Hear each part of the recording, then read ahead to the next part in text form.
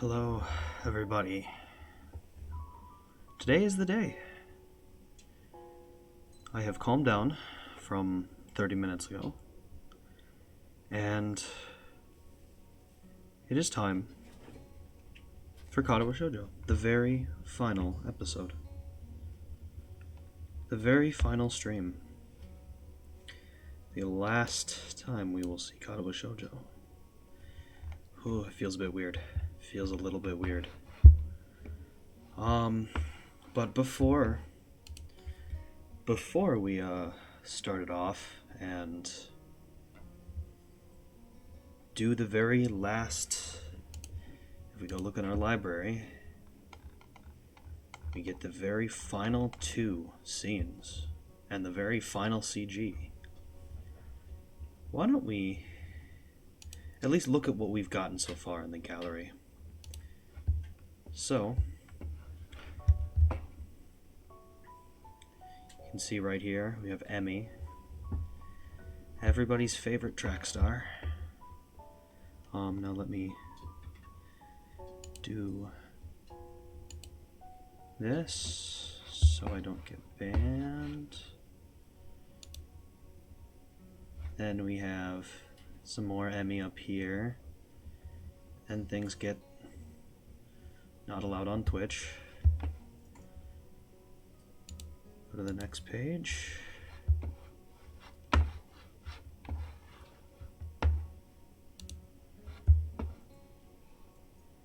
We have Hanako. Our very first route was Hanako. She was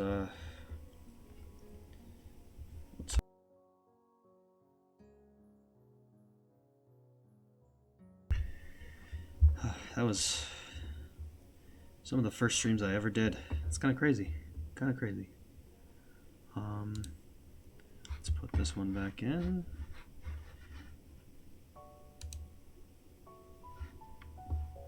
We can take these 2 off. And then we have Lily's route, which we did right after Hanako's. This beautiful shot from the field. I know you can't always see it, but yeah.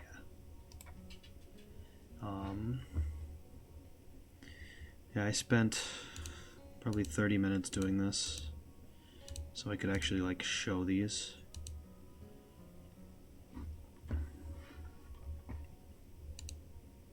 More of Lily's route. Yeah, Lily's route took almost 2 whole pages. That was a fun route. That was a long route as well. And believe it or not, we are safe for this next page, which is nice. Yep.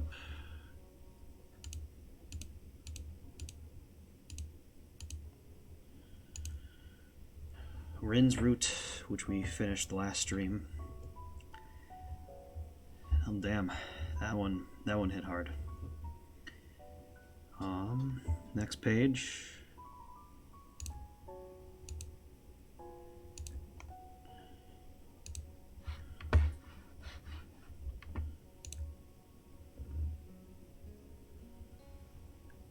We have the start of Shizune's route.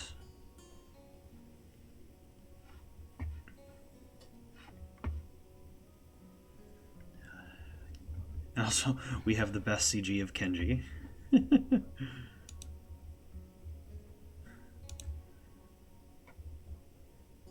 Like this, he almost looks attractive, you know?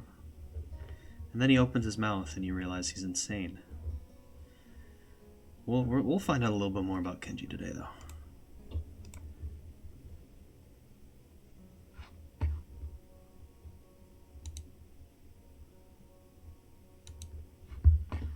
Page 8, second to last.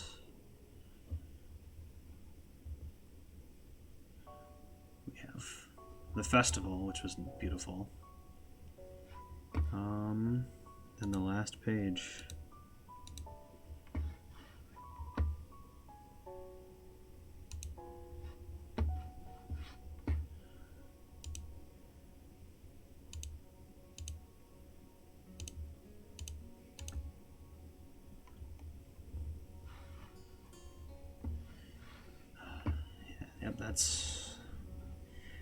We have technically 2 CGs left to get. Because there's this one. We'll get that in time. It's part of the reason why I had to make sure everything was censored. But yes, without any further ado. Make sure all the sensors are off so we can actually... And instead of loading, you can see we're down to just 6 save files now. Because I went through and got all the scenes. We just have this one left, the day we started. I think it would have been July 24th, actually. But regardless, but regardless, we're not going to start from here. We're going to do a full read of Act 1 again, starting from the prologue. A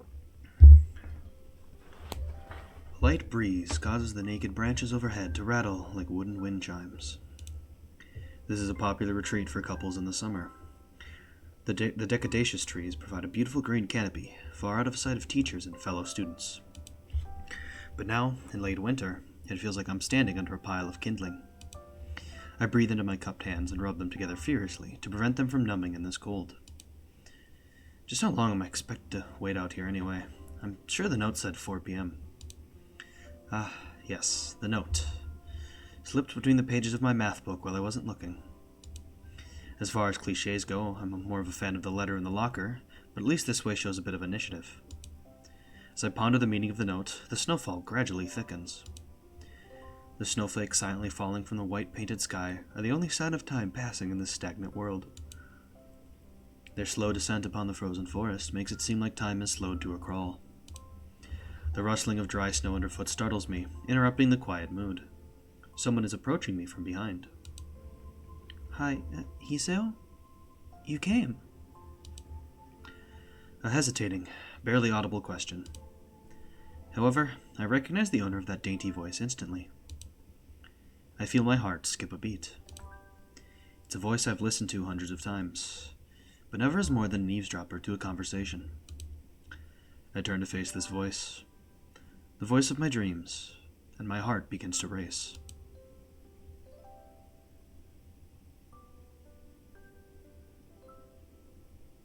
Iwanako?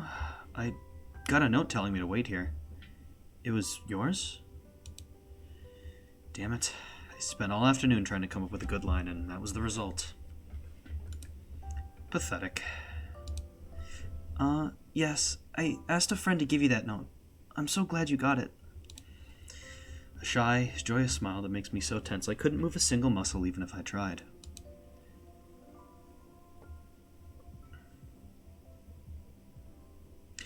My heart is pounding now, as if it were trying to burst out from my chest and claim this girl for itself.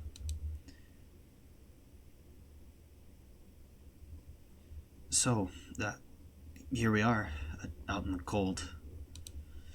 Once again, the wind stirs up the branches. The cacophonous noise is music to my ears. Iwanako flinches ever so softly against the gust of wind. As it passes, she rights herself, as if supported by some new confidence. Her eyes lock with mine, and she lazily twirls her long, dark hair around her finger. All the while, the anxious beating of my heart grows louder. My throat is tight. I doubt I could even force a word out if I tried. You see, I wanted to know if you'd go out with me. I stand there, motionless, save for my pounding heart. I want to say something in reply, but my vocal cords feel like they've been stretched beyond the breaking point. Hiseo? I reach up to try to massage my throat, but this only sends spikes of blinding pain along my arms. Hiseo? My whole body freezes, save for my eyes, which shoot open in terror.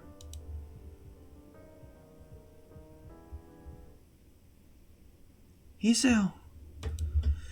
The beating in my chest suddenly stops, and I go weak at the knees.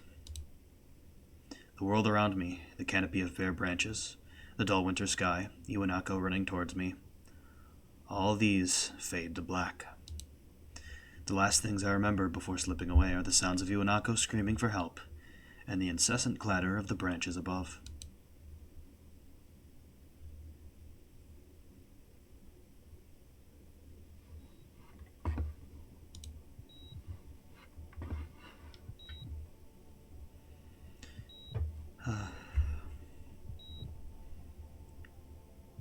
Four Leaf Studios presents Katawa Shoujo. All inspired from one 4-panel comic. That's insane.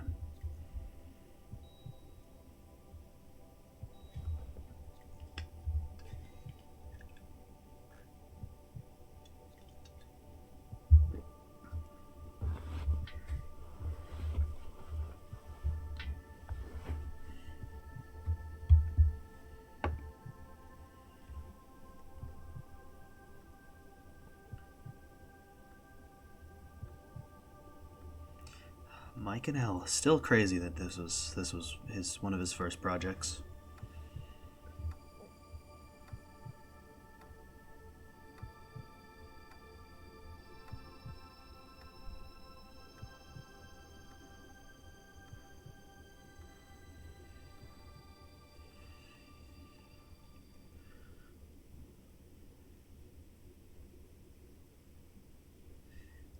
It's been 4 months since my heart attack. In that whole time, I can probably count the times I've left this hospital room unsupervised on one hand.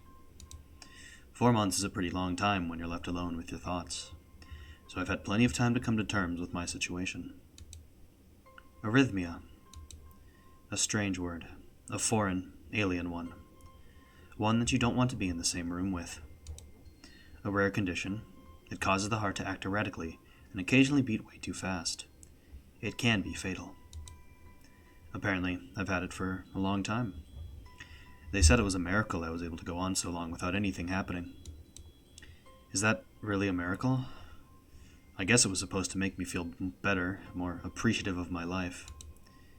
It really didn't do anything to cheer me up. My parents, I think, were hit harder by the news than I was. They practically had 2 hemorrhages apiece. I had already had a full day by then to digest everything. To them, it was all fresh. They were even willing to sell our house in order to pay for a cure. Of course there isn't a cure. Because of the late discovery of this condition, I've had to stay at the hospital to recuperate from the treatments. When I was first admitted, it felt as if I was missed.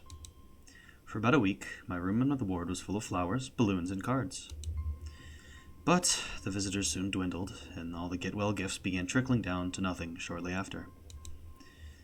I realized that the only reason I had gotten so many cards and flowers was because sending me their sympathy had been turned into a class project.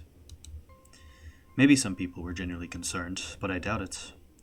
Even in the beginning, I barely had visitors. By the end of the first month, only my parents came by on a regular basis. Iwanako was the last to stop visiting. After 6 weeks, I never saw her again. We never had that much to talk about when she visited, anyway. We didn't touch the subject that was between us on that snowy day ever again.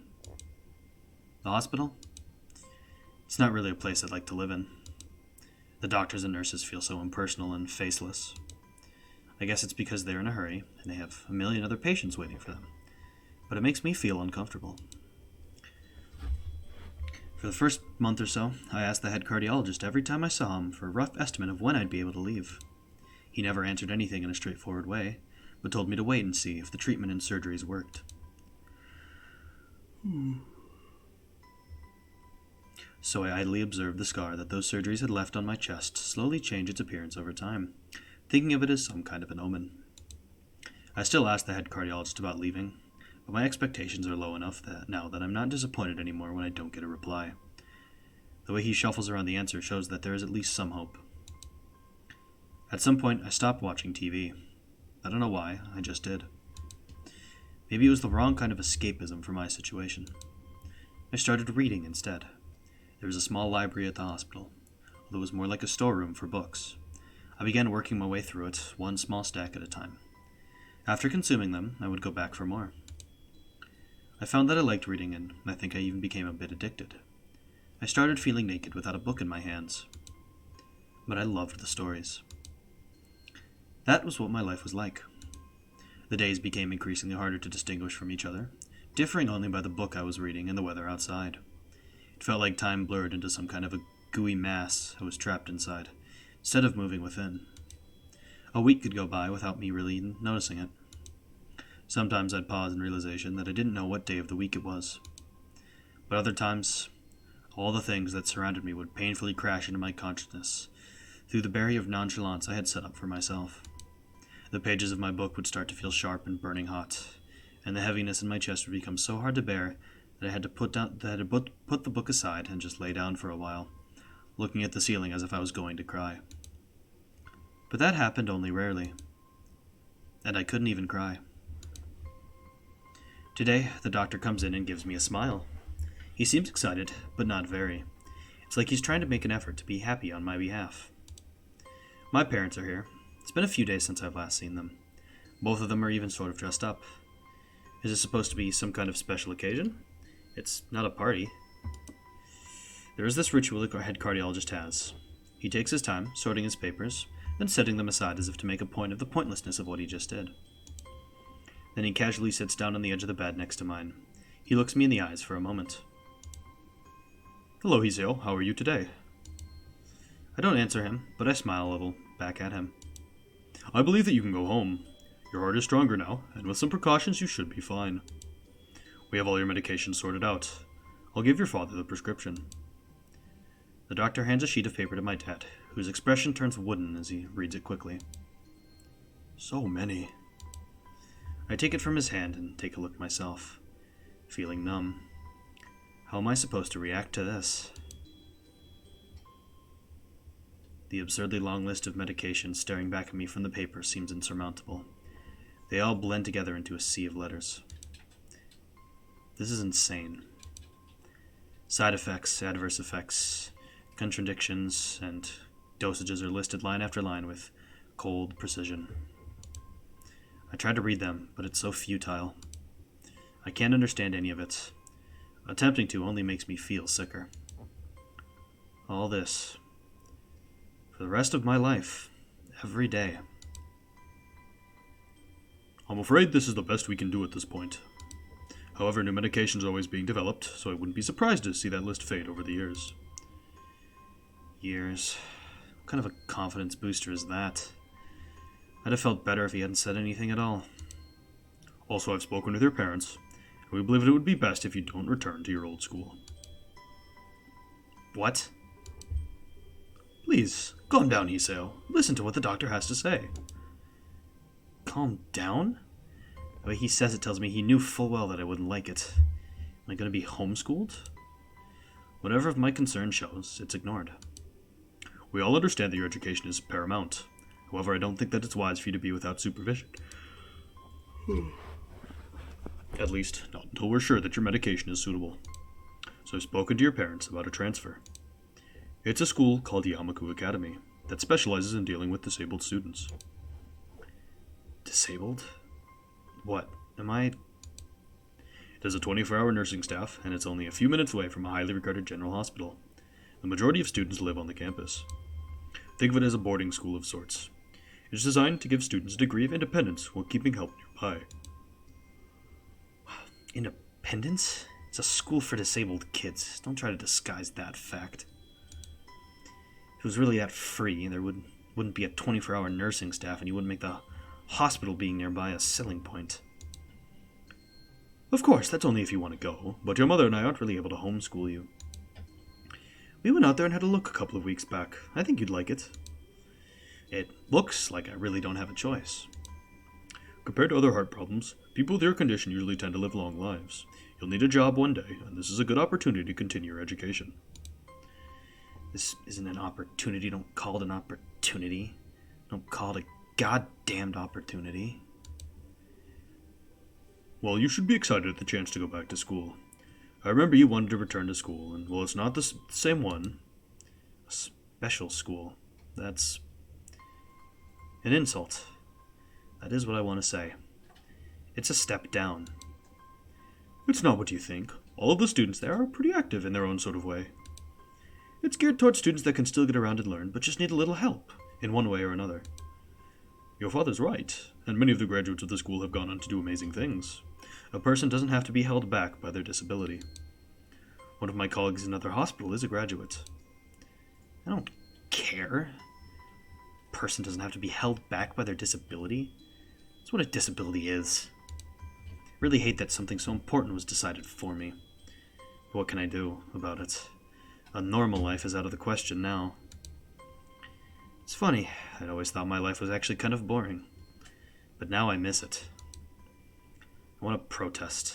I want to blame this lack of reaction on shock or fatigue. I could easily yell out something now, something about how I can go back to school anyway. But no. I don't say anything. The fact is that I know now it's futile. I look around the room, feeling very tired of all this.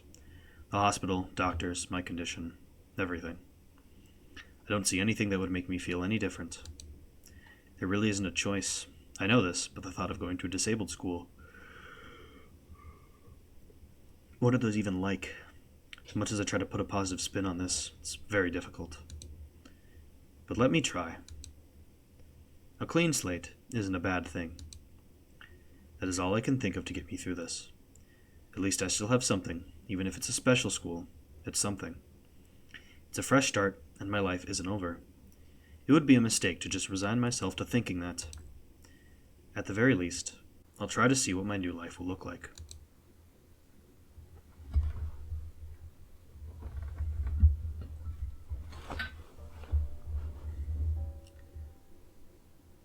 Act 1.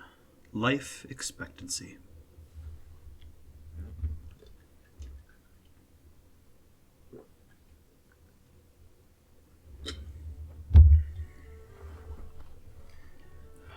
The gate looked far too pompous for what it was. In fact, gates in general seem to do that, but this one especially so.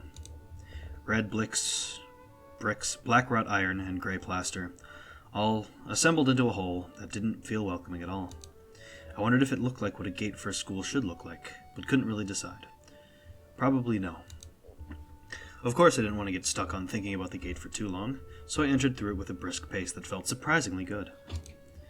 Moving forward feels good. So I walked towards the main building of Yamaku Academy with this brisk pace. I'm alone, as my parents are taking my stuff to the dorms, and there's supposed to be someone waiting for me. The grounds are incredibly lush, filled with green. Doesn't feel like the kind of grounds a school would have, more like a park, with a clean walkway going past trees and the smell of fresh-cut grass and all other park-like things. Words like clean and hygienic pop into my mind. It makes me shudder. I shake them off. Stay open-minded now. It's your new life. You have to take it as it comes. That's what I tell myself. A few big buildings loom behind the leafy canopies, too big and too many for just a school. Everything seems off. It's different from what I thought I knew about schools. It's an uncanny valley, even though I was told this is my new school. In the back of my head, it doesn't feel like one. I wonder if the feeling is real or caused by my expectations of a school for the disabled. Speaking of that, I don't see anyone else here. It's kinda eerie. It makes me wish there was somebody here so I could anchor myself to something tangible, instead of having this feeling that I stepped into another dimension. The trees hum with the wind, and the green hues flashing all around me catch my attention. It makes me think about hospitals again, how they say the operating rooms are painted green because green is a calming color. So why am I feeling so anxious, despite all this greenery? Only after I stand in front of the haughty main building, I surprise myself by realizing why the gate bothered me. It was the last chance I had to turn back, even if I had no life I could return to. But still, after entering, there was absolutely no way I could go back anymore. Feeling nervous, and with this realization set in my head, I open the front door. A tall man with bad posture notices me as I enter. We're the only people in the lobby, so it's only logical. You must be Niki? Nakai. So you are. Excellent. I'm your homeroom and science teacher. My name is Mutoi. Welcome. We exchange a handshake that is neither firm nor sloppy, and he looks at his watch. The head nurse asked you for a brief check-in visit, but there's no time for that now. Oh, should I go later? Yes, afternoon is probably fine.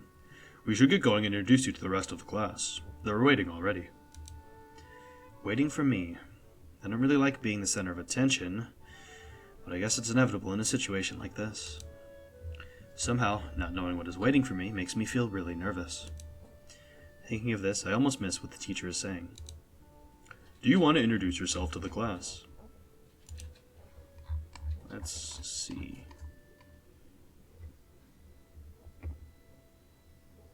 Alright. Yeah. No change here. We are going to make our new save, though.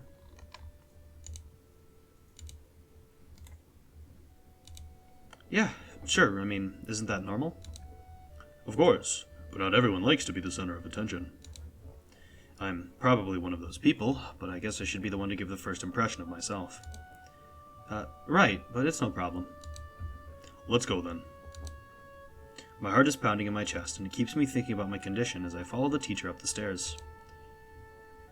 The third door down the third floor corridor is marked as the classroom for Class 3-3. Mutoi opens the door and enters. Good morning, everyone. Sorry I'm late again. I hesitate for a split second at the door, freezing on the spot. Get a grip. This is a big step, I know that. But there isn't any point to worrying so much about it, at least not this soon. I follow the teacher into the classroom and look around, partially so I won't have to meet the curious gaze of my new classmates. It's pretty spacious, the ceiling is unusually high, and there's lots of space left over around and in between the desks. The entire wall is taken up by blackboards, and the high old-fashioned windows only make it seem larger. The students' desks are just standard wooden desks with a shelf underneath for books, and wooden chairs with metal frames. Simple and efficient. I stop walking in front of the classroom and face the other students. They all look normal, like students in any other school, but then, why would they be here? They're probably like me and have something wrong with them, only it's just not immediately obvious. Then I notice that one of the girls seems to be missing the thumb of her right hand. It's a little jarring. Despite the natural tendency to listen when someone's talking about you, I tune out the teacher's speech halfway through while he introduces me to the class. I notice a flash of dark hair and see that someone is looking at me, a girl with really long, straight hair that is pretty eye-catching. As she sees me looking back at her, she covers her face with her hands as if it will make her invisible. There's one boy with a cane leaning against the lockers at the rear of the class. It's weird seeing someone so young with a cane. Another girl seems to be making some weird hand motions. Sign language? She peers at me over the rims of her glasses, then goes back to whatever she's doing. She's kind of cute. So is the cheery-looking girl with pink hair sitting next to her. She's really hard to miss. I don't know how I didn't notice her the moment I walked in. Please welcome our newest classmate. He claps his hands, and so does everyone else, except one girl in the first row who has only one hand. I cringe a little, but hide up my bowing in thanks for this applause I did not deserve. A collective silence tells me I should open my mouth now. So, I'm Hiseo Nakai. And after that, my hobbies are reading and soccer.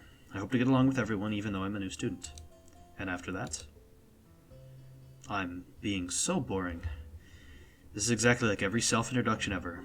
I should say something more exciting. I end up saying nothing, and the teacher picks up from here. Everyone seems to be satisfied even with what little I said, though a few girls are whispering to each other, throwing glances at me. It could have gone worse. I listen to the teacher as he drones about getting along while letting my gaze sweep across the classroom. Everyone seems to be listening to him intently, and when he's done, they clap their hands again, which feels like a weird thing to do. The first row girl claps on this round, with her one hand against her other wrist that ends in a bandaged stump. It makes me feel a little bad. We're going to be doing some group work today, so it'll give you a chance to talk with everyone. Is that okay with you? Yeah, it's fine with me. That's good. You can work with Hakamichi. She is the class representative. She can explain anything you might want to know, and who else would be able to do that better, right? How could I know? The teacher passes out the day's assignments and announces that we'll be working in groups of 3. It hits me that I don't know who Hakamichi is. Slow. The teacher seems to catch my helpless expression. Oh, right. Hakamichi is right there. Shizune Hakamichi. She calls out her name. The cute, bubbly-looking girl with bright pink hair and gold eyes waves her hand at me. I take a seat next to her, by the window. Hey, I guess you're Hakamichi, right? It's nice to meet you. What? I'm caught off guard by her laughter. It's nice to meet you too, but... I'm not Hakamichi, I'm Misha. This is Hakamichi, Shi-chan. Giggling, Misha points to the girl next to her, the one I saw using sign language before. It looked like she's been staring at me this whole time. She nods once nonchalantly to show that she acknowledges my presence, but only barely. She has short yet carefully, neatly brushed hair, a pair of oval-shaped glasses balanced on the tip of a dainty nose, and dark blue eyes that seem to alternate every few seconds between analytical and slightly bored. It's nice to meet you. She immediately looks at Misha, who smiles and makes a few quick gestures with her hands. Hakamichi nods and makes a few gestures of her own. I start to wonder if the teacher was messing with me, saying things like, "You'll be able to talk to people, and who better to explain things to you?" I can see you're a little confused, right? Right? But I understand why you'd think I was Shi-chan. Shi-chan is deaf, so I'm the person who translates things back and forth for her. I'm like an interpreter. She says it's nice to meet you too. You're the new student, aren't you? Well, Shi-chan, of course he is. If he wasn't, he wouldn't have been standing up there for no reason, right? Right? He seems like a very interesting person, doesn't he? We knew there was going to be a new student, but we didn't know how you would be here today. So soon. He-chan, right? He-chan? Yep, it fits, doesn't it? Did I say it out loud? It's just a surprise. I've never liked that nickname. I don't really see how. It fits. You look just like I imagined. Yeah, you just look like a He-chan. I wonder why everyone seems to think so. Hakamichi taps her fingers on the desk to get Misha's attention. They gesture back and forth to each other excitedly, their hands a blur. Misha seemed a little overwhelmed. Sorry about that. Shi-chan wants you to know that she's the class rep, so if there's anything you need to know, you can feel free to ask her. Do you like the school so far? We can show you around a little if you haven't had the time to walk around and familiarize yourself with it. Misha stumbles with the hard word a bit, making it stick out in her otherwise fluid translation. Thanks, that would be pretty helpful. Yeah, I just kinda came straight to class today. Ha ha ha ha. That's no good. You should always try to learn as much as you can about where you're going before you go there. Not just with school, either. Always, even if it's a trip to the convenience store. Really, Shi-chan? Learn about where you're going. I guess I didn't bother to do that, or just didn't care enough to do so. I didn't look forward to this, even if I committed myself to go along with it half-assedly. But anyway. I don't say anything, and Misha signs something that ends in a shrug. What was that?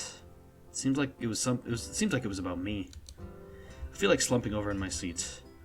Both of them are smiling, but that shrug hit me unexpectedly deeply. You look down. Are you okay? Don't take it the wrong way, please. I hate it when people are afraid to ask questions. That's how people learn things, by asking. Asking for help is perfectly normal, as much as needing help. Stop looking like you just failed a test. Ha ha ha ha. Alright. Oh, 1 second, I've got a chunk in my eye.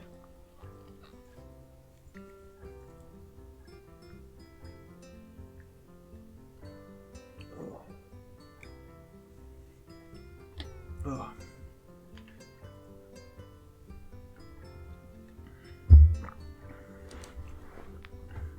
And another thing. You don't have to call Shi-chan something so formal like Hakamichi or class rep all the time. Just call her Shi-chan. Haha, okay, maybe that's too casual. Maybe Shizune would be more appropriate. Yep, Shizune is fine. Okay, that would be a lot easier for me.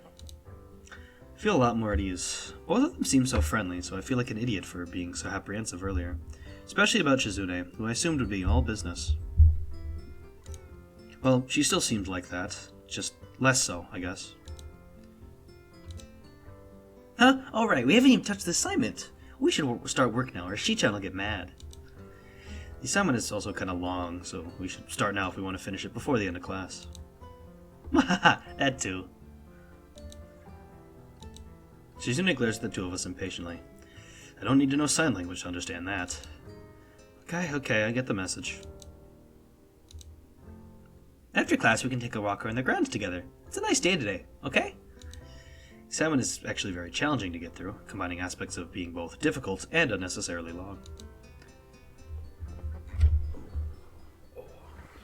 Still, we finish it a few minutes earlier than everyone else in the class, despite our late start. Shizune and Misha are really capable. They're quite different, though. The class rep is as calm and professional as she looks, while Misha is a lot more playful and girlish, not to mention a little more easily distracted. To be honest, the two of them did most of the work. I feel guilty about that. The clock tower bell rings, signaling the end of the period. Time for lunch.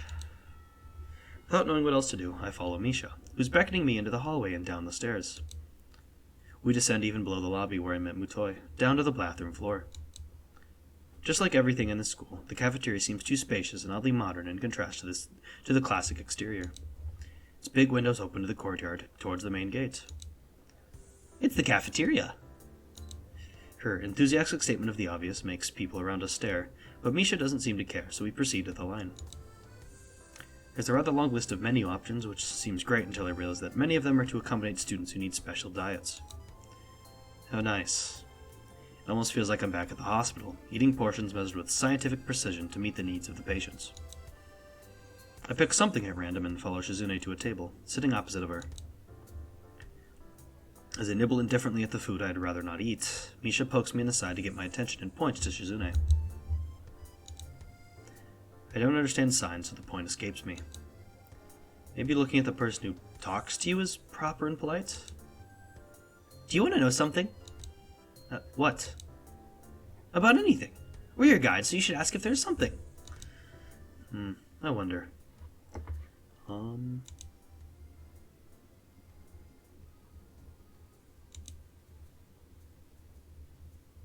So we're going to ask this one. Shizune intrigues me, and I kind of want to ask something about her. But I can't really ask about something that personal, can I? I can't come up with anything else to ask, so I just focus on my food while the girls talk between themselves. Misha and Shizune sign back and forth very animatedly, throwing sideways glances at me, but Misha refrains from translating. I did make that, yeah. Yay. I'll make a save again.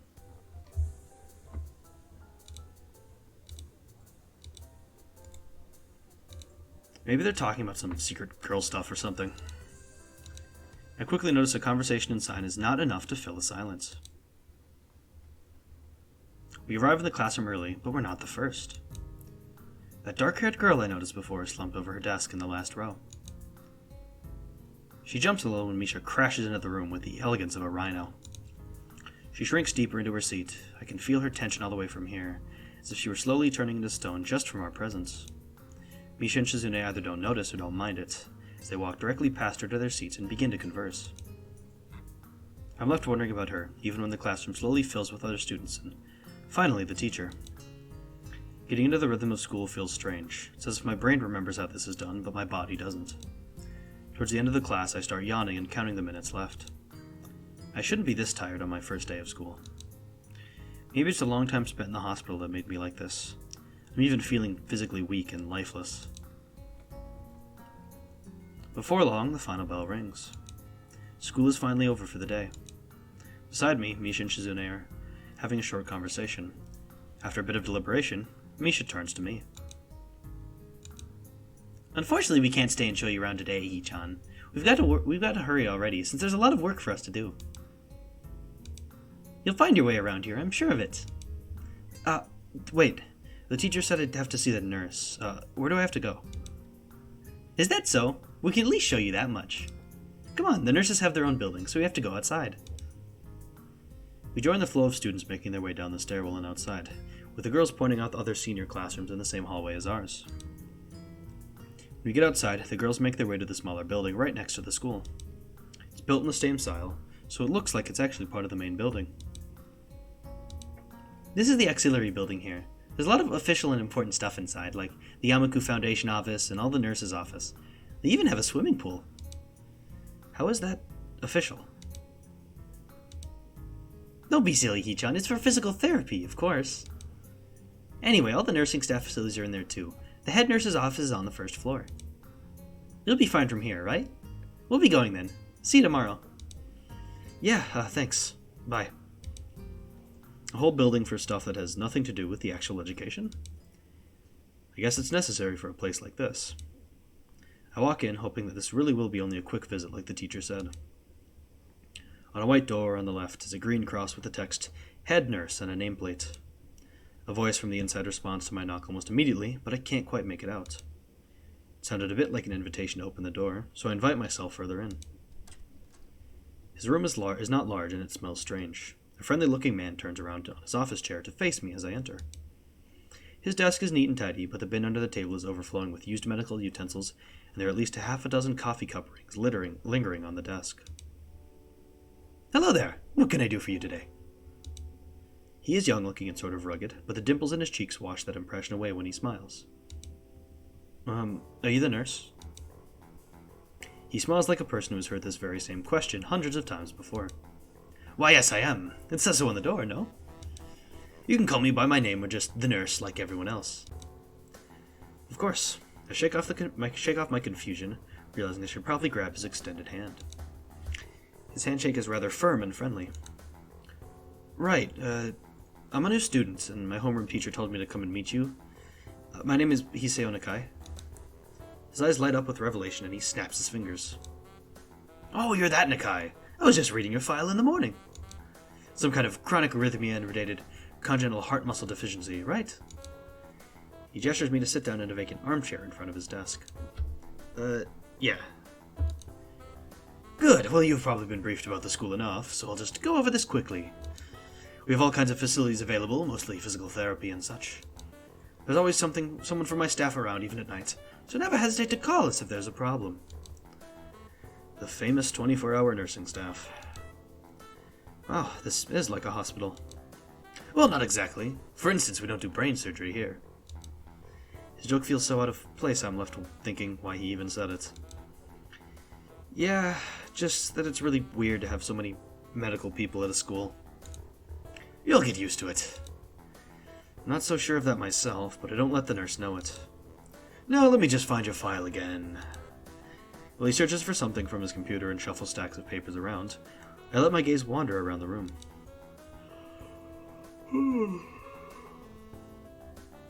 It's the epitome of generic, I like to say. Beige walls and ceiling, dark gray laminate flooring, and all the equipment you'd expect from a school nurse's office. Even the ridiculous educational posters are hanging on all four walls, reminding me to eat properly, 3 times a day and from all the food groups. Smiling, the nurse draws a thick file from a stack of similarly thick files and opens it. So, you already have your medication for the arrhythmia. Just remember to take your pills every morning and evening, or it won't be much help. Apart from that, do you do any sports? Rash stuff like, I don't know, boxing? He grins to his own joke, but I don't. Well, I played soccer occasionally with some classmates. Ah, right, I'm afraid I'm gonna have to recommend you refrain from doing that. At least for the time being. Oh. My lack of reaction makes him raise an eyebrow, but really I'm not too bothered by him forbidding me to kick a ball around. Guess I never did it out of any burning passion for the sport, just to have something to do. Any kind of concussion might be very dangerous to your heart, and risking another attack is not a good idea. Was the previous one caused by a sudden concussion to the chest area? There's no mention of the cause in your papers. Not exactly. I set up the question acceptably, and he glances at me over his papers with a more serious expression on his face. Still, you need to keep your body healthy, so some exercise would do you good. We have physical therapy and such available, as I said, but I don't think you really need such heavy measures. Just get some light exercise regularly. Brisk walks or even light jogging, jump roping, that sort of thing. Swimming, maybe. There's a pool here. So I was told. You were? Very good. At any rate, I'm sure you've been told this before, you just need to take care not to overexert yourself. He wags his finger to emphasize the point. No need, really. I've heard this 1,000 times already. Absolutely no unnecessary risks. Take care of yourself. Okay. He goes over my papers one more time and sets them on the desk, obviously content. Good, that's it then. Come meet me if you ever need something. I'm ushered out before I even realize it. A quick visit indeed.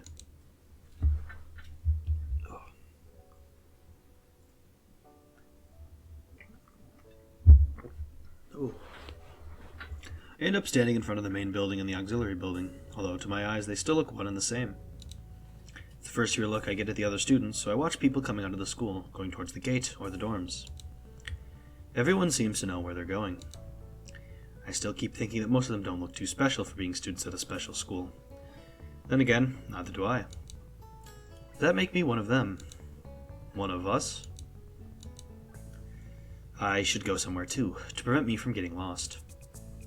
It's around dinner time, but I feel tired instead of hungry. The wariness in me only grows as I trudge towards the dorms, set a little way apart from the main building complex. There's a garden of sorts between the school and the dorms, shrubbery, flowers, and that overbearing smell of fresh-cut grass that fills the atmosphere. It dawns on my tired mind that the feel smells novel, because I haven't been outside at all for so long. The dorm building is big and made of red brick.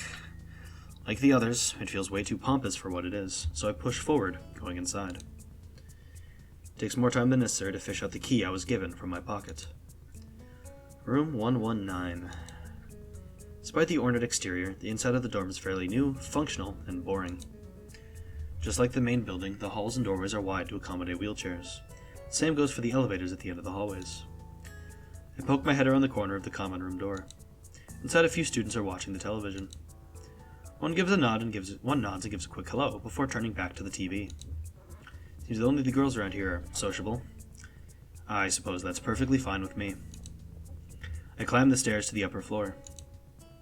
Here, small corridors branch off from the main hallway. Each of these minor halls seems to have a toilet and a shower, as well as 4 rooms.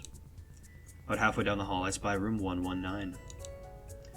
The nameplates on the rooms adjacent to mine are blank. I guess there's just 2 of us here. Light shines from below the door of room 117, so I knock lightly. Hello? Is anyone home?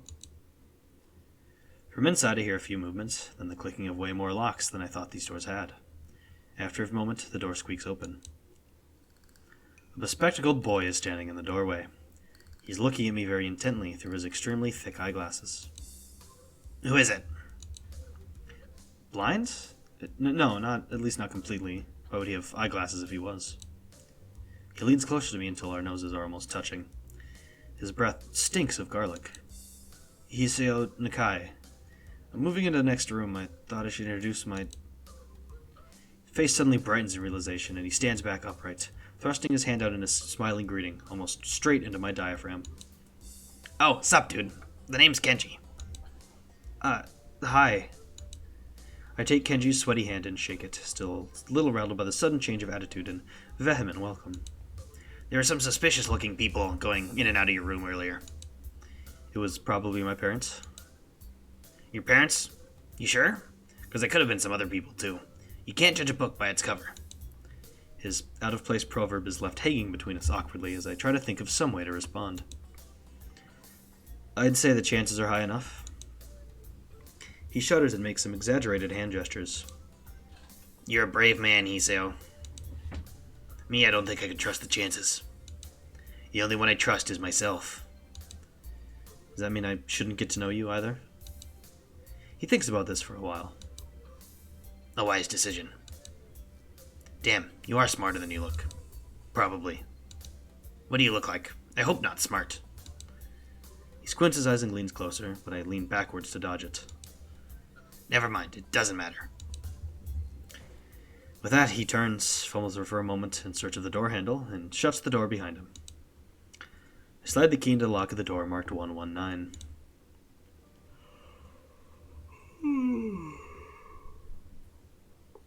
Bleak beige walls, white linen, a desk made of some type of light wood. Ugly curtains. It's no one's room. Impersonal, like my hospital room was. My bags are sitting at the foot of my bed, looking a lot emptier than they did this morning. The closet is sitting open, stocked with my clothes. So it seems there are a number of school uniforms hanging there as well. A note is pinned to the sleeve of one of the shirts. Hi, Hichan. We've unpacked your things and made your bed. They said that if these don't fit you, then you should go to the office tomorrow. If you have any problems, you can always call us. Love, Mom and Dad. Well, at least I don't have to worry about unpacking. Kind of hoped I would have, then there would be something to do. It's still too early. I put the note down on the desktop and lie down on the bed, feeling drained. Lying there makes me want to read something, but I have nothing on me. I wonder if the hospital conditioned me for wanting to read whenever I have nothing to do. The restless urge just keeps growing until I have to stand up. Maybe it's stress or something. I was pretty nervous about it before coming, and for the entire day too. I still am, I think. Damn, I have to distract myself somehow so I won't be this unnatural all the time. Tomorrow I'll go borrow some books from the library. Yeah, I'll do that. But for now, the bottles of medication neatly arranged on my night table catch my eye. I pick up one and shake it just to hear the contents rattle inside, then read the glued-on pharmacy label. Hiseo Nakai. 2 tablets daily to stay alive. It doesn't really say that, but it could just as well. It's kind of twisted, having your life depend on chemicals like this. I resent it a little, but what choice do I have? With a sigh, I begin my new daily ritual of taking the right number of pills from each bottle, being careful to check the correct dosages. I lie down again, feeling hollow and uncertain, and after that I keep staring at the blank, unfamiliar ceiling for a long time. It doesn't start looking any more familiar, not even after darkness falls and long shadows draw across my room like fingers. The sheets feel slightly more comfortable, warm and nest-like against the chill that passes for room temperature here. Soon the lighter shade of darkness that is the ceiling looks like every ceiling does at night, and it becomes the only thing I recognize anymore. The night beckons me to sleep, and I feel the coldness of unfamiliarity and fear creeping up my spine once again. I keep drifting further away from the world I knew.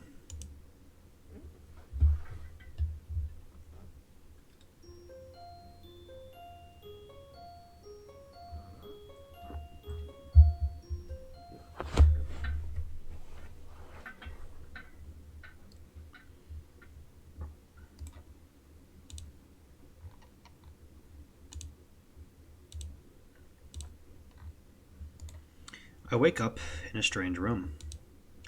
Solid morning light shimmers against the light gray ceiling.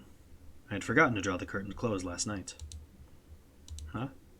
This is my room, isn't it? My room. This is the 3rd room this year that I'm supposed to call mine. Various things around here remind me that indeed it's me who is supposed to be the one living here. My bag's on the floor, my new school books on the desk, my numerous medications on the night table. I stare at the bottles for a moment, deliberating, till I open a bottle, shake out a pill, and pop out a tablet from a foil sheet. I down them with a chaser of water without thinking about the chemistry. My uniforms are in the closet. I sink out from under the sheets and stretch my back before dressing up. Putting on a new school uniform feels like dressing in someone else's clothes. The artificial smell of generic detergent invades my nose, but the feeling of fresh cloth against my back is a good one. A natural one. Feels like a school uniform, as it should. It's not much different from what I used to wear before. That goes for other things too. So far, this place seems more or less like a normal school. Except for the people. Think back to my talk with Kenji yesterday. Misha's constant laughter and Shizune's sweeping sign language gestures. Well, I've only met 3 students so far. Maybe they aren't normal, but I'm sure others are. Or perhaps people like them are what passes for normal around here? Yeah, what does pass for normal around here? What do people do? I didn't see a lot of kids hanging around after classes yesterday, so maybe there are clubs. If so, I wonder if I should join one.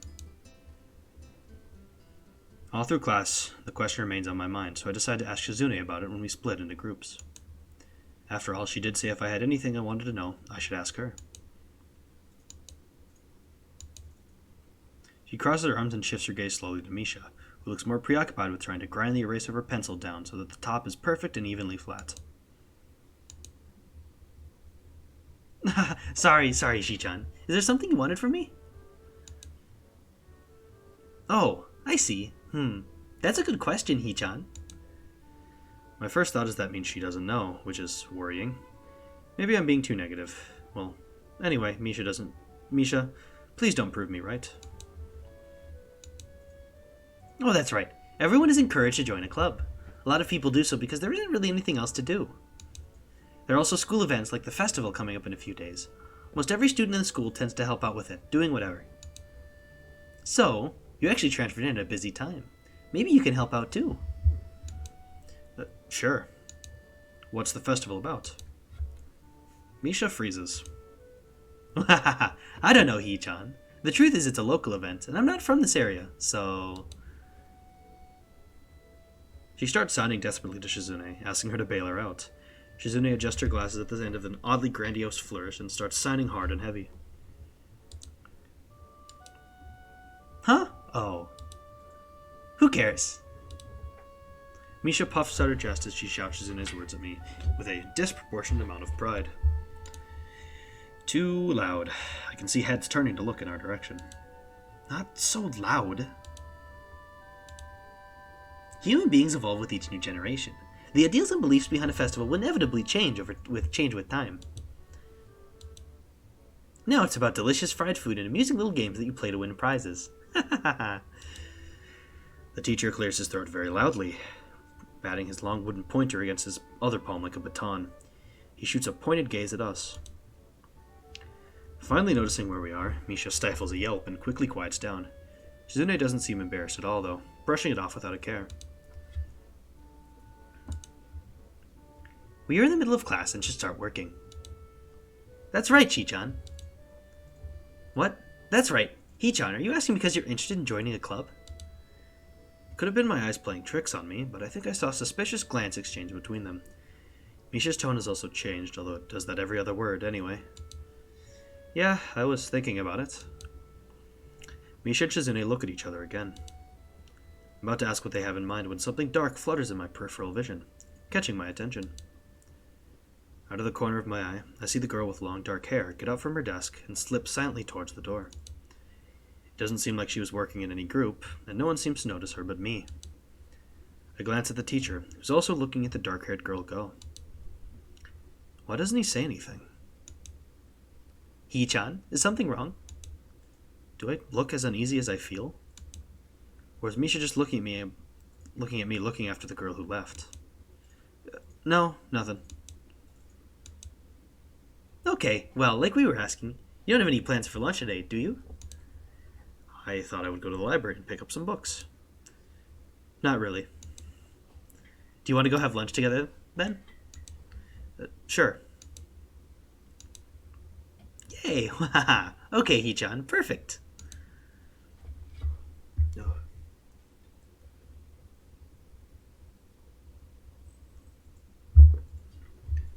The rest of class passes uneventfully. The girl with long hair never came back. Before I have the time to put any more thought into where she could have gone, the teacher informs us that it's time to stop working. She looks more than a little annoyed that we only just barely managed to finish all our work on time. I'm just glad we finished it at all. It's not a contest or anything. Yes, it is, Hee-chan. Impossible. Really? Really. I've noticed this before, but it's kind of funny how Misha's always moving her hands and signing not only everything she says, but anyone else is saying at any given time. Obviously, it must be so Shizune can understand. Her eyes dart back and forth between Misha's hands and me. I don't know who I'm supposed to be looking at. I'm talking to Misha, but that might be wrong. Maybe I should face Shizune. I'm used to looking in the direction of the person whose voice I'm hearing, but really. Shizune can hear me, but it would be disrespectful to talk to her only through Misha. Then again, isn't that what she's doing? No, she's at least looking at me. This is all very confusing, and will take some time to get used to. It's not a contest because contests are competitions over a prize. If there's no prize on the line, it's not really a contest. Shizune's eyes flash dangerously with a competitive glare. She stares at me as if surprised that I'm challenging her. I think maybe this is a contest to her. I never noticed how dark and blue her eyes are.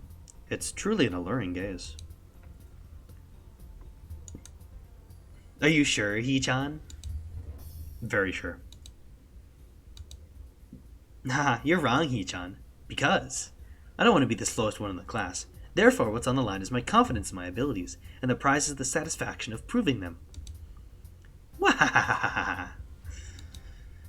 Shizune pushes her glasses up the bridge of her nose in a very matter-of-fact way.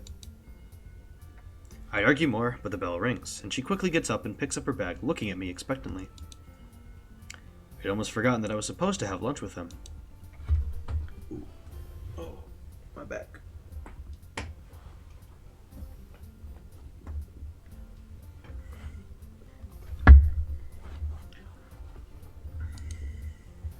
Where do you want to eat?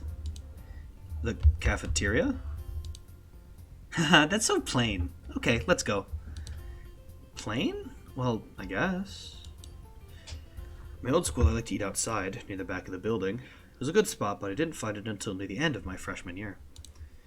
Wonder if there's a similar place to eat here. Misha seems to imply as much. Shizune and Misha pull me towards the cafeteria, which is surprisingly not packed. Maybe some students favor eating in classrooms or outdoors. I saw some of my classmates had boxed lunches. After we finish eating, Misha picks off where we left off earlier. So, Hee-chan, you wanted to know about clubs and stuff, right? Right? Right, Chi-chan. Okay, I guess it makes sense to ask first. Changing little nods of confirmation, they turn to face me again, and Misha straightens her posture as if she's about to deliver a speech. Oh. Hee-chan, do you have anything you're really interested in?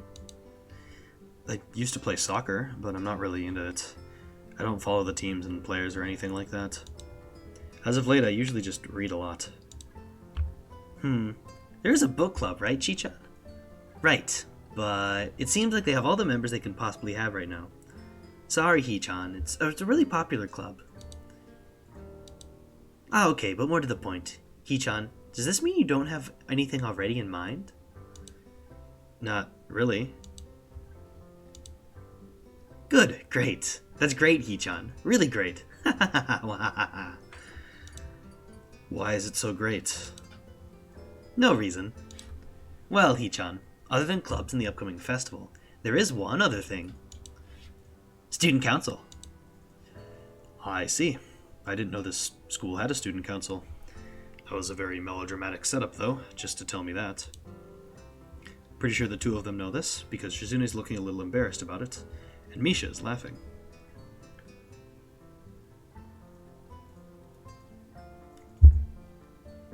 Oh, what is happening with my throat today? I know what happened. It's the fucking Bears game that made me scream my throat out. I'm pretty sure the two of them know this. Okay, I just said that. Shizune quickly retakes control of the discussion in a manner of speaking. After all, it's still Misha who has to voice whatever she says. Right. Hee-chan, maybe you should join the student council. They could use more people. Yes, definitely. You should definitely join. Why? Well, for one, we could hang out every day. Shi-chan and I are both in the student council. Actually, Shi-chan is the president. I'm starting to get the suspicion that Shizune and Misha might not exactly be the most unbiased people to talk about this with. As if reading my mind, Shizune quickly adjusts her glasses and signs something to Misha. Haha, of course we're not trying to get you to join just because we would obviously benefit from you joining the student council, and therefore have an incentive to try and get you to. So, you're admitting that? Haha, no, we admit nothing. I mean, Hee-chan, of course it would be nice if you joined, and we'd appreciate it. But even without all that, joining the student council shows a healthy interest in the workings of one's school. Yep, it's true, Hee-chan. Besides, don't you want to spend time with us after school, Hee-chan? I can't tell if she's being genuine or this is just really good acting. Both of them seem to be trying hard to look their cutest, although they're already pretty cute to begin with. Well... So it's settled then. Welcome to the student council, Hee-chan. What? No. Aw, see, Shi-chan, of course it wouldn't go so easily. Yup, that's right though. It would be boring if it went that smoothly. Oh well. Shi-chan owes me candy now. You were betting on it? Okay, my life is not a game here. Shizune seems very intrigued by this when Misha signs it to her. The aggressive glint returns to her eyes. Waha, that's interesting, Hee-chan. Let's play a game. That's not what I said. How about rich man, poor man? If you lose, you have to join the student council. No, absolutely not. Aw, why not? Because you both have the same incentive, and therefore the same goal, which is to get me to join the student council, right? Yup. Yeah, that isn't my goal. But what this means is that both of you can team up and I'll be at a clear disadvantage. So I will have to decline.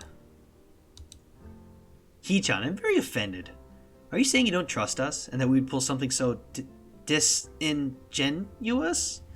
That makes me sad. Sorry? It's hard to tell where Shizune's influence ends and Misha's thoughts begin. In order to atone for hurting a young girl's feelings, you should definitely join the student council. No! How about a game of paper football instead of rich man, poor man? Paper football? Yeah, it's a game where they play in America. You make a paper triangle, and then you try to shoot it past goalposts that the other player makes with their fingers. Isn't it cool? It's like the ultimate form of competition between two people, Hee-chan. It's also played by elementary and middle school children, Shi-chan. Wahaha, that means it's a game that really separates the boys from the men. More like the boys from the slightly older boys. Anyway, I'm not going to play that either. Just for the fact that you know about it means you're probably surprisingly good at it. Haha, yeah, that's true. How did you know, Hee-chan? Shizune frowns at Misha, telling me that she probably wasn't supposed to admit that so readily. I wouldn't say that I'm happy with their attempts to get me into the student council, but I'm a little curious about what the student council does here. I've never been on one before, or even known anybody who was a member, so it interests me. I also kind of like Shizune and Misha, so maybe it wouldn't be so bad. Okay, Hee-chan, how about Risk? The game of world domination. I don't know what that is. It's really fun, Hee-chan. You fight for control of the world, with armies and everything. Sounds like Shizune would be good at it. If you want to play, we can after school. Ah, really, Shi-chan? We can play just for fun, Hee-chan. Shi-chan hasn't played in a long time, so if you want to, there are no strings attached. Well, okay. Okay. Perfect. We'll see you after school in the student council room then, Hee-chan. Wait, why there? Because that's where we keep the game. I grimace to tell him how much I do not like this, but it's more for show than anything. So in the end I agree, but only after getting Shizune to acknowledge that I don't mean anything concrete, just by accepting to take a look around and play a game with her. Oh. Lunch ends and we go back to class. During afternoon classes, the long-haired girl comes back and sits down in her seat without a word. Again, no one seems to notice, or if they do, no one says anything. I want to ask Misha about it, but I don't want to be nosy.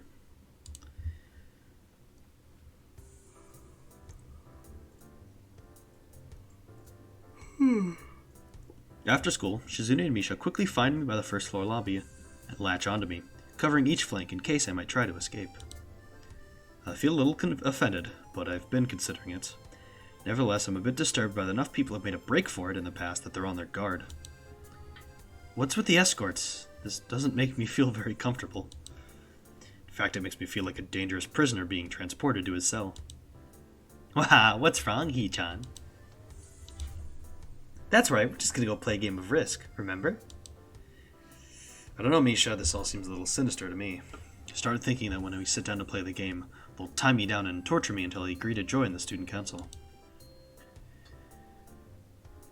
Well, that's highly unlikely, but still. Oh, I need to stop yawning. It just seems like it would be so plausible. Getting to the student council room is as simple as turning 2 corners from where we started. What? That's it? This makes you guys being so on top of me seem a little silly. That's not true, Hee-chan. Shi-chan says that when their life is threatened, people have shown the capability to pull off superhuman bursts of speed. Life is threatened. Her expression unchanging, Misha signs something amusedly to Shizune, who makes a baffling face and puts her hands behind her back, looking pleased with herself. Misha feigns deafness and hums cheerily. Stop that, I know you heard me. You have no excuse, unlike Shizune. Shizune opens the door to the student council room. It's a very plain, sparsely decorated room, although it is quite large, maybe even a little larger than a classroom. There's a big table in the center surrounded by chairs, and a smaller desk prominently placed in the back that I assume is Shizune's. There are a few regular desks and chairs stacked to one side as well. Extras, perhaps? Aside from the tables and chairs, the room doesn't have much else to offer. Just a couple of filing cabinets and bookshelves stacked with old school records and documents. In fact, there's not much else. In fact, nothing else. This is a pretty bleak room. They could at least put a potted plant in here or something. But the most noticeable thing that this room doesn't have is other people. Are we early? No. What do you mean, no? Does it mean nobody else is coming today? Yeah, that's right. Before I manage to ask why that's the case, Shizune claps her hands together very energetically. Hee-chan, let's play Risk. Come on, you promised, didn't you? You have to. Haha, okay. Do you want to know the rules? We can explain to you how we set everything up. While Misha is talking, Shizune takes out what looks like a board game from behind one of the filing cabinets and throws it on the table. I need to...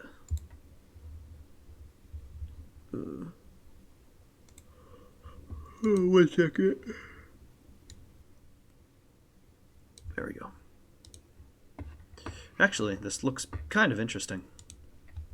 After Misha spends a little too long for her liking running through the basics with a somewhat vague and confusing tutorial, Shizune cuts in and declares the game has started with a decisive motion, slicing her arm through the air.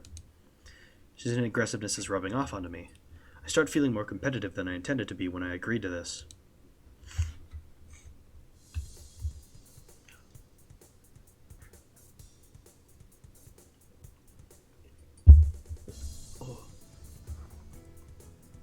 Halfway into the game, while I try to ponder how to defend against Shizune's assault from 2 fronts, she breaks my concentration by drumming her fingers on the table to get my attention.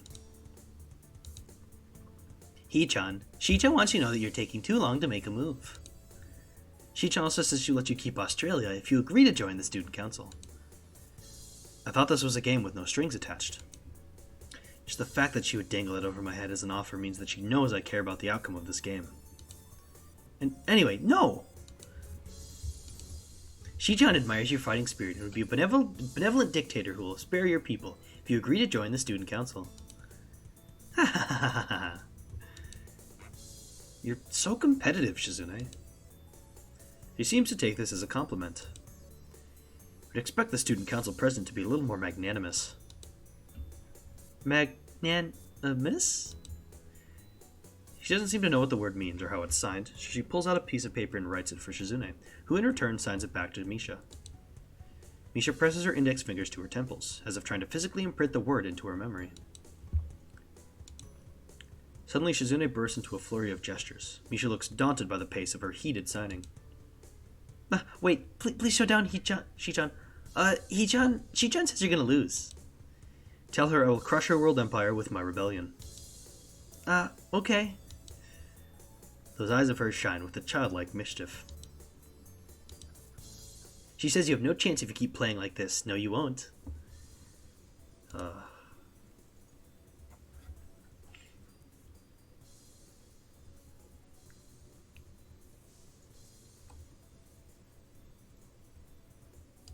Alright.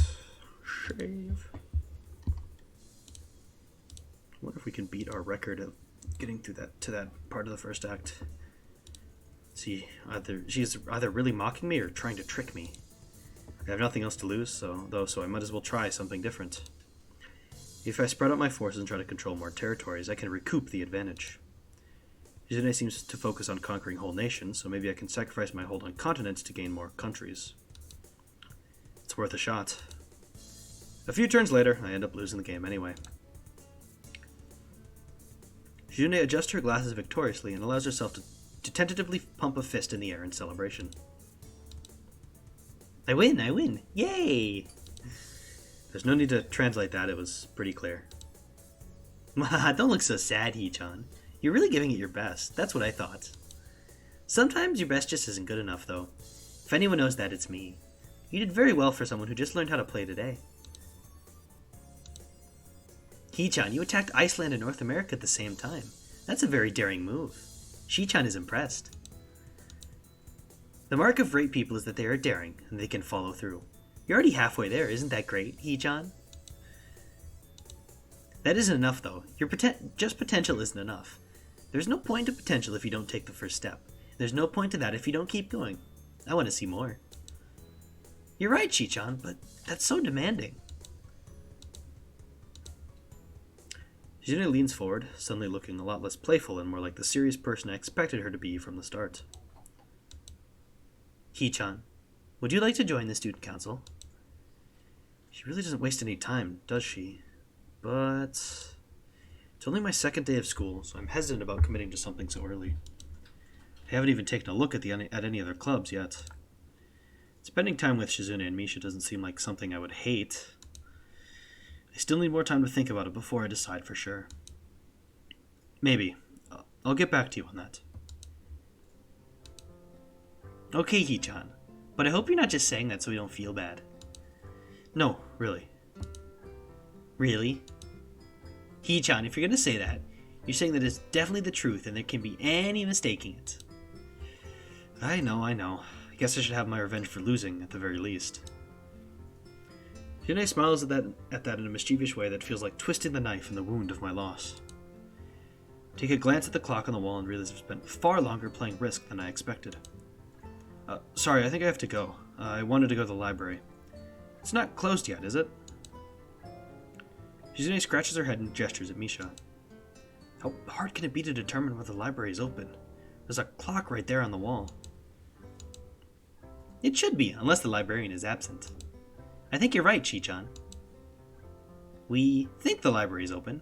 It's on the second floor. Can't miss it. You want us to show you where it is? No, thanks. It's okay. See you tomorrow. Bye-bye. One flight of stairs up, and I run into problems. The second floor hallway is a carbon copy of the third floor one. Wide, of course, and plain, like only hallways can be. The problem is that the library's whereabouts are not as easily determined as one would think. The classrooms are marked with signs stating which class they belong to, but then there is a plethora of other, unmarked rooms. Is the library one of them, or is it somewhere down the hall? I bet on the latter and choose my direction at random.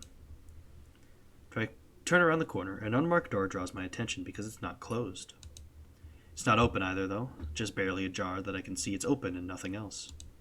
It would make sense for the library to be invitingly open, and while this one is not quite that, it's good enough. At the very least, it means that someone is inside, and I can ask for directions no matter how embarrassing that is. I gingerly push on the center of the door with my fingertips, every muscle in my arm ready to pull back at a moment's notice. The feeling of being an outsider to this school can't be shaken from my mind, so much so that I instinctively fear doing something wrong by entering. The door slowly creaks as if groaning from a deep sleep. It was much easier to open than I'd anticipated. Leaning over and poking my head even further inside to gain sight of the room as fast as possible, the meek hello on my lips is quickly snatched away.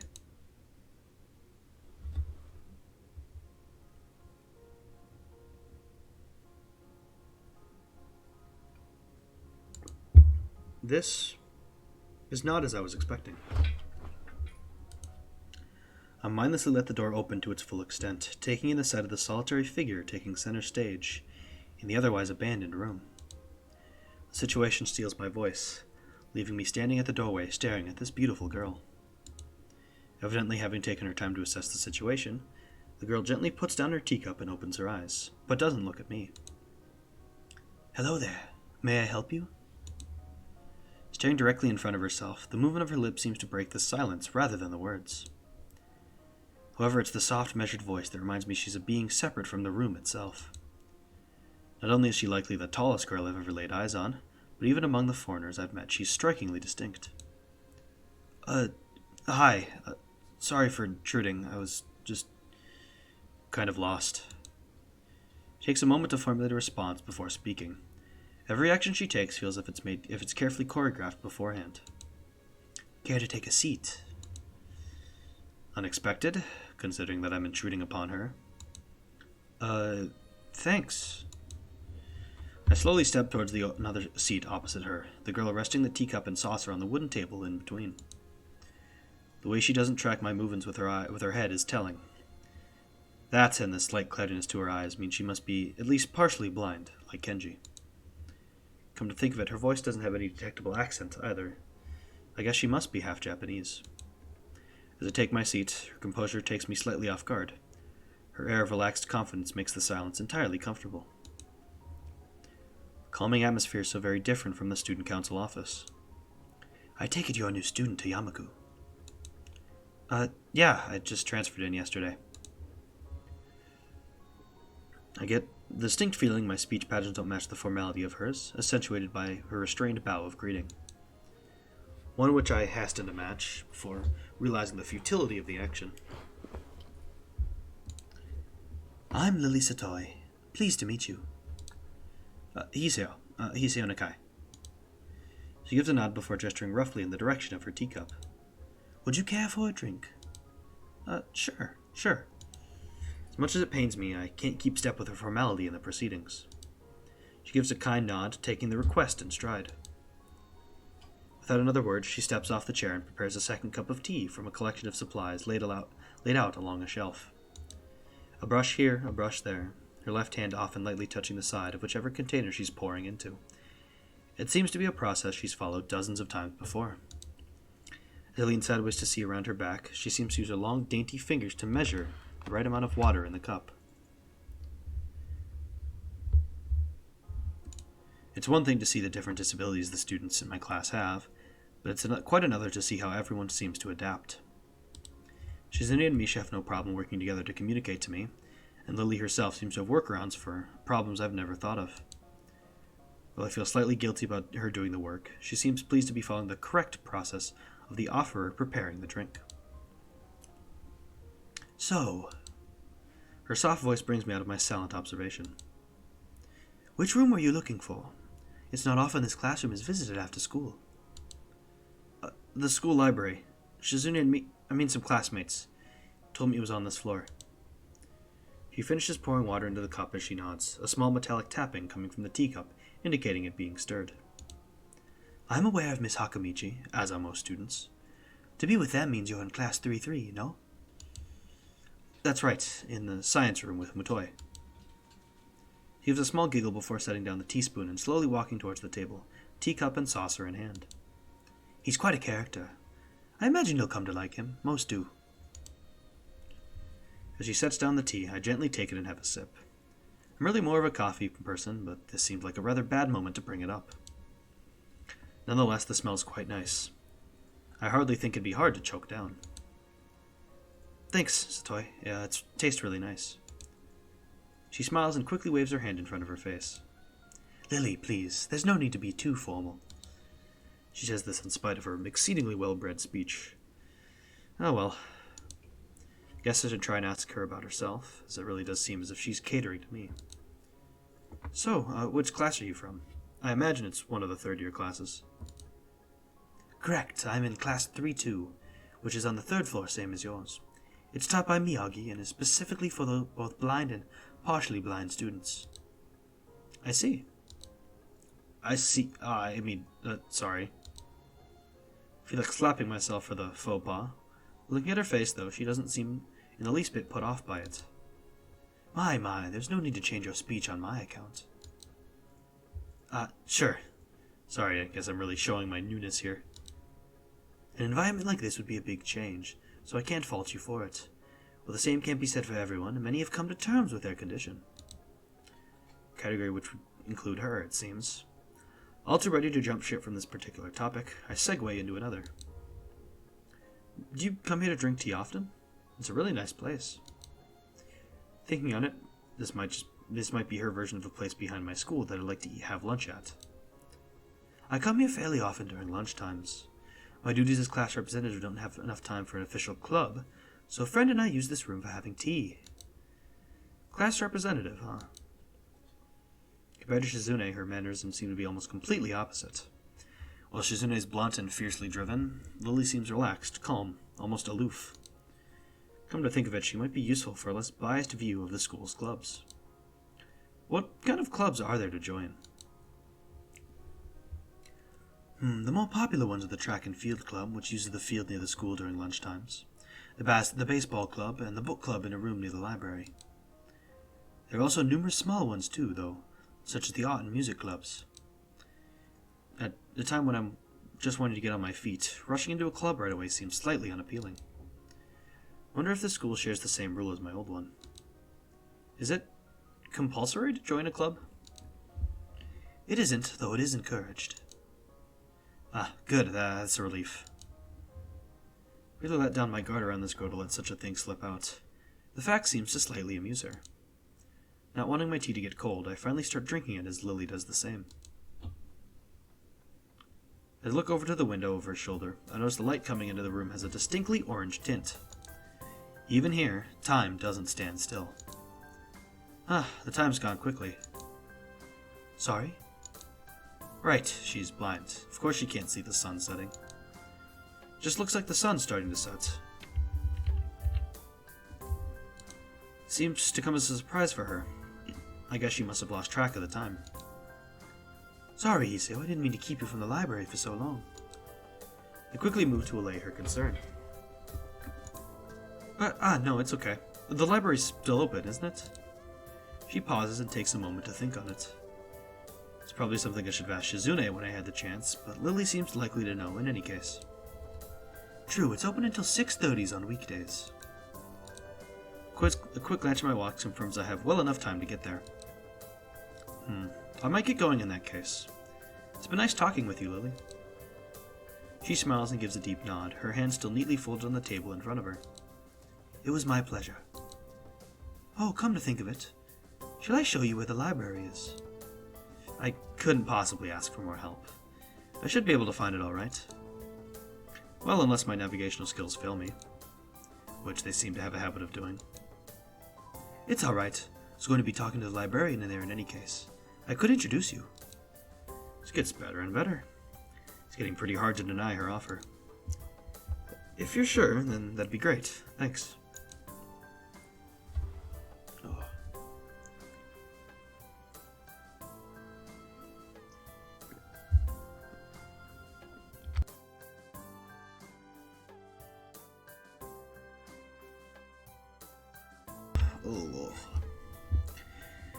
As she stands up to follow me, she takes hold of a straight retractable cane that has been slipped in the handle of her bag on the floor. Compared to the cane the boy in my class had, Lily's looks much thinner and longer.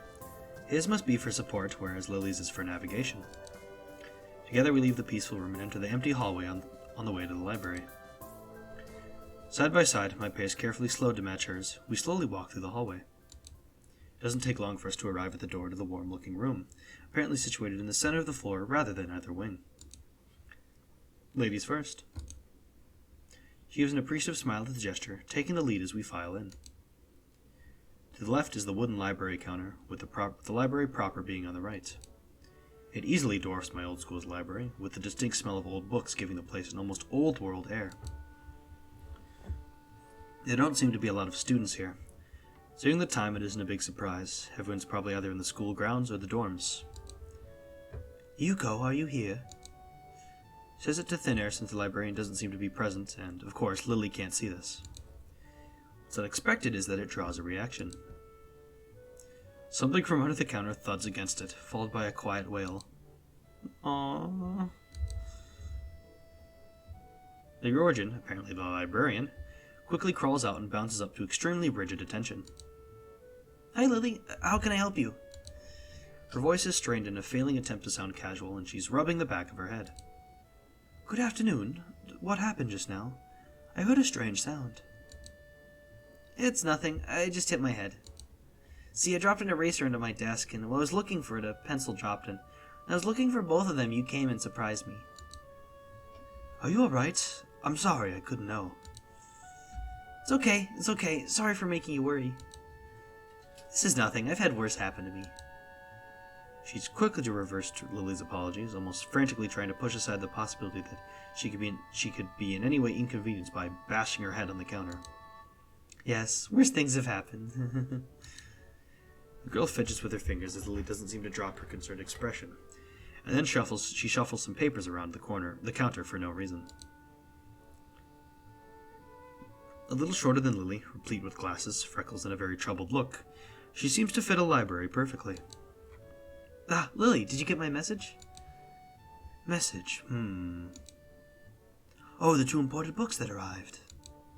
Right, they finally came. I can't believe it took so long, but... Amidst her celebrations, partially for managing to change the topic, I'm sure, she notices me from the corner of her eyes and freezes on the spot when she does. Oh no, I'm sorry for not noticing you before. Do you need to check out a book? Or return one? I'm sorry. The way she can so quickly shift between moods is a little unsettling. He's with me, Yuko. This is Hiseo, a new student. Hiseo, this is Yuko, the school librarian. Pleased to meet you.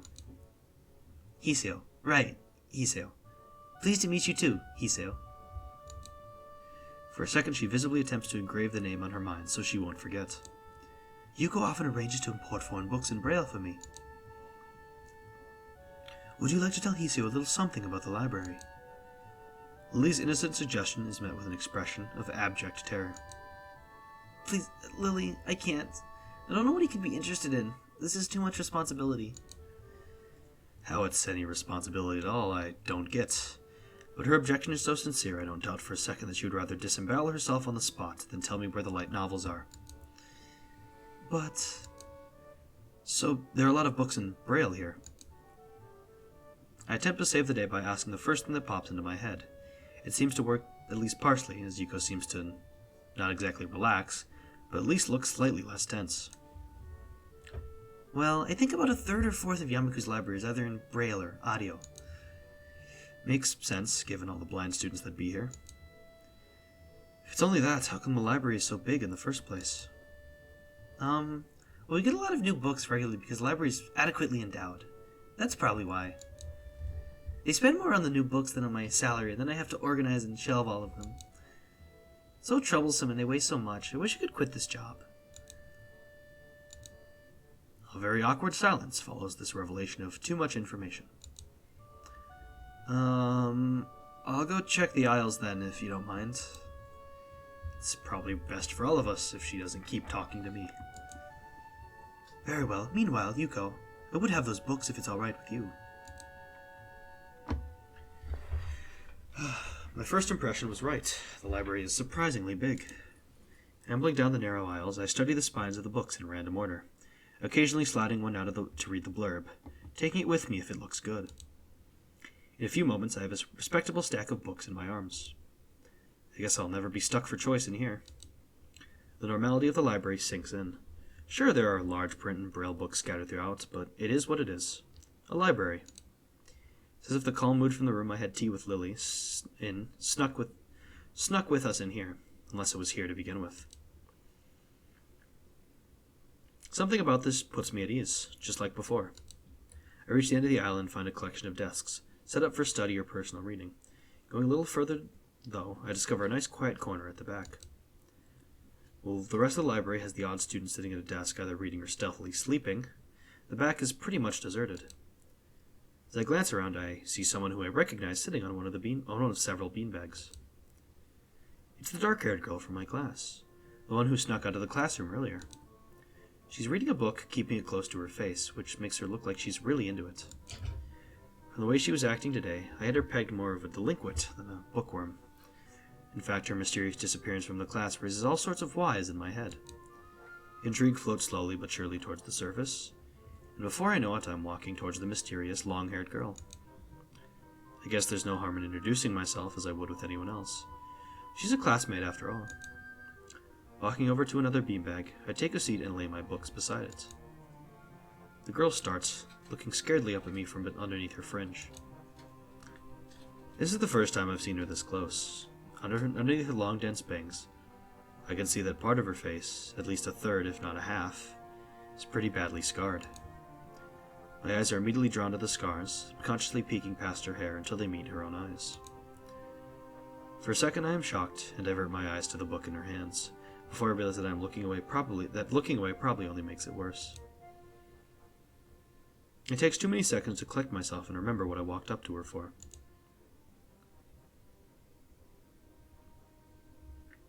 Alright.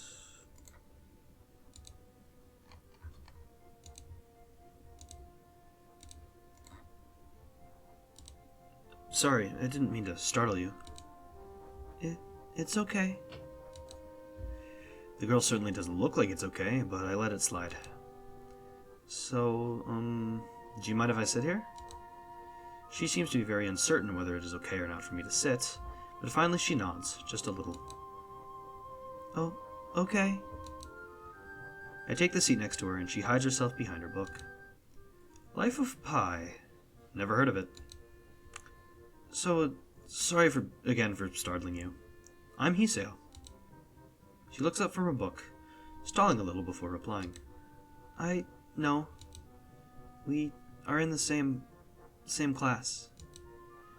Her speech is stilted and so quiet that it's barely audible even in the still library. Somehow I think my delinquent impression of her was wrong. Hanako. I'm Hanako.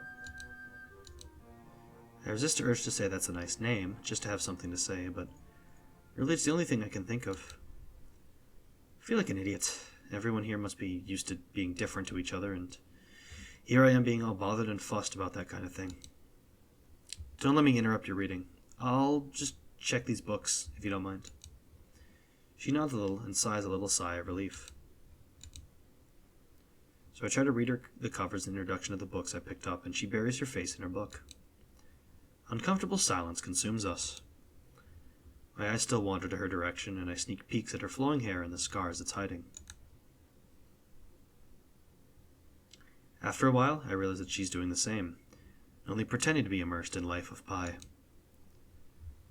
Her gaze is not inquisitive at all, though. It darts around like a scared rabbit. When our gazes finally meet, the chain reaction is unstoppable. She stands up forcefully from the beanbag and takes a deep breath. I'm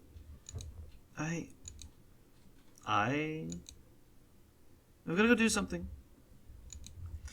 Without warning, Hanako takes off and runs toward the counter. Her hair life takeoff catches me so off guard that I don't manage to go after her until she has a good head start. By the time I reach the counter, she's nowhere to be seen. Lily and Yuko are happily chatting away. Knowing that I won't be able to catch Hanako myself, I approach the girls. Hey, did you notice a girl run past here? Maybe. What did she look like? Long, dark hair, kind of shy. She had, some scars on her face. You wouldn't be talking about Hanako, would you? Yeah, that's her. I saw her reading and tried to talk to her, but I think I scared her off or something. Oh dear. Yuko, would you excuse me?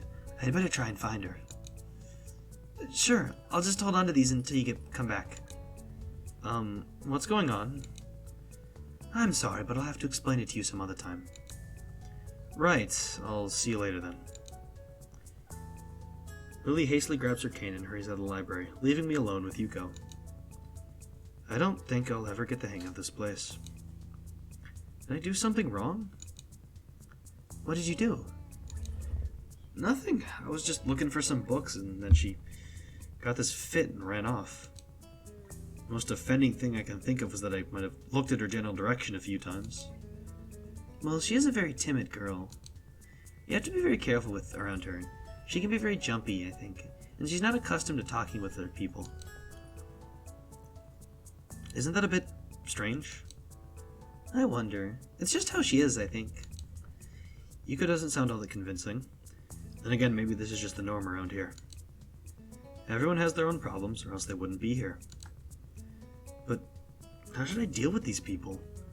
Forcing myself to act overly casual only makes me feel phony. Like I was supposed to be ignoring the elephant in the room? Yuko fidgets, looking like she wants to say something to that, but resists. I think it's an elephant only if you feel that way. I guess she doesn't have a good sense of self-restraint. It makes me smile and she blushes heavily. What? Did that sound stupid? No, it sounded really wise. I guess you're right, it's more about me than anyone else. Neither of us has anything to add, so Yuko fills the silence by shuffling some papers around. People who have papers on their desks really like doing that. Did you find any books? I should be closing soon. I mean, this library should be closing, but I have to do it. I hope that's not too inconvenient for you. Oh, yeah, I want some books, but I left them over there because... I'll just go get them. I fetch my stack of books from beside the beanbags where Hanako and I were sitting and return to the counter. Wow, you read a lot, don't you? I surprise myself with that too, honestly. At least when I really think about it.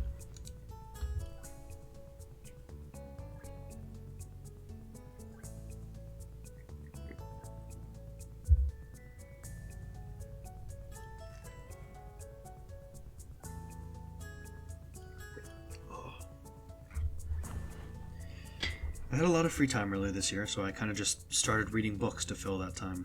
I couldn't do much else. I see. But she doesn't say anything else and just checks out my books for me. I guess this is what they call tact. Holding the library books with one arm, I trawl my pocket for the key to the door. A sudden sound from behind me startles me, making me nearly drop the books I'm carrying or the key I almost managed to get into the lock. Who is it? I turn around to see who is talking to me. It's Kenji. He seems to be in a friendly mood, although the light glinting off his glasses in the dark gives him a sinister look. It's just me. It makes him pause and lick his lips. Who is me? I don't know anyone called me. Are you some new guy again? His voice is suddenly strained and quick. Yes, but we've met before. Yesterday? I don't think so. I remember someone who I only met yesterday. When was that? What day is it today? I try to ignore him. Is he joking or what? Prove that we've met before. You live across the hall. You're Kenji. Kenji jumps back, his eyes filled with an uncomprehending fear. How do you know my name?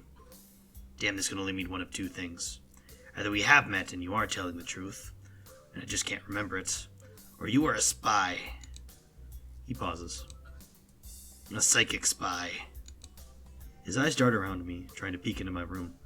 It's hard to believe he can see anything through those thick glasses. His mood swung from friendly to manic in less than a minute. I'm not psychic. How do I know that? I'm not a mind reader.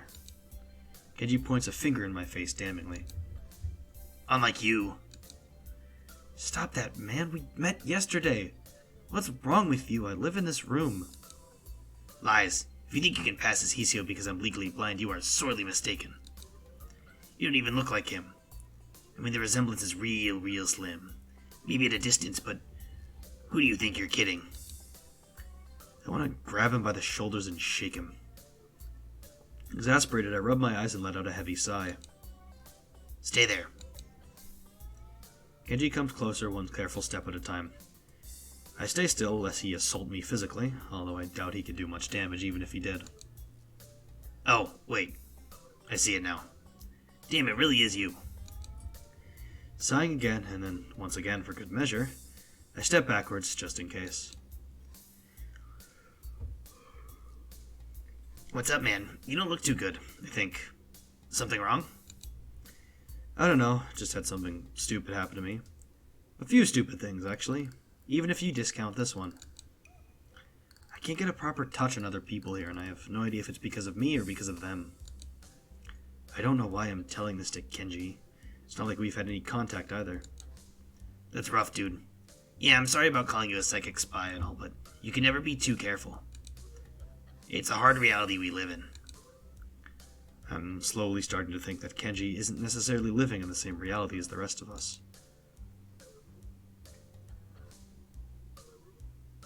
You see, this is how it is. The world. There is no justice, you see. Even when I lose, I win, because I don't lose the lesson. What does that even mean? It doesn't matter. He dismisses it flatly with a wave of his hand. So what happened? Why the long face? Do you have a long face? It's nothing. I just scared some girl off accidentally. Literally, too. She actually ran away from me. It's my fault, I think, really. I'm not really used to all this yet. A girl? A cute one? Cute? That's a hard question. She had a nice body and really beautiful hair, but the face... I guess it could go either way. You know the only answer for Hanako is, of course, this. Yeah, cute, I guess. I knew it. There are a lot of cute girls here. A strangely disproportionate amount.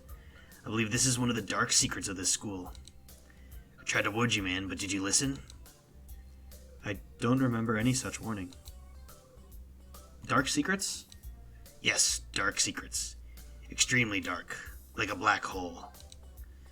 You notice that the number of girls in the school is slightly but significantly higher than the number of boys. It's like 60-40. He turns his head to the left and stares off into the distance at nothing. Why is it like this?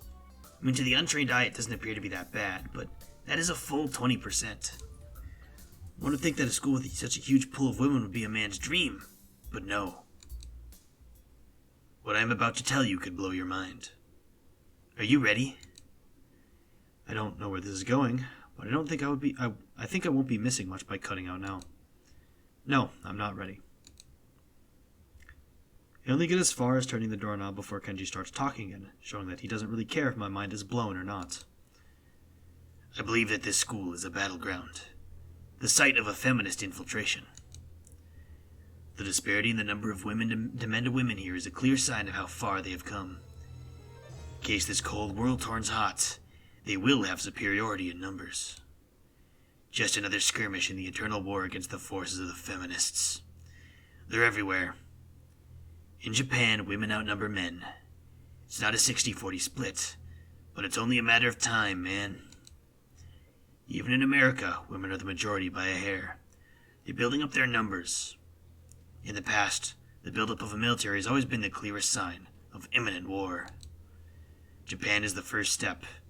Our economy is badass, and the country itself is small and isolated, yet a huge part of the Pacific in terms of political value. The perfect target. They are so cunning, as expected of women. Soon the day will come when... Kenji's voice trails off ominously. That is why you can't trust them. They will string you along and then kill you. Just as they killed me. You will end up just like me. Oh, hell no. I can't stop myself from blurting it out. Hey, what the hell does that mean? You said it, not me. It's the best I can think of. So? You're not supposed to say something like that. Damn, so rude. Where was I? Oh yeah, vast feminist conspiracy. Stop it. Stop. I lost you way, way back there somewhere. Somewhere around feminist infiltration. Too hard to follow? It's cool, I have some graphs and stuff in my room. And puppets. You like puppets? No puppets. You don't like puppets, okay. Graphs are still cool though, right? He speaks energetically, responding almost before I'm done talking, moving his hands in an animated way as he continues to rant on. This is too strange. I had him pegged as relatively normal, but it's clear that I was wrong. Something on your mind, dude? Just thinking about what it's like to be the last sane man in an insane world. I just need to actually check something.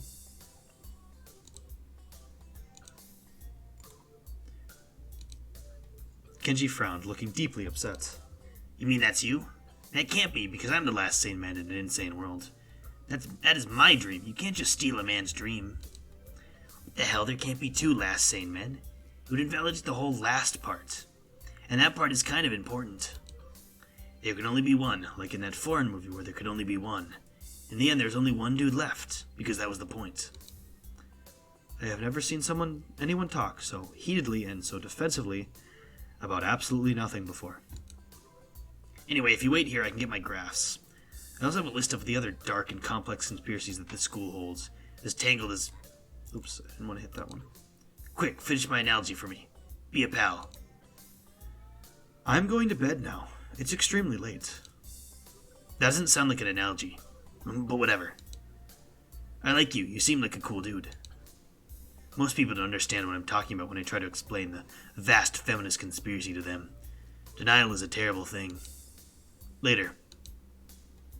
He claps me on the back and then vanishes into his room so quickly and quietly it's like he didn't even open the door, but instead walked right through it like a ghost. I don't know if I can fully digest what just happened, so I give up and just go to my room, kicking off my shoes before falling face first into bed. It takes me some time to relax and get up so I can get started on my homework. Just because the sheets are cool and comforting against my cheeks, and it feels good just lying there with my eyes closed. This school is like some kind of bizarre and surreal island. It's isolated on top of a mountain. Each person is stranger than the last. I just can't seem to fit in. What irony. One would think that fitting in a place that's made for people who are unfit for anywhere else would be easy. Maybe I'm trying too hard.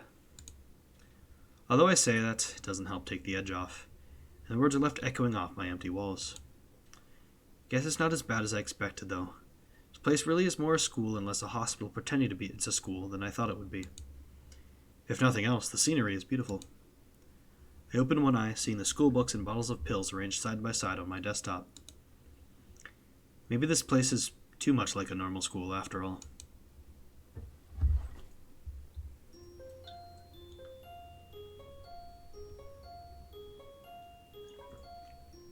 Oh, I gotta get some more water.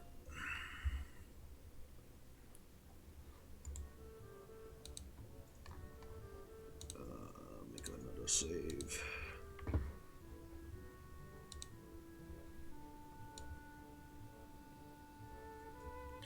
I'll probably change the text color of this back. I changed it for...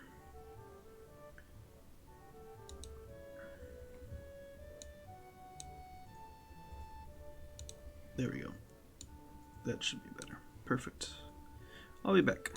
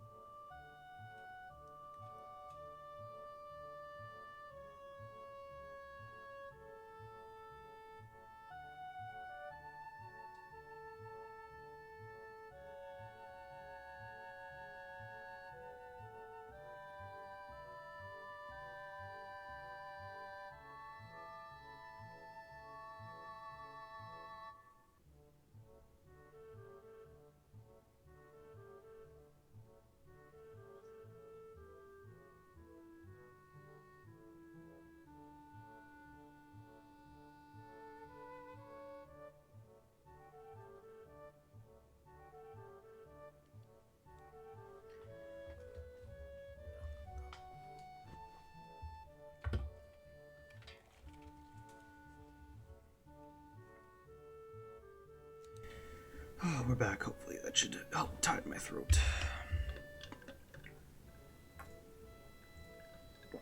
We made about the same pace. I think I talked a little more at the beginning, so... Well, actually, that wouldn't count, so we just kind of read slower. Oh, well. I feel very tired this morning, probably because yesterday itself was a very tiring day. On top of that, I woke up far earlier than necessary. After saying hi to Shizune and Misha, I start doing the work as instructed from the board. It already looks like today is going to be heavy. I don't have a problem with that now, though. Shizune and Misha might jump on me trying to get an answer about whether or not I've decided to join the student council, even if it's just one day. I wouldn't put it past them to try, and don't have an answer for them if they do. So, this situation is convenient for me. About 10 minutes into class, Hanuka walks in and takes a seat, but no one looks at her. The teacher doesn't even comment on her lateness. He does, however, stop us to say that we're going to be breaking into groups again. I turn my head and see that Shizune and Misha are looking at me.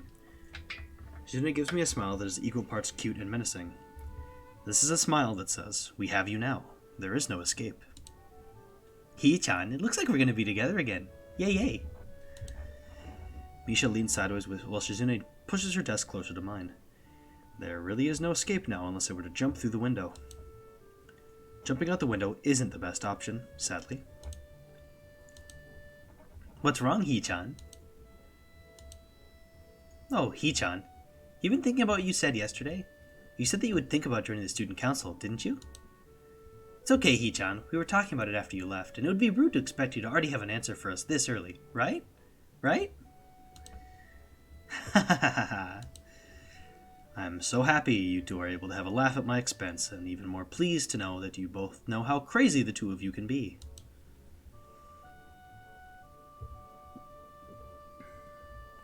Now that that's over, Shizune snaps back into serious mode and smacks today's assignment with the back of her hand in an overly dramatic and important way. When I actually look at the stuff, it's mostly just reading. In fact, there are only 2 problems.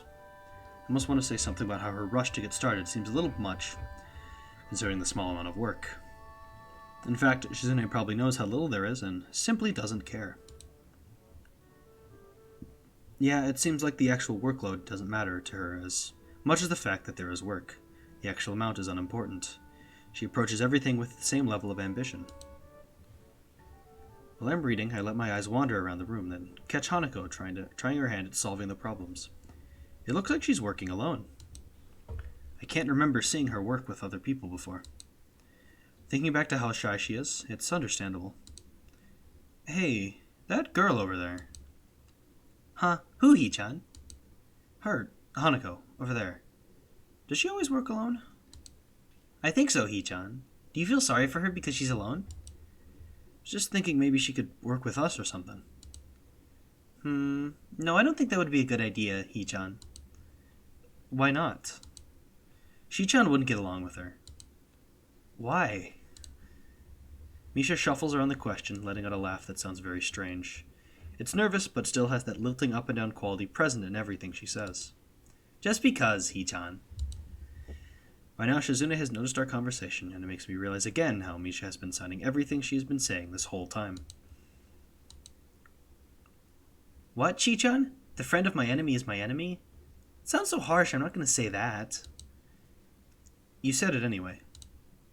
I know, Hee-chan. It's fine if you overhear. I wonder if this is Misha's way of keeping things fair, since without her I wouldn't be able to understand a thing of Shizune is saying, and vice versa. Is that also why she signs all the time, so there's never a conversation Shizune will be left out of?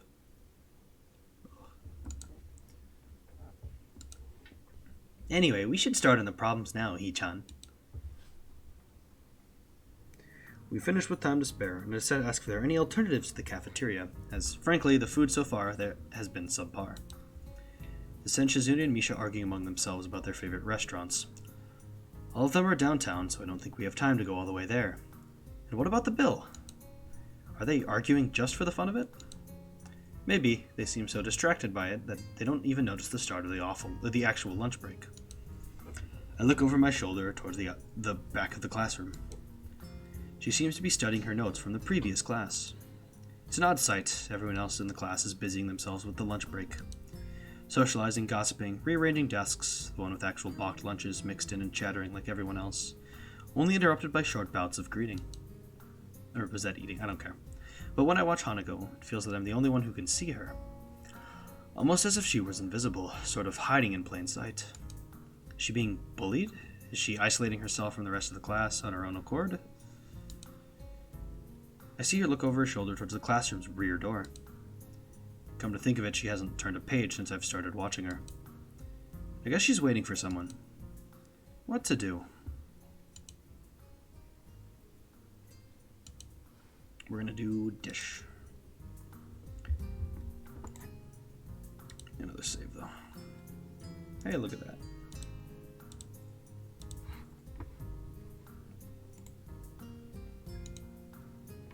Oops, that's not what I wanted.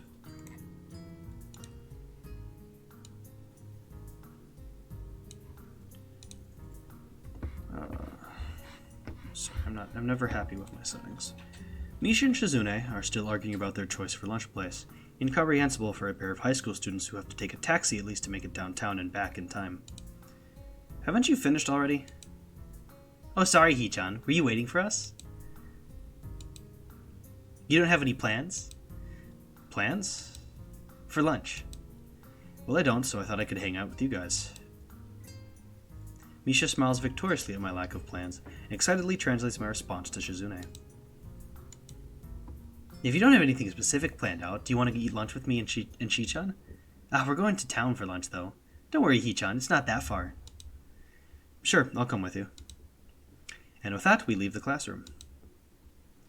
Just around the corner of the hallway, something hits me in the chest with the force of a runaway train.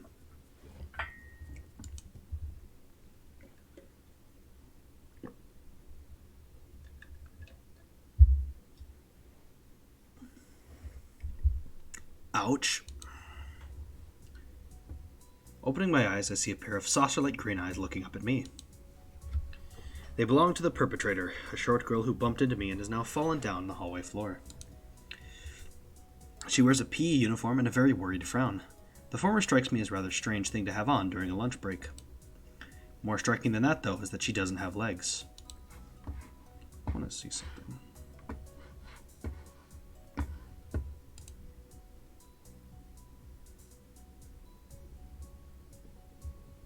Okay, this is...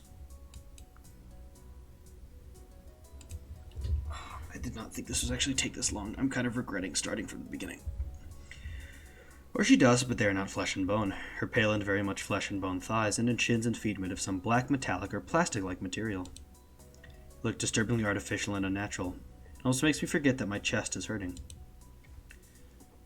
The girl winces a little, rubs her nose, and jumps up. Yeah, we're already 2 hours in. What the fuck? Aw, man. Hey, are you alright? I'm sorry about that, really. I wasn't looking where I was going, and you just came out of nowhere. Sorry. She's looking really apologetic in the hurt puppy way of looking apologetic.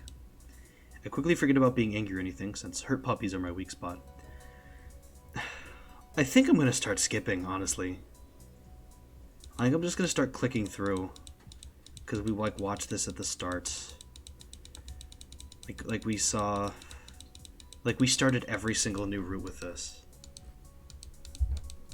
And then we've seen the scene with these two.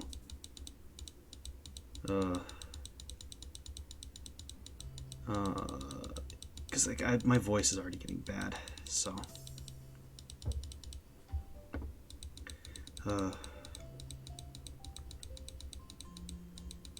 Yeah. Okay. You go. Also, it's late and I have class tomorrow, so.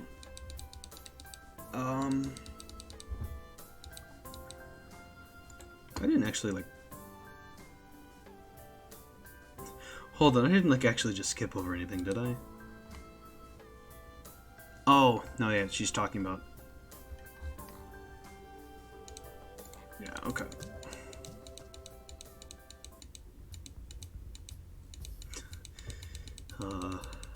Yeah, this scene plays out the same. I think the scene with Rin plays out the same, too.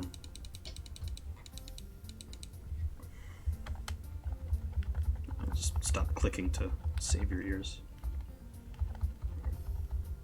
Is that making still sound? What the I think it's a dull sound. Trial run.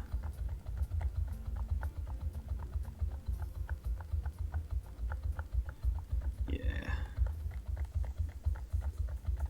Because you see, it almost gets onto Shizune's route here. Yeah, I can't believe we're 2 hours in, though. That's kind of crazy.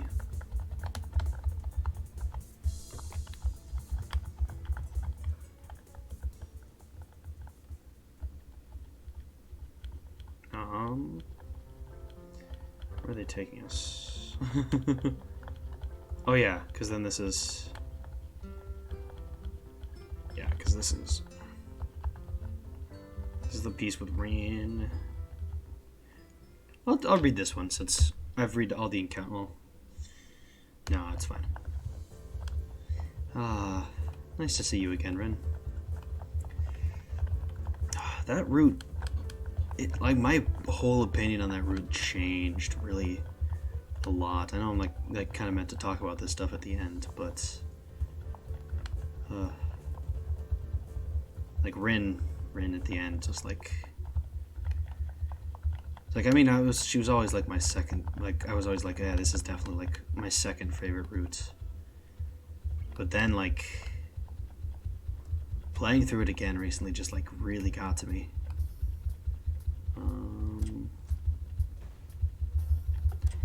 Yeah, more. And then we help and paint. Yeah, there we go.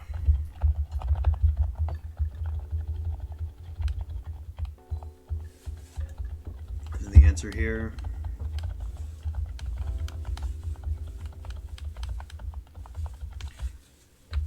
Always answer yes.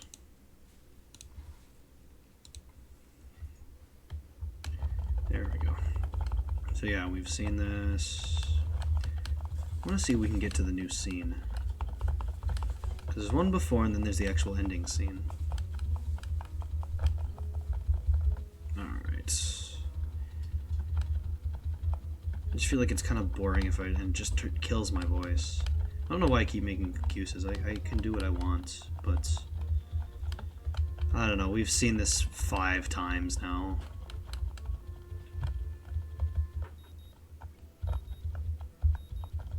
And yeah, then we see Emmy. Yeah, we've seen all of these scenes once before. I did want to read through the start, though, right up to that point, because we hadn't seen it before. Or so we hadn't seen that in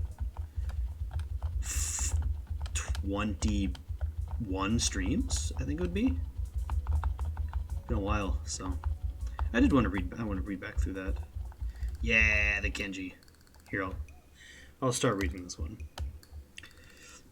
I want to ask if he's been looking for me like that, stark naked, but hold my tongue back. Finally realize that I'm still naked too, and quickly hold up my shirt in front of me, but Kenji doesn't seem to notice a thing. His glasses are fogged up, but then, why doesn't he wipe them off? Is his vision so bad it's like he's perpetually seeing through fog? You know, your room, and yeah, that's it. Hey, I still have to get up, though. Whatever, it's not important. Can I borrow some money? He puts on an innocent face and looks away, trying very hard to look very casual. It doesn't work. He's as transparent as his window pane-sized glasses. Talking neutrally like this, wearing nothing, feels awkward. Actually, somehow it's even more awkward to be naked in front of someone when they can't see me being naked. To say nothing of the fact that he's naked as well. I try to brush the feeling off with little success.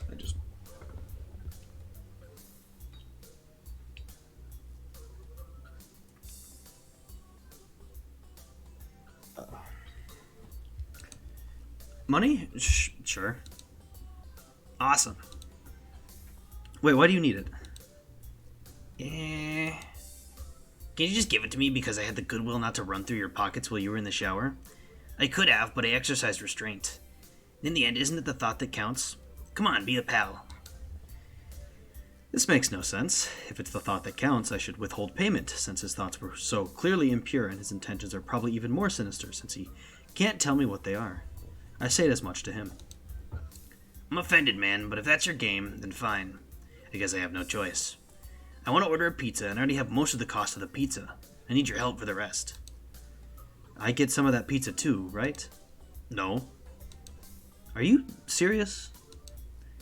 Yeah, I would give you some, but you have class. You don't have time to eat a pizza. What about you? I'm not going to class. I have to wait for the pizza and pay the guy, and then eat it. It's not easy. You have to obtain the pizza stealthily. If you don't, everyone will see. And the pizza, and they will ask for a slice. It's hard world out there. Everyone wants a piece. Then you're left pizzaless in an unforgiving world. It's happened before, that's how I know. Every day I plan my vengeance, so that when the people who wronged me order a pizza, I will be there. Ever vigilant. Genji strikes a dramatic pose, completely without irony. But yeah, I only need 400 yen. Please, you're my only hope. I can't go outside and buy my own pizza, it's too far. I try not to go out unless that's absolutely necessary. Let me tell you what happened the last time I went out without carefully planning it out in advance. I was outside. I can't remember what I was doing. Something. Standing. Maybe wondering how I got there. And then out of nowhere, it happened. Like a flash of lightning splitting the sky, like how you split a sandwich into 2 equal pieces to make it more manageable to hold and eat.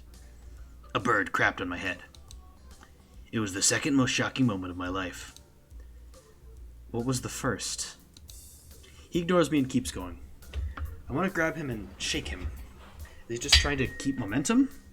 I'll go with that, even if it's more likely he just didn't hear me. It was like in the opening to some kind of anime show, you know how there's always a clash. There was always a part where the main dude is fighting his rival, and they fly at each other and clash swords, and there's like big dramatic colored auras and zoom. It was like that, but with poo. Okay. So yeah, I need some money. Please, don't leave me hanging, man. I only need like 1,000 yen. I thought it was 4,000. I thought it was 400. Okay. What? I'll pay you back, I swear. You better. That's what it means to borrow stuff. I don't know when I'll be able to pay you back. You have 1 week. Ah! Genji winces and makes a noise like a dying cow. A particularly disturbing fact given that his baton is conducting freely. Not supposed to be so tight-assed with money between brothers in arms, man. May have it bad enough as it is. Did you know that male porn stars only make about half of what female porn stars make? That doesn't mean anything unless you're a porn star. So maybe I am a porn star on the side, struggling to make ends meet as I fight the feminist agenda, and you can't even spot me your crumbs, you bastard. Nobody understands. Nobody. Wouldn't feminists be against pornography in the first place? This feminist agenda stuff again? This stuff is important. I can see that you don't give a shit, but this is serious here. Feminists are a dangerous enemy. Make no mistake. You take them lightly and you'll wake up in the morning with a knife in your back. Bam. Out of nowhere. How do you wake up in the morning if someone stabbed you in your sleep? Women are terrible at stabbing things. I thought you just said don't take them lightly. Well, I mean don't take them lightly for the big things. Individually, they're not a threat, but if there's some kind of war, like a big war, with men on one side and the feminist forces on the other side, it would be pretty ugly. And that day will come when the feminists come out of their central top-secret worldwide feminist headquarters and say, "It's on now, motherfuckers." You're being ridiculous. There's no big worldwide feminist headquarters building. Where would they even hide that? I mean, it'd have to be massive. You couldn't hide that on Earth. Someone would notice a big fortress with only women in it. Who said it was on Earth? I turn away from Kenji and start practicing frowning faces in a mirror so that I can figure out what kind of frown will best express my emotions. He can't see them from this distance anyway. Which unfortunately means that he just keeps on ranting without any regard to sense or sensibility. Yeah, there's a war going on. A war not many know about, but it's a great one that will one day boil over and encompass all of the known world. Then we'll pick sides. We will have to make a stand. In fact, it's happening right now. Imagine it. The bloody battlefield. A vicious conflict without end. I almost gave up when I thought the cause was silly. When I grew tired of the bleakness of our fight. And I mistook the time the power went out for a feminist raid and thought their end was near. But then I realized that if I gave up, it would be all over. And I was like, whoa, and knew I had to get serious. Because I am the last sane man in an insane world. It's about duty. Must be a pretty crappy movement if it all hinges on one naked guy ranting in a bathroom at another naked guy. So can I have the money? He's blocking the way out. It's getting cold because I'm still naked, and I want to go to class, so I agree to spot him the money. Awesome, thanks dude. We should go bowling later on. Bowling? Yeah, it's the ultimate sport. There are almost no women bowlers either, making it also the manliest sport. Should I wear my pink bowling shirt with matching shoes or the pastel green with flower accents? There are bowling clothes? Maybe. Anyway, you'd better pay me back. I can pay you back in stuff, right? I don't have time to ask him to elaborate on what that means. I don't know. I have to get to class. You're kind of in the way. Oh, sorry. Yeah, I don't want to hold you up. And I have stuff to do myself. The time has come. The time for what? I just like saying that. Okay, now the time has really come. For what? I have to use the bathroom. Get out of it. I was just going to. What does that mean? It's a big bathroom. So, I have to be alone or I can't go. The pressure. Okay, what if someone else comes in? I'll think of something. I give him my practiced frown and it looks kind of silly reflected in his glasses. He either doesn't notice or doesn't see, anyway. So I get dressed and run back to my room, feeling as though an eternity has passed since I woke up. That is time I will never get back. I'll get him for this somehow. But right now I have to get to class. Alright, and then we're in this scene. Oh, yeah. The girls are fighting. The babes are trending. Yeah. I just think of the Duke Nukem quotes.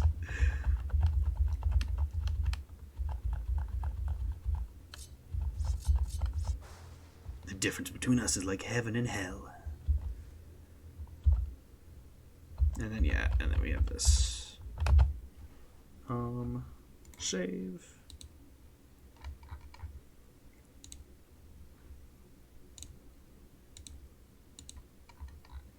Alright. Don't drag me into this, I've done my part.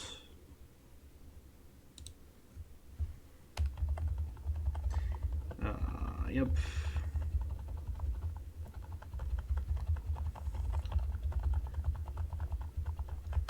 My friend is having his birthday party at Dave and Buster's. I've been banned from Dave and Buster's.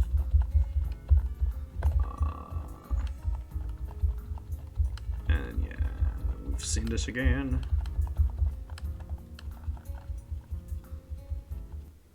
Hanako. See if we can get to the next choice.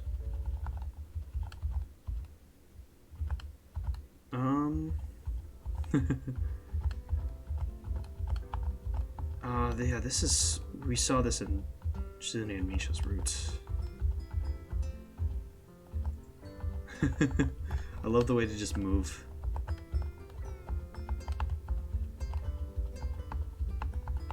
I think this is just another student council scene.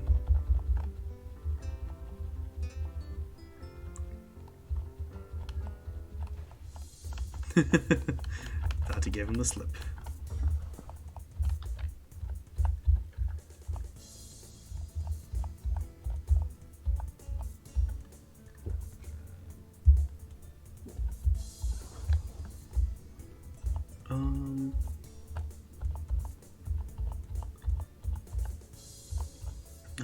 Yeah. And then this is just gonna be more working with Shizune and Misha.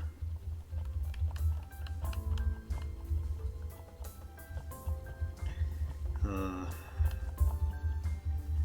nice to look back on this scene. Hey, and then yeah.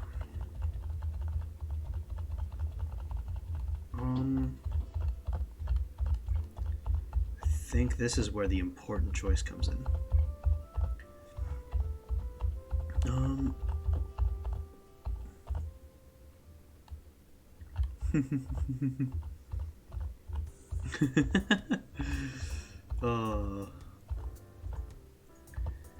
I can't remember how many streams ago this was.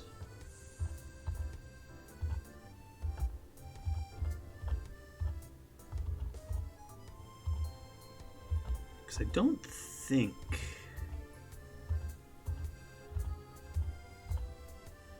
Oh, I didn't actually mess up, did I?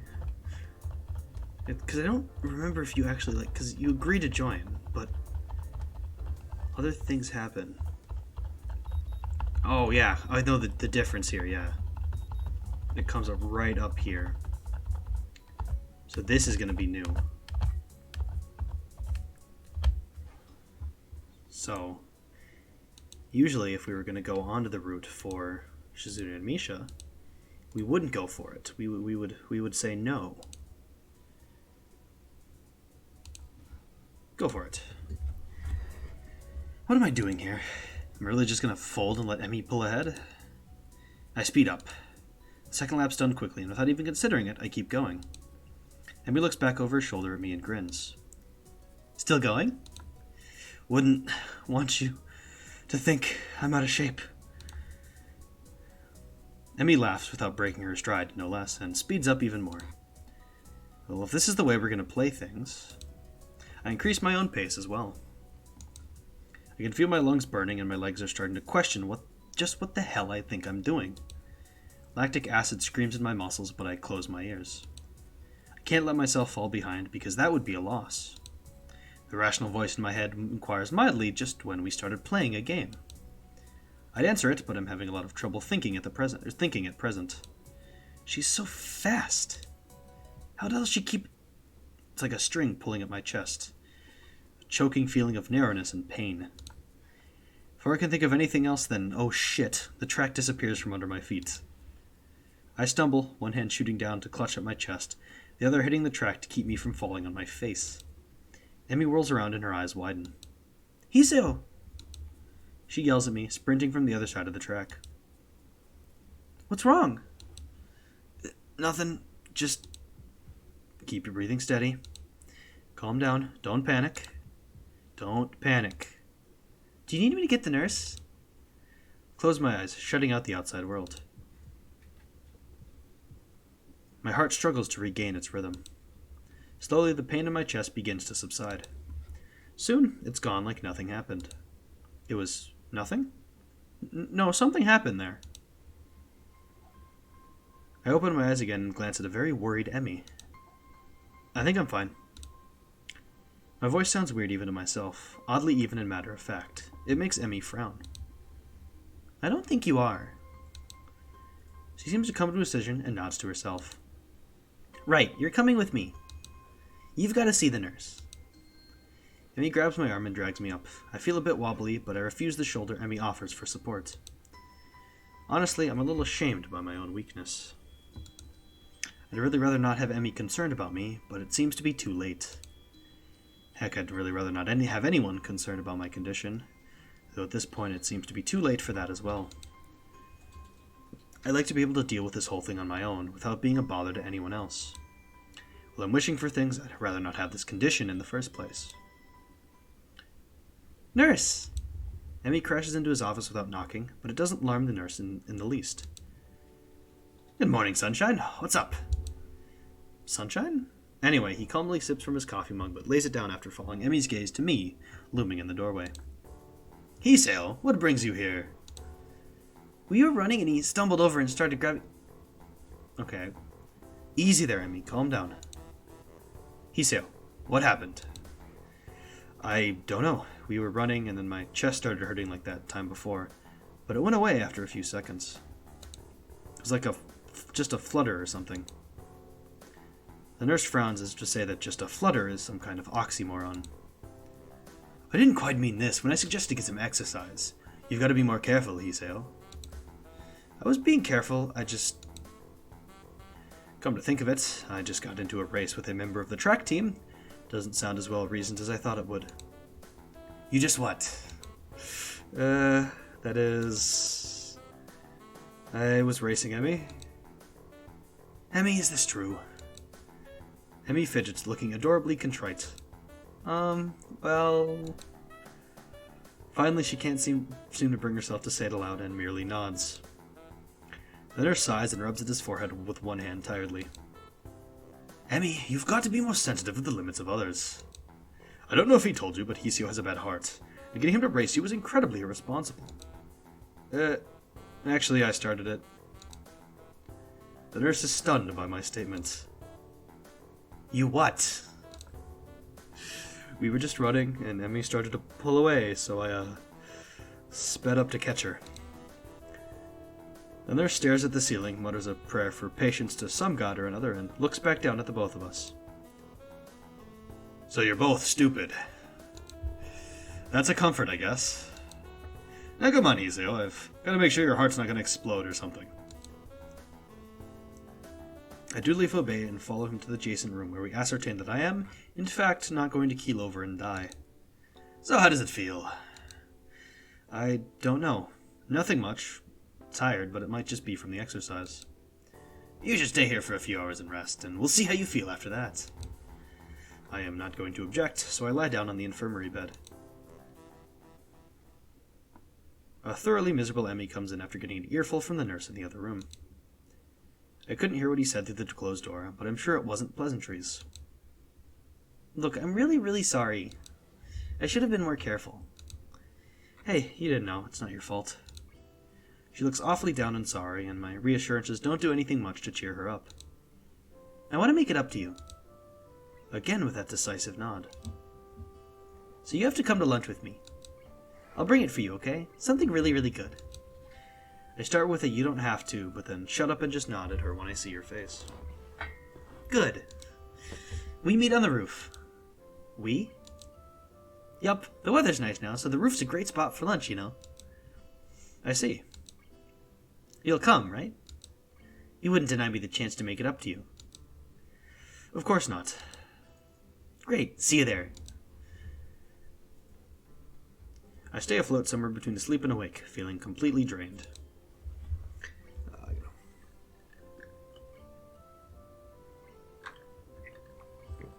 Now, not only my body, but all of me is limp and paralyzed, apart from my senses. I swallow with difficulty and then try to lie as still as I can, which in this state is not a very hard thing to do. The nurse is shuffling around on the other side of the curtains he drew to give me privacy.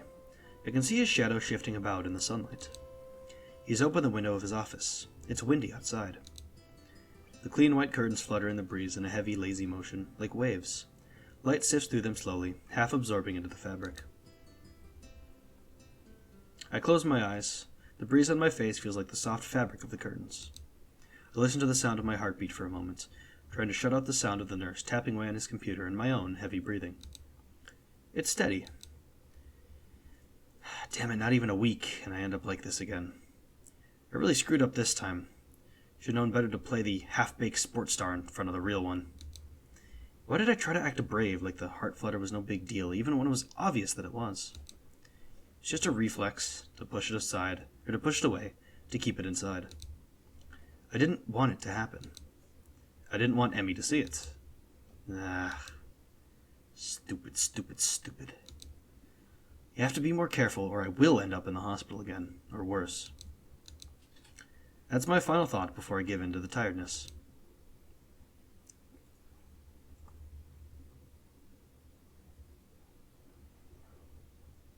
I fell asleep. For how long? What time is it?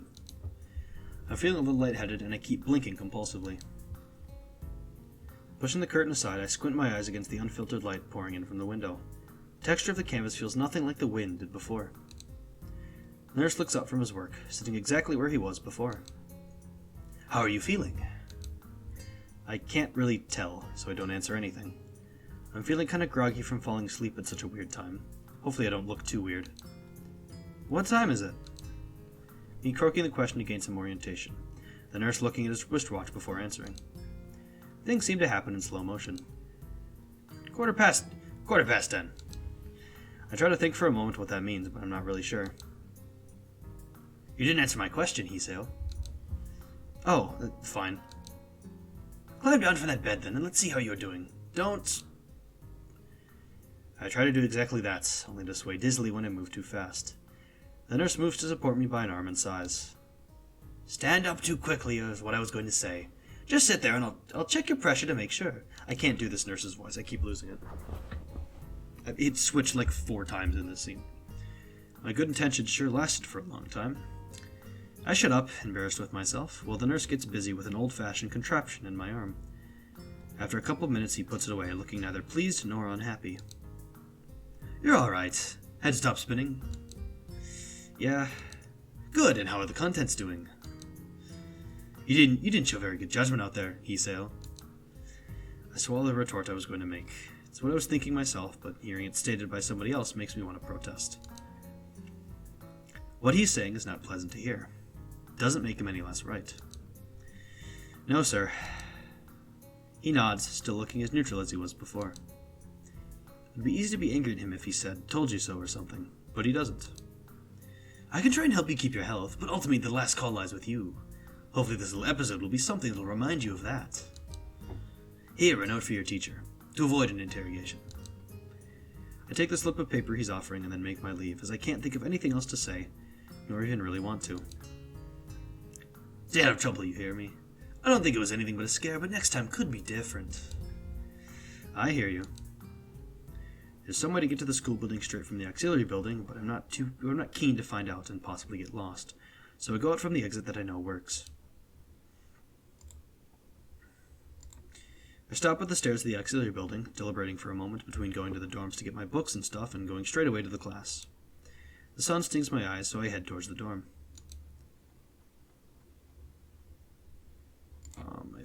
Yeah. Wait, no recovery. Is this what I think it is? Extras, library. No, it's not. No recovery is...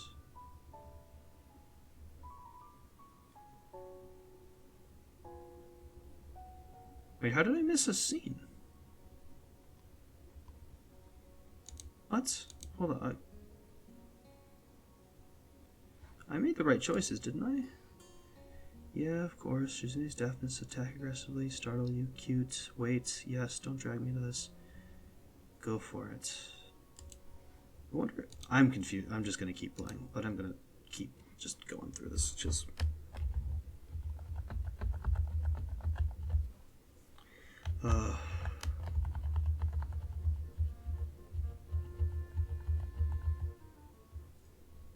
Oh, no, this is... Okay, well, okay, sorry,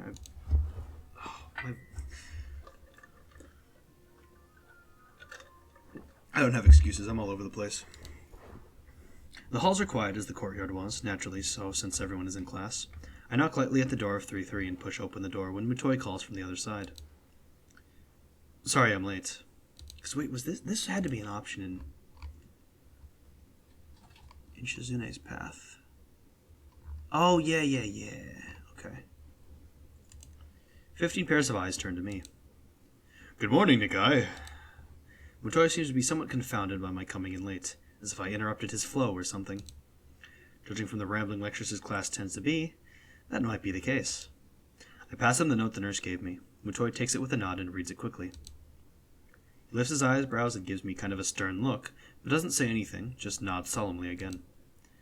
I shrug and he gestures at me to run along, so I naturally do. Only 2 pairs of eyes remain keenly following me as I walk to my seat.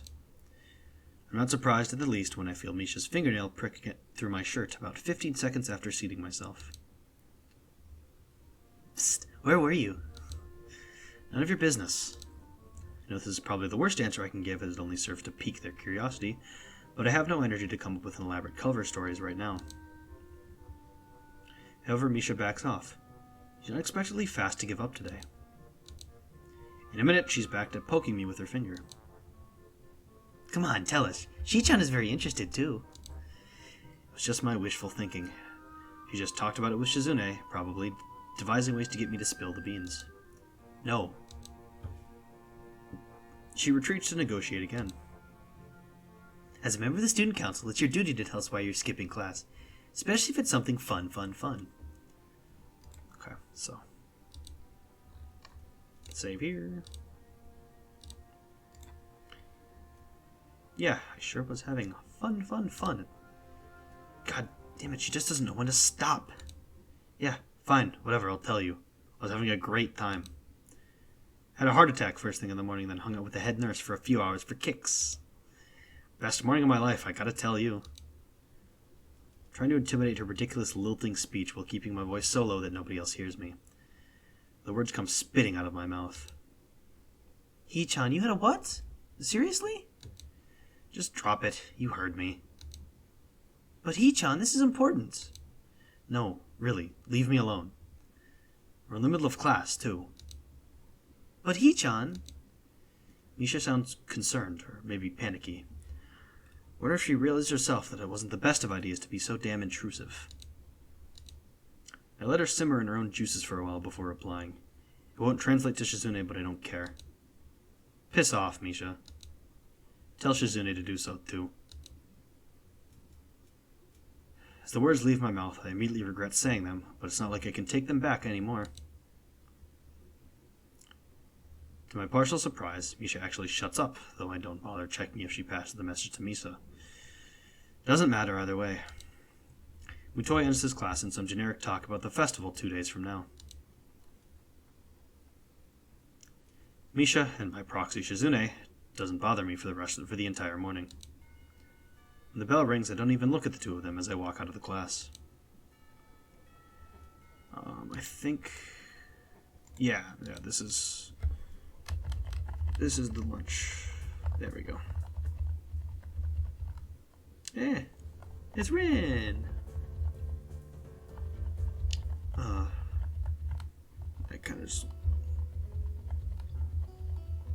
I am kind of getting at the point where, like, reading all the same scenes again is kind of getting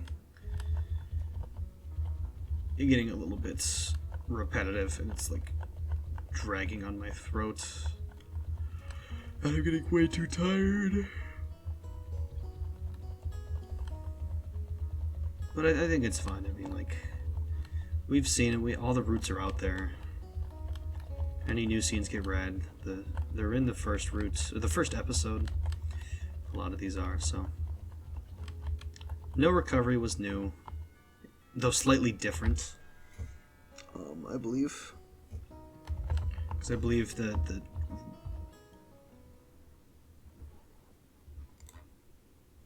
this is still foot and mouth. Oh yeah, this is Startling Yuko. Oh yeah, and then Hanako. Alice Adventures in Wonderland. Mutoi.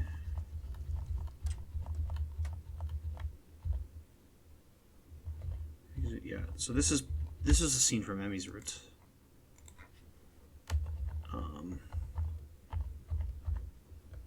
And then talking about the future. Yep.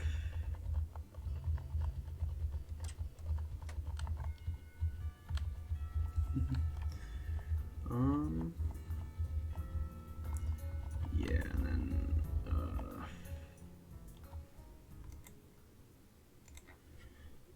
rest of the day.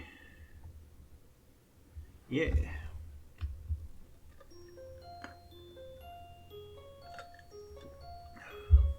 Alright.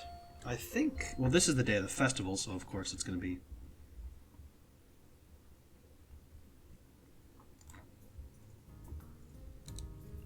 So yeah, I think...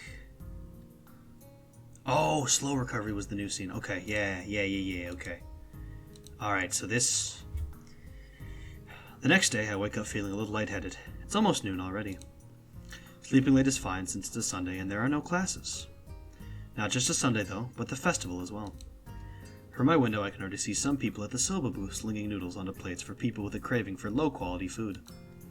I throw back a handful of my morning meds and ponder how to spend the day. There will be a few exams in the coming week, but I don't consider those as ominous as others, so I'm not as worried about them as I probably should be. With no urgent obligations regarding education, I should be free to spend the day at the festival as I like. Finishing my morning routine, I exit into the hallway, intending to go out and find something to eat. Passing by his door, I decide to see what Kenji's up to today out of impulse. I'm curious if he has any plans, since everyone is doing something. And again, I picture him having built a soundproof shelter in his room. Or possibly something like a fort, complete with "No Girls Allowed" sign. And with the girls crossed out and body crudely scrawled underneath it. Knocking on his door, which is luckily devoid of any kind of sign, I hear again the unsettling clicking of at least 10 locks being pulled back. The door opens a crack. Who is it? You're supposed to ask that before you open the door? Oh, it's you. Damn, it's early. It's not really that early. What is it, man? Nothing. I was just going to ask you what you're going to do today. Half the school is out there already. Out where? Why? What? What? Is today special? Why are they there? Who are? I can hear them. It's loud. Don't tell me. Has the invasion begun? He suddenly looks more alarmed.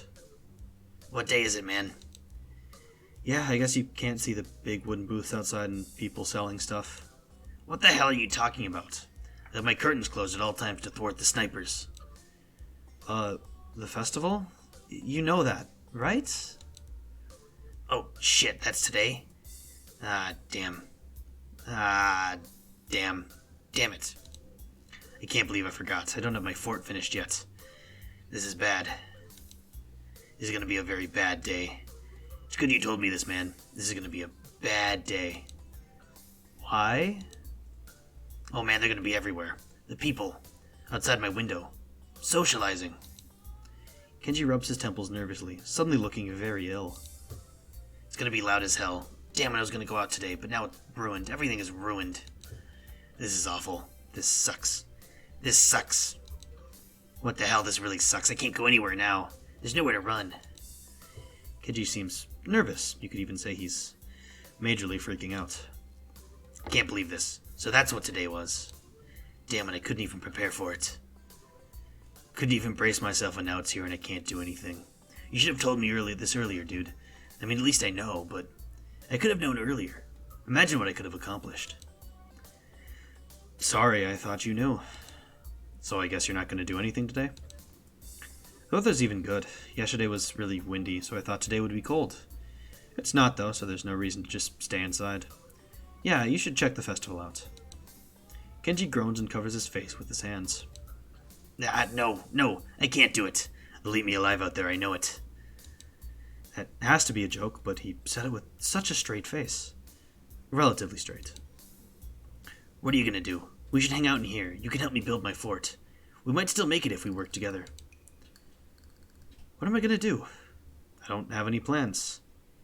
In hindsight, that's really stupid. Maybe I should have asked a girl out. Then again, all things considered, I don't think I could have done anything like that. It's only my first week. A week that I have wasted being awkward around almost everyone, stumbling all over myself, trying to get the hang of this place. Thinking about it, what have I accomplished? Who would I even have asked? Damn, it seems that Kenji is my only realistic option for a date today. This is the most depressing thing that has happened to me since I had a heart attack because a girl confessed her love to me. It can't be helped. I don't know, really. I don't have anything, I guess, but a fort seems a bit excessive. You sure you don't want to go outside? It's not like visitors won't come to the dorms today. He looks thunderstruck by this revelation. Damn, you may have a point. This place is not safe today. We must find somewhere to hide in. He falls silent for a moment, thinking. The roof. What about it? We are going to hide out on the roof for today. It's the perfect place. Nobody ever goes up there. Meet me there in 1 hour. I have to prepare. He slams the door shut and the locks click closed. Damn, what the hell is wrong with Kenji? And to think I'm going along with his craziness. It really makes me depressed. I feel like a failure. Okay, so yeah, here we go. We're into scenes now. We're into new stuff. Once I step outside, the din of the crowd greets me. The whole school is bustling with activity. There are stalls everywhere, and the crowd swarming between them is considerable. I didn't expect the festival would attract so many visitors. I have to admit that the people in charge of decorating the place put a lot of effort into it, and it really shows. People seem to be enjoying themselves, and the atmosphere is colorful, bright, and happy. That is, if I weren't suddenly in such a foul mood. At the moment, it's more annoying than anything else. Well, it can't be helped. I decide to stick with my original plan and eat. I guess I have to at least see what Kenji is up to on the roof. I do a slow circle around the grounds to kill some time, looking at the stalls, but not feeling like playing any of the games anymore. The garish colors grind my eyes, and I feel more and more ill by the minute. Can't even decide what I want to eat, and the large selection combined with the masses of energetic festival visitors isn't helping. I just head towards the nearest stall that seems to offer something halfway edible and get in line. It turns out to be noodles. It also turns out to be not very good. At least it's nourishment. It's not like I demand anything else at this point. As I stir my disagreeable noodles, I idly wonder what the others are doing right now. Shizune and Misha are definitely somewhere organizing things. Better steer clear of them. Guess they wouldn't forgive me so easily for leaving them alone with this thing. Expect Emmy to be buzzing all over the place, being depressingly cheerful. There's no chance to find her, but no chance to avoid her either, so it doesn't matter. Lily would probably be helping her class with that festival event and entirely too busy for another's company. Hanukkah wouldn't want to talk to anyone anyway, either keeping to herself or helping Lily. Rin should be tending to her mural and is probably being unhelpful to any hypothetically interested parties. Going there for some peace and quiet seems like the nicest option of the above, but then again I can't see having art forced on me raising my mood either, so I'll pass.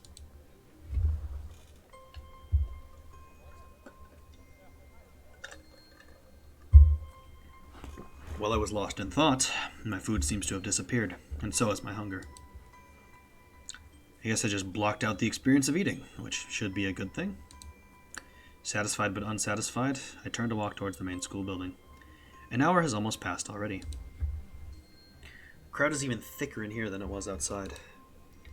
Hallways are almost unbearable, and I don't even dare to think what it's like inside the classrooms. I head up the stairs to my destination. The roof. Thankfully, the door at the top isn't locked, but now there's a handwritten sign on it. Off limits. Don't mind if I don't. The festival noise is surprisingly muted up here, and the rooftop looks deserted, as expected. Near a place where the cyclone fence has collapsed, there's a pile of blankets that seems oddly out of place. Wait. That pile just move a little? That would be strange, as there's no wind at all. Carefully stick my hand out and give it an experimental prod. Ah! Startled, I jump back. Who is it? God damn it, Kenji, it's me. Oh, damn, you scared me, man. So what are we doing up here?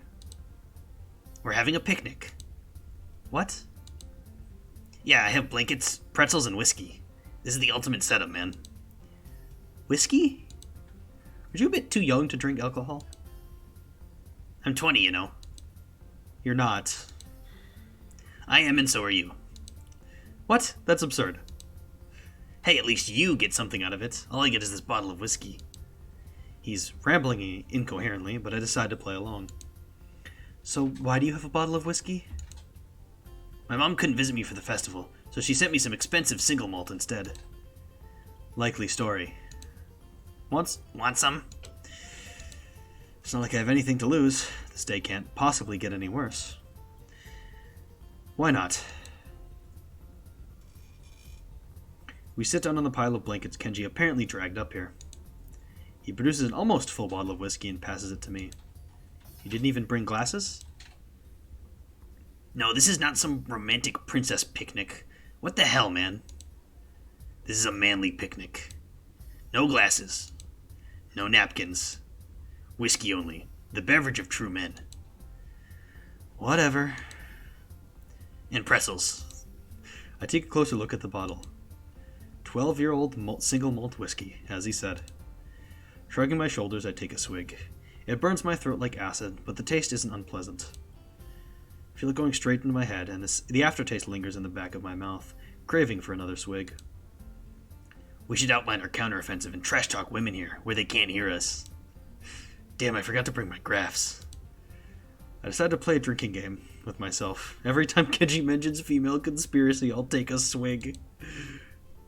4 or 5 hours, or possibly several days later, I lost track.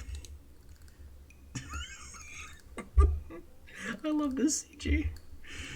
Oh, this CG is amazing. You shouldn't feel bad, man. Ease the fuck up. Seriously. Seriously. I am relaxed, goddammit. I'm telling it as I see it. Think about it. When did housing and land start becoming more and more expensive? When women began entering the workforce because it created 2-income nuclear families. Yeah, I forgot my graphs, and you'll just have to take my word for it, women are connected to the decay of all society. I see. This is kind of hard to believe. Even if I say that, somehow, everything Kenji says seems to make more sense now. It all fits together, but I don't know if it's because he can explain things more clearly when drunk, or because I understand everything better when drunk. No, man, think. Think of the deeper implications. People could afford to start saying, oh well, since 2 members of the family are now earning money as opposed to 1, they can surely afford something like rising costs of ownership. I see your point, but land in Japan has always been expensive. And the price of land generally goes up when a country starts undergoing industrialization. But no, it's because of women. Correlation equals causation, you know. That's not. No, that's not. I thought correlation didn't equal causation. Well, whatever, you may be right. I'm always right. Yeah, I bet women created industrialization too, to cover their tracks. How diabolical. So yeah, everyone can go fuck themselves. He stands up, impressing me because I'm fairly sure I couldn't even if I wanted.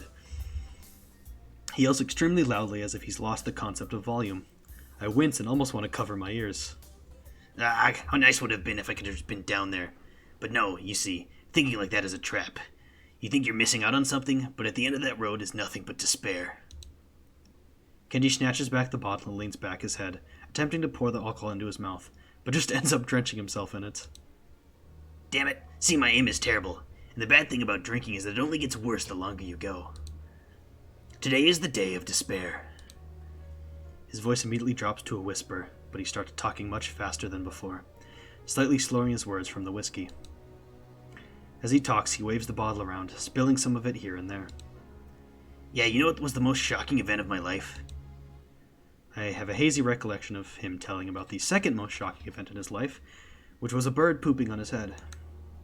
I don't have particularly great expectations of this, but I nodded him to continue anyway. You wouldn't think it, but I had a girlfriend here once. I think it was last year. Yeah, I just blew your mind, huh? See, I have never told that to anyone. It's true, the thought does blow my mind. Suddenly, I want the bottle. I take it from Kenji and knock back as much as I can.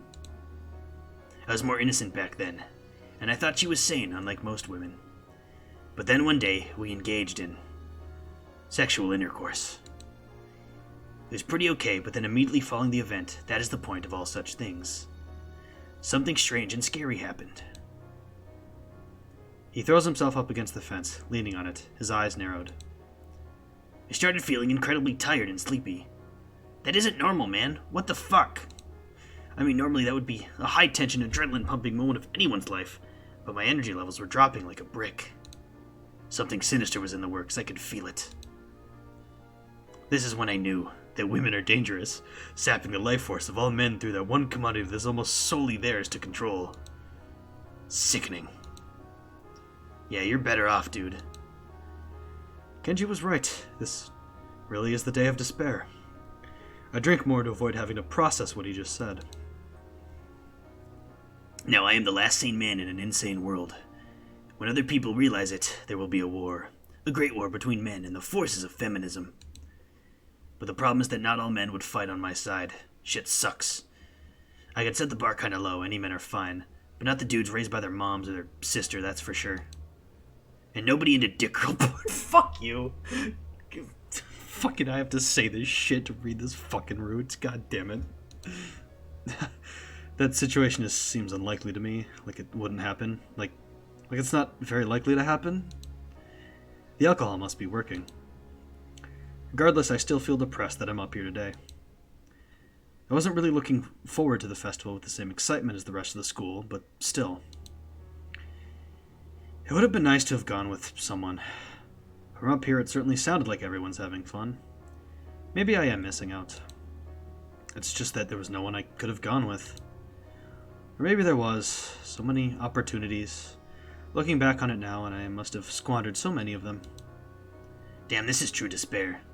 The worst part is that sometimes I feel like I have no choices in my life, you know? Like I never had a chance to make a decision. Shit just happens. Like it was all pre-programmed, like fate or something. Like there's no way I can have a say in what I do. Quick, ask me a question. Now. I can't really... See, this is just another example of it. Damn. Shit. Damn. Do you see? Now, when I'm trying to go against my destiny and take charge of my life, the opportunity isn't even there. Damn, man. You have failed me. Failed me for the last time. Jerk.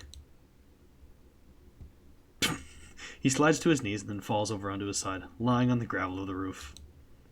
Hey, are you okay? No, I'm not okay. Can't you see I'm in despair? He is speaking in a sarcastic tone. Suddenly Kenji sits up, clumsily pats himself clean, and puts his hand out towards me to reach for the bottle. I put it in his hand. What the hell? Damn, you almost killed the entire bottle. See, it's like I have no options in life. Is that how it's going to be for the rest of time? Well, I'm pretty sure it's not going to be like that for the rest of time. Whatever he's talking about, my head is spinning. I get up and lean against the fence, hoping it'll help me focus a little. Yeah, I know. We have to fight the power with all we got. It's the only way to live. You're an alright guy.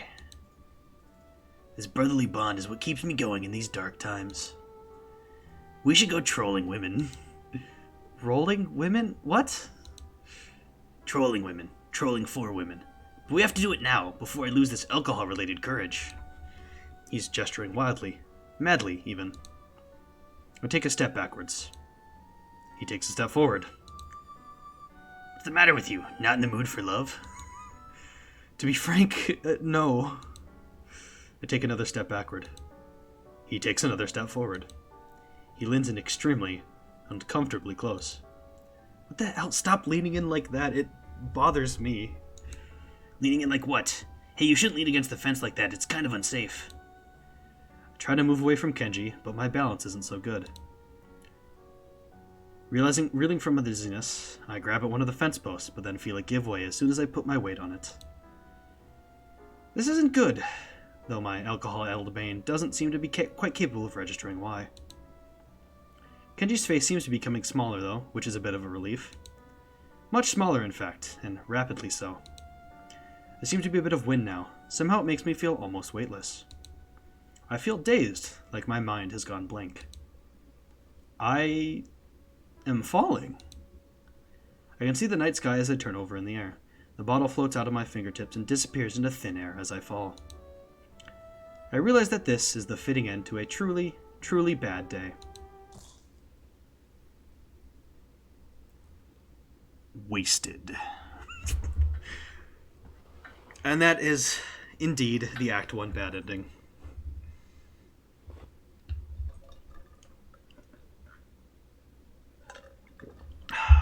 You spend the entire time fucking up with everyone. You meet everyone, you fuck up. And then you die.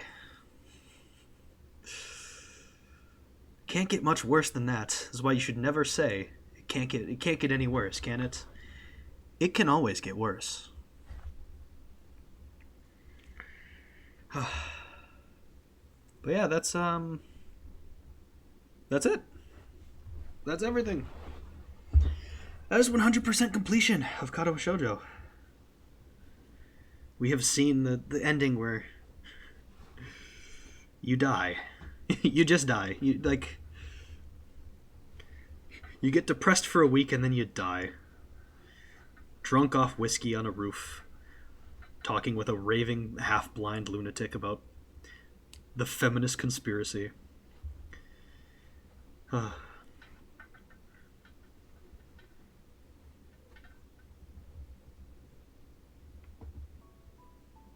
Yeah, look at all those. I didn't notice it. I didn't point it out at the end of the last of Rin's route. But yeah, look, we've got all of the scene photos.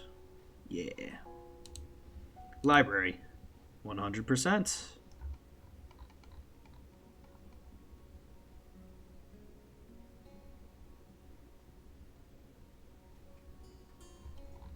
Then the deep end. Share a manly picnic on the roof. And then, if we check our gallery, there's the last one. Drunk off their ass. I'm gonna check something. There we go. Oh, yeah, it doesn't. So, I already showed it before, so we have everything. I do have to go and turn on my...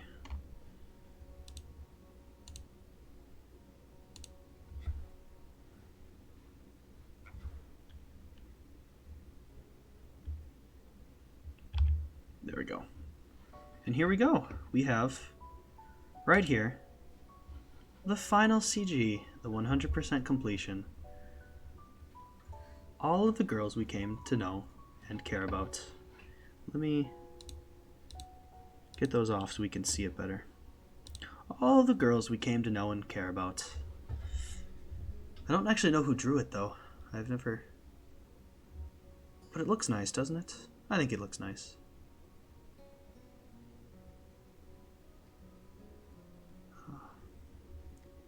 I remember the time I got that for the first time.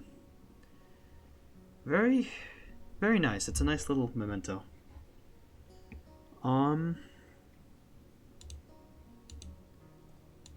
I still don't know really how to feel. That is... We don't have anything to do. We're done with everything.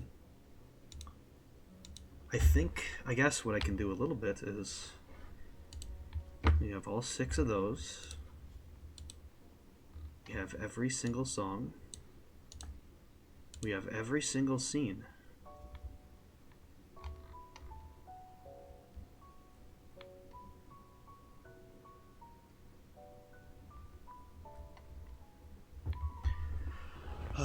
So, I mean, I guess what we can do, we can talk a little bit more about all of the roots and, like, what there was. Obviously, the prologue, you know, just the setup. You have Act 1, you know, introduced to everyone. It's nice. It's nice how you get... The game obviously has its own, like... It's like, if you want to start out, here's a route for you. But I like how like, you have to kind of think a little bit more about the decisions you got to go on.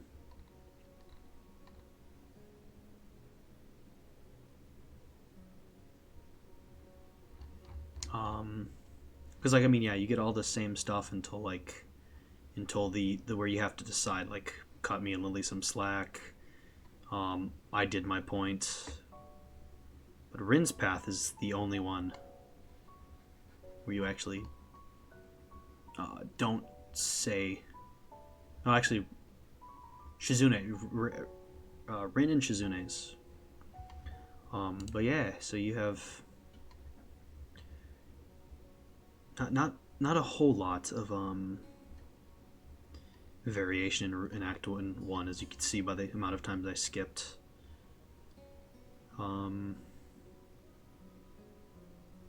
That's always a fun scene. And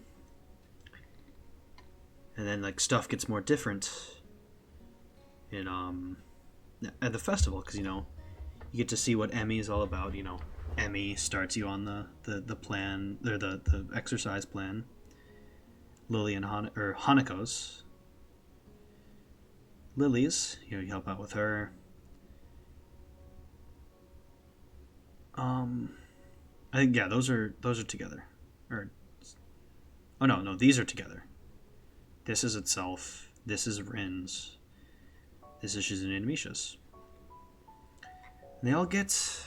I just have to, like, think a little bit more about how I want to say it. But Act 1, when it comes to it, doesn't have, like, the most sort of things you can think about and learn. It's just, like, a real good introduction, and then it gets you onto the path. I mean, we get to see how even the little interactions, though, change how Hiseo ends up thinking. Because, like, you know, honestly, in Clouds in My Head in the Deep End, it's pretty similar. You don't do much for the festival, but the company matters. And then you get the really, really cute moments at the end where Rin decides to where they fall asleep next to each other while sitting at the mural. But I want to go in order of the routes we cleared. So, in Hanako's route, like I've always said it, was my first favorite route. It was the route I got without using a guide. I got the good end for that route without using a guide in my very first playthrough of Katawa Shoujo.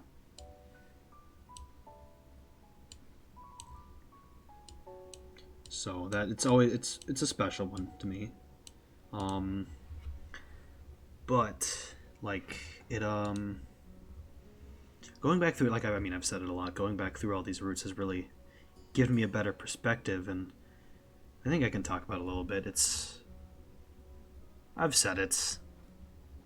I was dumb, young, and stupid when I first played this game.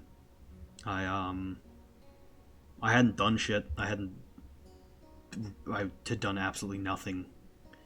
I think I was like a high school freshman, maybe. I didn't know what the fuck about the world. I had just gotten out of middle school. I had like just gotten into high school, realizing what that was all about. But now, we're past that. Multiple years past that. I have a new perspective. Because I'm not just living in the same town I grew up in with the same people I knew. I'm away from everybody that I grew up with. My family.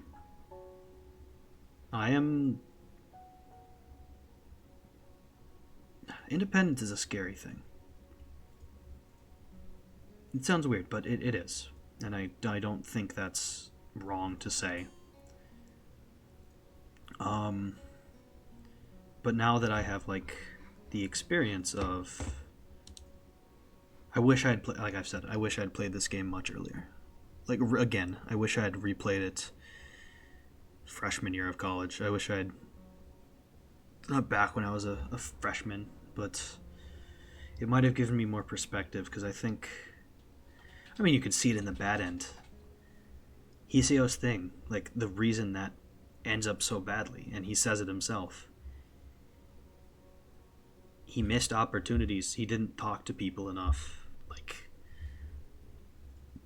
obviously, if you miss opportunities to talk to people and do things, you're not gonna die. You're not gonna fall off a roof drunk. But you'll feel shitty. You'll feel alone. You will. And, like, that basic message of, especially of Act 1 is talk to people. Go talk to people. Do things. Don't let fear of being in a new place or doubt about a new area you're in or nervousness about, in this case it was, I have this new condition that could kill me, and I'm at a school of people who are disabled. Don't let nervousness about that shit mess you up. Go and do things. Go and talk to people. I know it's hard. It's hard now because of the fucking pandemic. Believe me, that's made shit terrible. But go and do it. Meet people. Talk to people. You might find something great. And if you don't, well, you tried. It's better to have tried than have done nothing.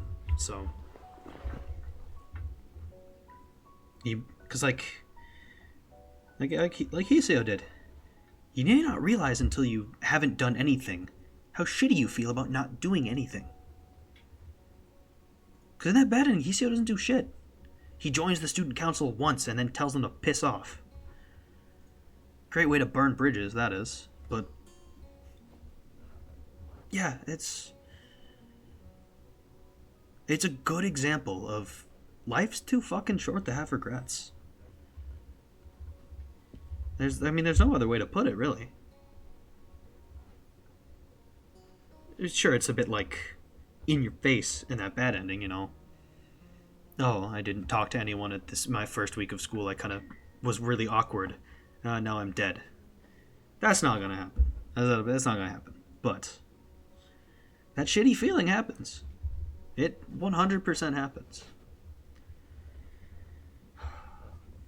We gotta talk on the Hanako route now.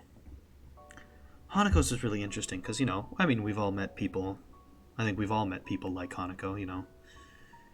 Shy, nervous, detached, you know, just like, I mean, it was said in the first, like, felt like nobody was looking at her. Like, Hiseo was the only person who saw her. I think we've all met people like that. And, you know, I like Hiseo's development in this one because, you know, he goes about the whole thing. He's like, as he's like, just sees her more, not even really interacting much or talking, but just observing her more and getting to know her and little bits through her and through Lily as well, he finds out more and he becomes interested. And that feeling develops into, I want to protect this girl. But it's a very good, we can look through here, yeah, just these small little things, opening up to each other. This was the change, like that traumatic events, I think Hiseo's feelings in this route are like, especially Act 3, are very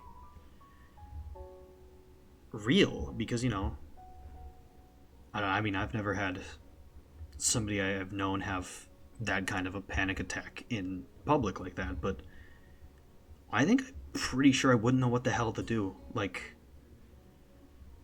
and like, I mean, that's what happens.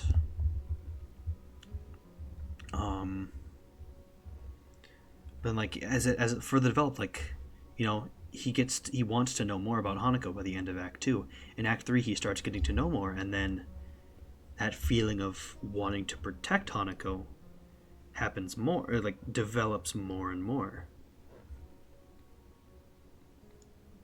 But then, you learn that's not always the way you should go about it. Like, it's important, like, that feeling, you may feel like you have it. You have that right feeling, like, this is what I should do. It's like, I care about this person, so I should do everything to, like, protect them. But it shows how easily those feelings can be, like, misread, and especially someone who already has, like, doubts about themselves. How easily it can be misconstrued. And so I think if you look at the good ending, and even the bad endings, the biggest thing is communicate. And I think even in the bad endings, the biggest thing is don't be like, avoid being so heavy-handed. Someone like that, like needs that time to just needs that time to be by themselves. You can't go in and force things to happen just by Hiseo had great intentions. He wanted to make sure Hanako wasn't feeling bad because she had food and all that. But in the bad and neutral endings, he's heavy-handed. In the good ending, he leaves it be and he gets new perspective. And I think that's good that you get new perspective on situations. Hanako's ending is one that has, it's simultaneously specific and a general lesson at the same time. But I think it's a really good one, and I think Hanako is a very well written character. And it's interesting to see how both she and Hiseo evolve. I don't think this is Hiseo's best, like, evolution arc as a character in these routes, but it's a good one. And like, it's something about Hanako's route the first time around just like really stuck out to me, and I was like, okay, I think I understand this one. I've had a strong understanding of that route since the first time I played it. I will fully admit that.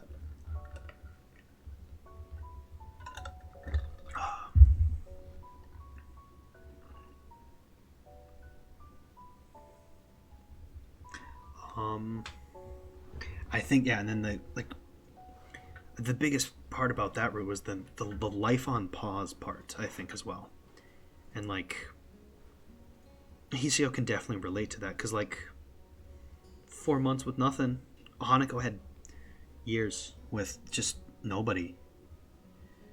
So I think like the symbolism of the final one being called adulthood is, they're basically trapped in older versions of themselves, and they had to break out of that, and they did that together. Just a last little note. And Lily, a lot different from Hanako's, Because Lily, is that strong-willed.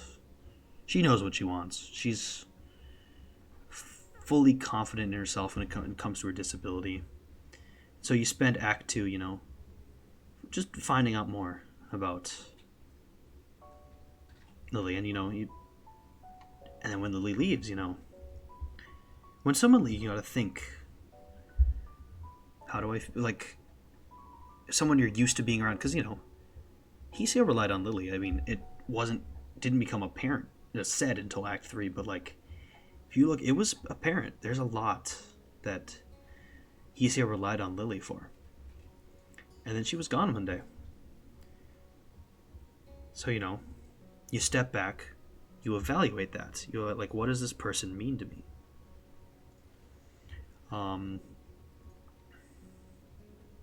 And then once Lily returns, the thing with Hanako happens. And you can see, actually, in this route, it's another way of how Hanako, in this one, you're not heavy-handed as Hiseo, you're just there, and you're concerned, but you're not gonna, try and pull her out anywhere. And you see how that works out, because, at the end of this route, Hanako is more social. She's in the newspaper club. She goes on a trip. And then Lily returns after Hiseo has had the time to think. So again, I think a big thing to think about from that is just be introspective. Introspection is a good thing. It hurts. Introspection sucks. It sucks to do. You have to really think about a lot of things. But it's important, and you can see it in this route, or in this act. Because, you have... because we are in Act 3, right? Yeah. So, yeah, you have that time to think. And then when he comes back, he's so much more focused. He knows what he wants. He knows what he thinks about Lily, and then...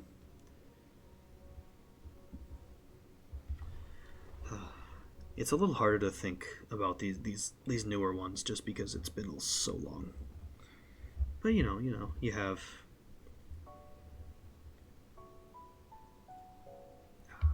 what am I trying to think of here? I feel like Lily's is it might actually be the route that has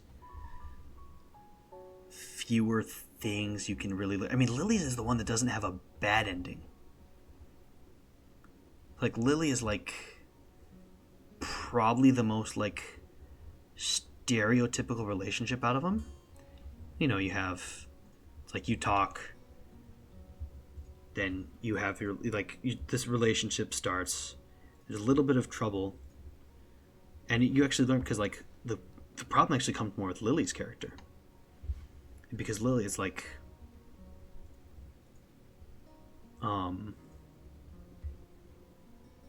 problem is just that once we move on to Act 4, great relationship here. They have their feelings. They confess them. After it was spurred on by something terrible. Because, Lily got that feeling of... Hiseo relied on Lily, but Hiseo also didn't want Lily to worry about him. And, it's just coming to terms with those feelings, because you have to balance those feelings. You can't just have the two extremes. Then and then after the traumatic event, they have spurred on by the moment, and then they confront it. They come to terms with it, and they move on. I want to say this. I obviously cannot show the NSFW scenes on stream. However, if you go to the Katawa Shoujo wiki, you can read the text from those scenes. And I think it's a very good thing to do. Because there's things in those scenes that do provide more insight. Rin's especially, I was thinking about it when I was getting the final CGs for that. Rin's especially, it's got something. it gives you more insight. Yeah, and then so after there, the you start learning more and more, and then things start going wrong because Lily's she's very, like I said, this is not like the most. I mean, Lily has a neutral ending, and it's just she moves away. But I think the turn into the good ending, so it really has things, because like it's another thing about introspection. The entire route, I think, has a whole theme of thinking about your relationships with people, how you're feeling, like sorting out your feelings is a big thing, because PCO is able to do that. And then it's a full-on movie moment. Of course, it probably would never happen like this in real life, especially not now with like good cell phones. But Hiseo realizes what he should do, and not only does he think about his own feelings, he thinks about Lily's feelings. He thinks about how that went down, and he's able to change things. So I think the two important things from this, think introspectively, but also empathetically. Think about what's happening for other people, instead of just, he notices at the end, he's like, I just always thought Lily was going to be there. I didn't think she would ever go away. I thought we were going to be fine together and I could just keep relying on Lily, not realizing why that was a problem. And so it's important to just realize things like that.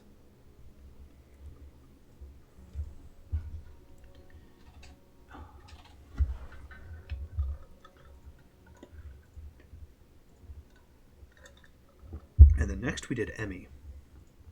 Emmy is very interesting. It doesn't start out as much, It's just like running partners. You learn about Emmy, and like she's got that focus. She's got that extreme focus. She has something she loves to do.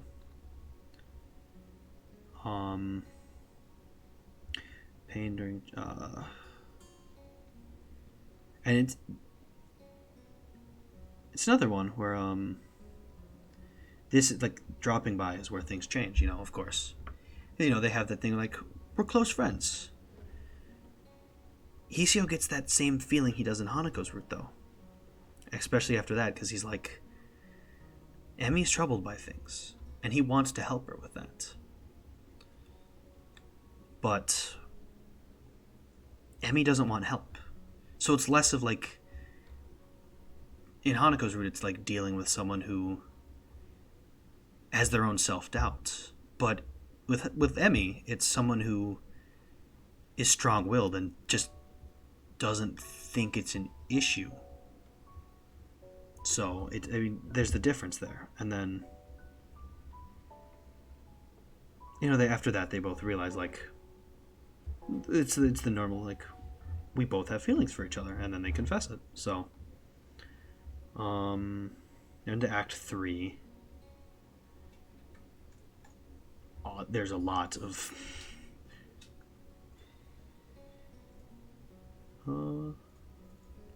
very romantic in Act 3. Act 3 is very romantic, and then things go down. Because Emmy has her way of doing things. Hiseo has his way of doing things, and they conflict, obviously. But like Hiseo feels this thing where he has to help Emmy. I think the line itself, swoop in on your white charger. It's one of my favorite lines in this game.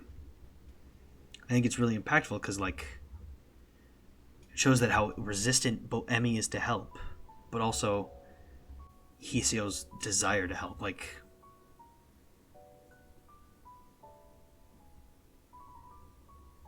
it's not a bad thing to have.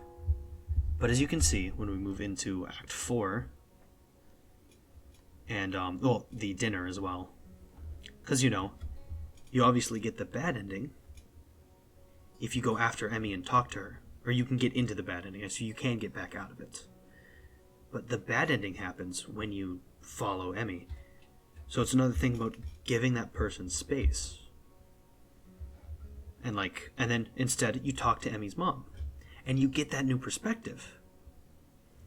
You gain that perspective to learn more and about how you should go about it. So it's just don't always, I think another big lesson from this game is don't try and do things full bore all the time. Go for it, going for, it's this is my way, I'm going to do it, I'm going to help this, I'm going to, all of that. No. You have to think about how, before you can do any of that, before you can try to, help anyone with anything, everyone's got their problems, of course. Obviously, some of them are not as bad as I lost my dad in a car accident and my legs. I was burned in a fire. I have to choose between my family and my other relationships. My family that abandoned me, basically, to Japan to do business. Rin's thing of finding herself. Shizune's... I'm trying to think of what the major conflict in Shizune's was. I suppose Shizune's is dealing with competitiveness, just more very strong-willed. It's not always going to be a big problem like that, but even for those little problems, if you're going to help yourself, you're going to help someone else. It's always better to think about what you're going to do. And a big thing in Emmy's route is her mom is what helps her out a lot. And with Hanako's route, which I think Emmy's and Hanako's are similar, talking to other people, support is huge. Because talking to Lily, talking to Emmy's mom, it's both how you get the perspective to actually handle the situation.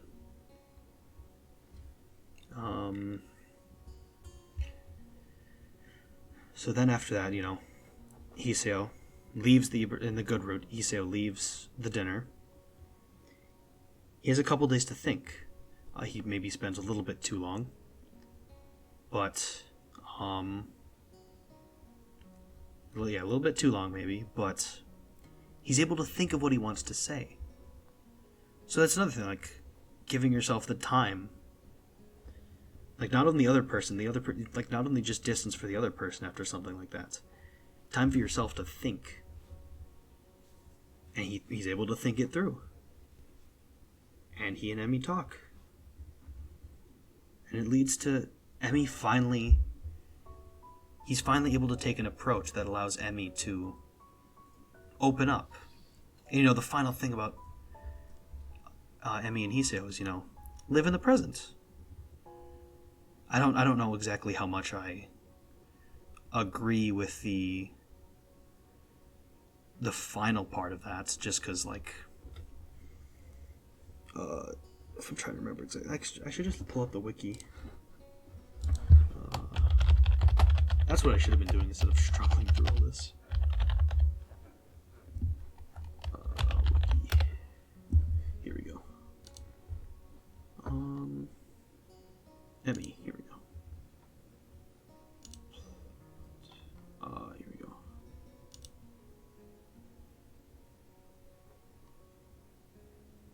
Here we go. Does this have the actual lists? Oh, here you go. Quick teeth. What was the last thing?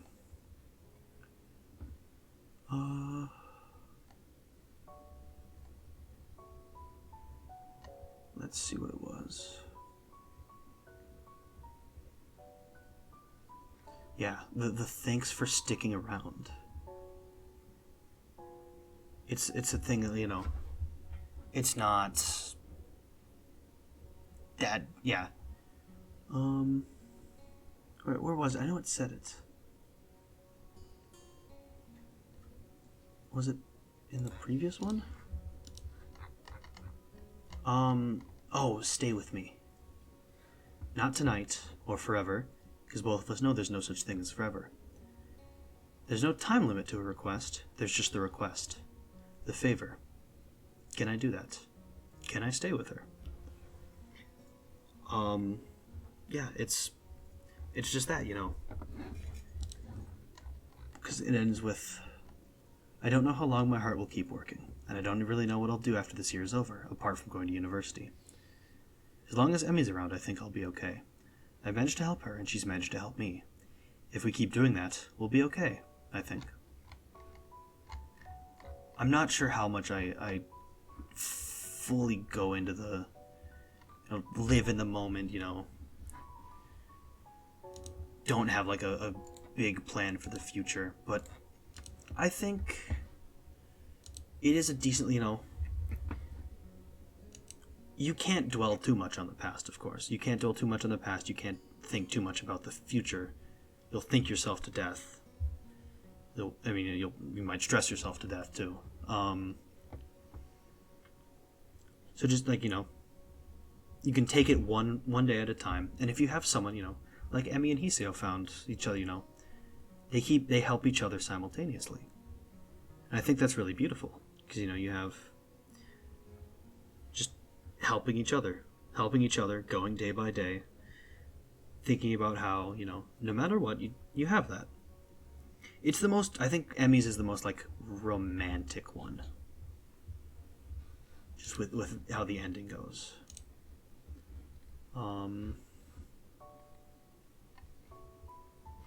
Next was Shizune's roots, which I view as, like,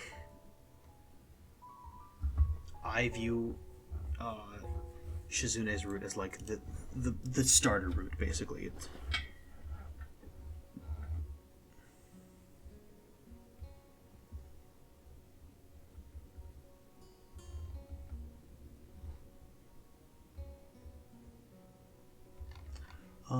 So yeah. Ooh.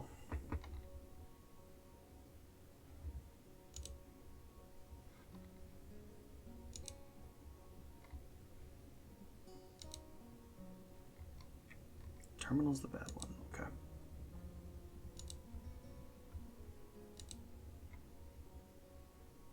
Okay, here we go. The summit. Yeah. So yeah, sorry, I'm just looking through the.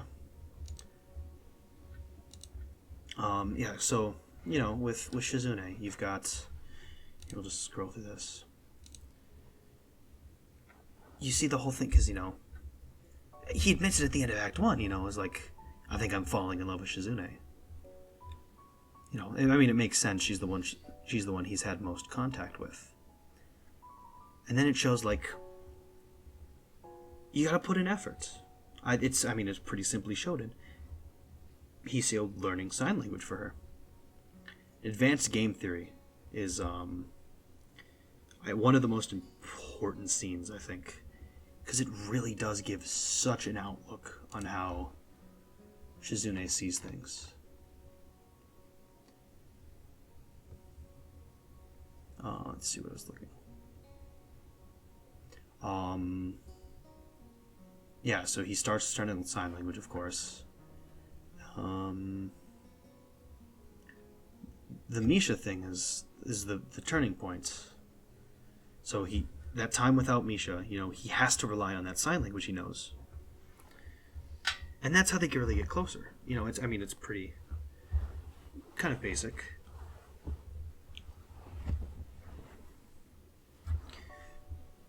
And then, of course, Tanabata happens after Misha comes back. Misha leaves. We don't really know why Misha leaves. Maybe she and Shizune talked about it. Who knows? But then, Hiseo confesses. But yeah, I want to go back and look at advanced game theory. Because it has some, I think it has some amazing points about Shizune's character.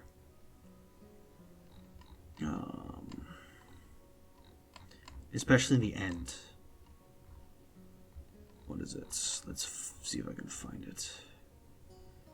Nothing formulaic about her. So yeah, so he talks about how, because we know Hanako's played chess with Lily, But, like, Shizune really feels that, like, she talks about how, like, her feelings are real, but her feelings for the game aren't real.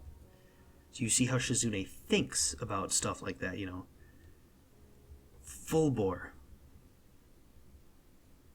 Full bore into everything, thinking about it. If you value something, you fight. Struggle is the proof of preciousness. Or you concede immediately, since it's so precious that it stops your thinking. The first is a passionate love. The second is a gentle love. I tried to fight her, chasing around her king and trying to bait her. I didn't succeed, though, because she stuck to only what would work. The trickiest moments was when she moved the fastest. That means she knew exactly how to deal with those situations. If you love chess that much, but you can't give it your all, it's because you love the memories attached to it, not the game. Due to that, you can't become friends over it. It's too precious to her to see as a tool for true competition. Due to that, you can't become friends over it. Not without words. That's a lot about Shizune there at the end there. You feel like that way she thinks, you know. Competition, you know. No feelings attached. She just has this competition. And that's the big stumbling point with Shizune. The whole thing, she has to overcome that level of competitiveness. And like, because we've seen it, it drives people away. It drove Lily away. And then we can see how like that would have happened. How she would like drive to succeed and not care about emotions attached to anything when we meet her father. Go back to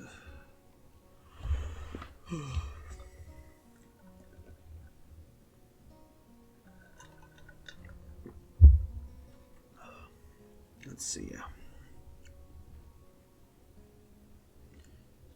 Yeah, not much happened in Act 3, honestly. Like, the start of Act 3 is really just there. Like, they started their relationship. They go to Shizune's house. You find a bit more about why Shizune's like that. Because of how her father acts.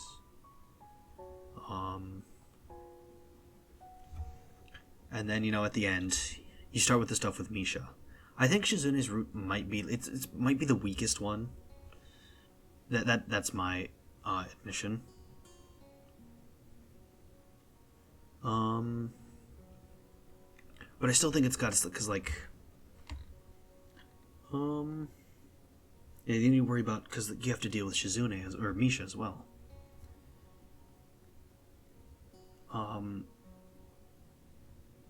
But I actually can't think of why. I mean, I think that the thing that might have set Misha off might be just the fact that Hiseo and Shizune are dating. But like, it's kind of a weak thing. It's kind of like, I think it's the most cliched. I still like the route. It's very memorable, and I think Act 4 really does redeem it. But Act 3 is a really weak point.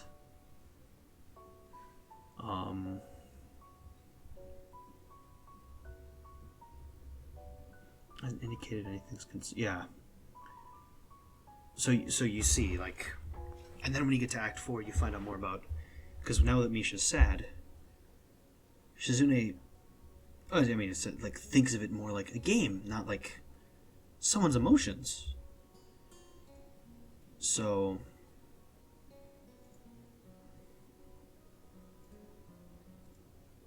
and you can see how, because like, and like, I mean, the switch between the good and bad ending is pretty self-explanatory. Either you cheat or you don't. If you don't cheat, you get the good ending, which makes sense.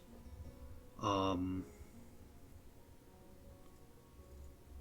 think also the good ending is kind of the saddest of the good endings, because there's no knowledge of the future.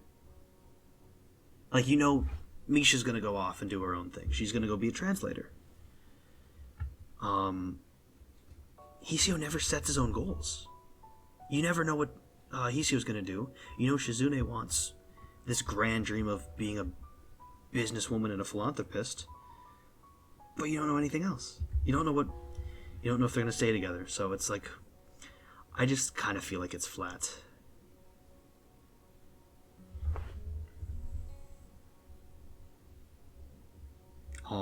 And then just the bad ending.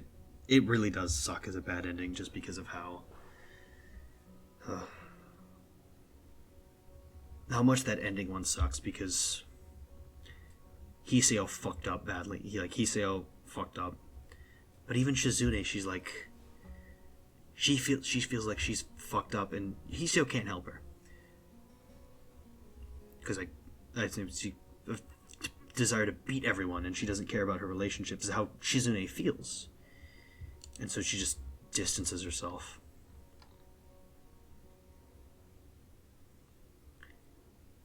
And it's not fun. Because what, you made that one misstep for what? One night? And you don't even know what the hell's gonna happen with Misha anymore? I feel like it's another one that's kind of hard to pin down a full message for. But maybe that's just me. Maybe people who are smarter than me and think better can come to a conclusion with that one. But I think it's got that really emotional one, and it's just kind of...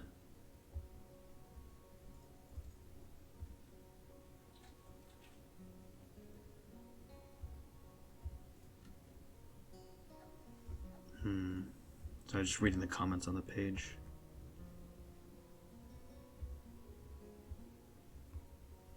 Yeah, because, in the end, you see that Shizune changes. She's no longer that huge on the competition. She realizes that, and you help her to realize that, the thing with Misha does help her to realize that, relationships can't be treated like games. Not everything can be a competition. Feelings have to be considered. So I don't think it's a route about Hiseo learning. It's a route about helping Shizune learn.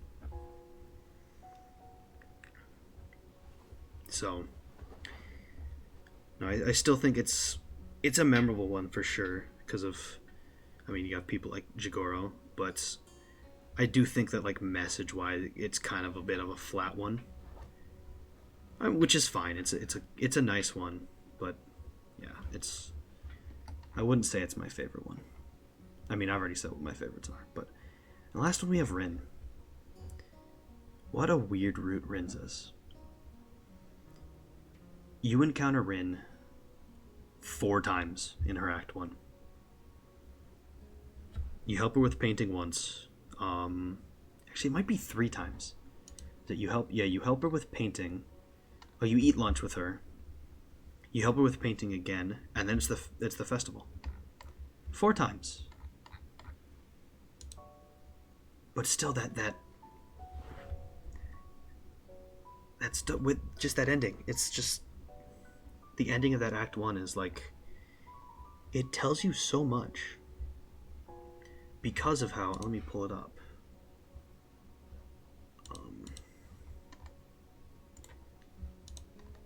I need to go back to Act 1. Here we go.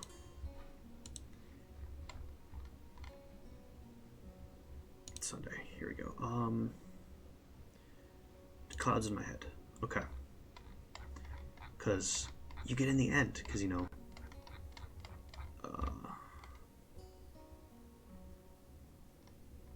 they both wake up, and you have Rin, just her normal aloof self, but she's even before, she slowly wakes up and she just wants to keep being there. Rin's most, the game always says, feels like Rin is always thinking about something really different, and she's always way attached. I don't think that is entirely, it's definitely true. But I think the game kind of goes it tries to lead you to think, oh, this is just how she is. and not something she kind of puts on. I think she's just something because in those moments, you know, even before you really get to know her,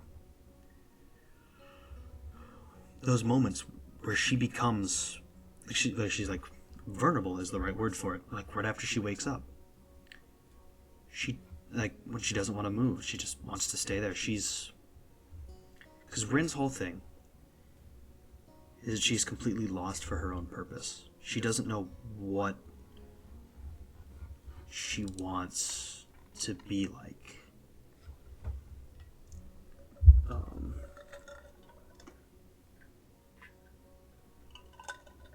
Because, you know, Rin is so detached. It's hard to figure out. So, like, you're like, oh, I don't understand her, but Rin understands herself. She doesn't. Rin's whole thing is she's just on a constant search for herself. She doesn't know what she is. She's got all these people, you know, she's got that talent. It's going to be a bit of maybe a bit of a dumb comparison or a bit of a cliched comparison. I think a lot about Yusuke from Persona 5 when it comes to Rin. I think they're pretty similar when it comes down to it. And it's got the same sort of thing. Because I think Nomiya is kind of a piece of shit. And I think it's pretty apparent at the end. Nomiya is kind of a piece of shit. And I think Nomiya is a huge, huge part of why Rin is so conflicted. Because you have Nomiya, you know, she's got this, Rin has this amazing talent. She can do this, she can paint amazing things with no hands, no arms. And so she has Nomiya pulling him all around. And it's why they tell you about Sei and Nomiya's classmate who ended up killing himself. Because you see why Nomiya is acting like that's not a story about Rin. It's not a story to relate to Rin. It's a little bit, but it's not. It tells you why, like, Nomiya is the way he is. Because Sei and Nomiya are very different. Sei is fine with just giving Rin her distance. Nomiya saw, I think his whole thing is like, he ended up losing that talent. Like, he doesn't want to lose more talent like that, so he wants to push it into the limelight. But that's not what Rin needs. But she can't explain it. Like, Rin can't. I think when it comes to it, it's not said. We only know Rin's full disability is her arms. She doesn't have them. I think it's completely fair to draw the conclusion that Rin probably has some form of autism. I think, like, somewhere on the spectrum of that.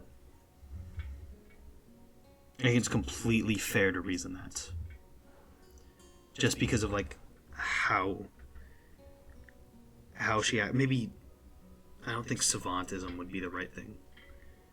But, just, like, something like that. She's got... Or is it called a personality disorder? I'm sorry, I'm really... Yeah, is it called a person...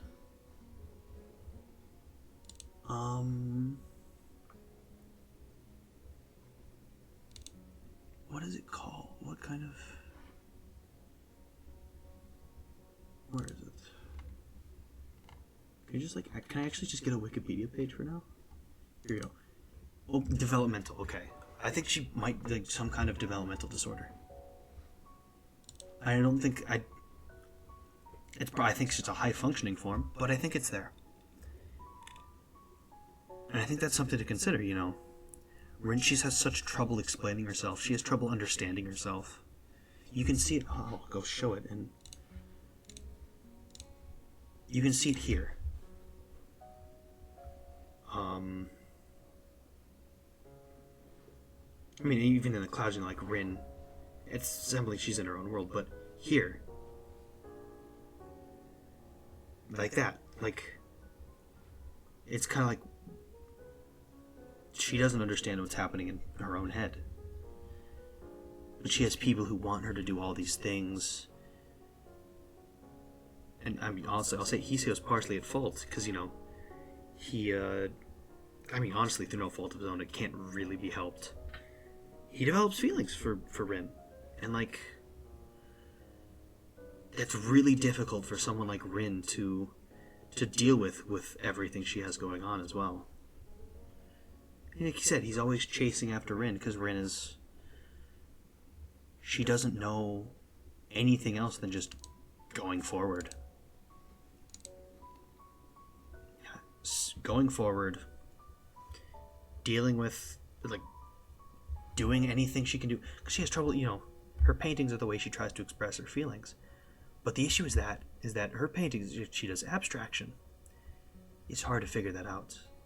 And so she is, like, in an endlessly perpetuating cycle of not being able to talk about what she wants and what she feels. And so she puts it into things she can actually do, painting.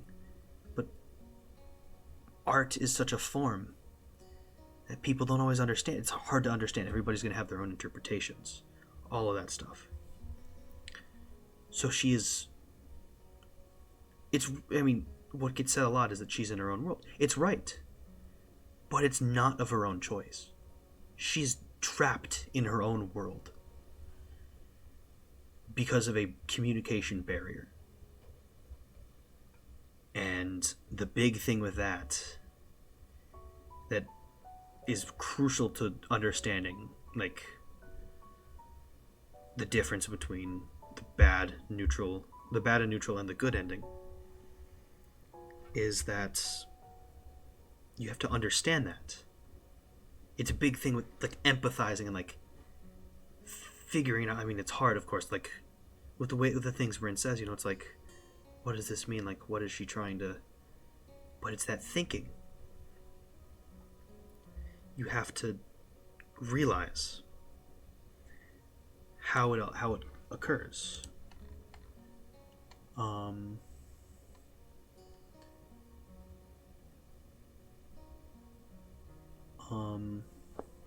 it's like that scene at the end of Act 3.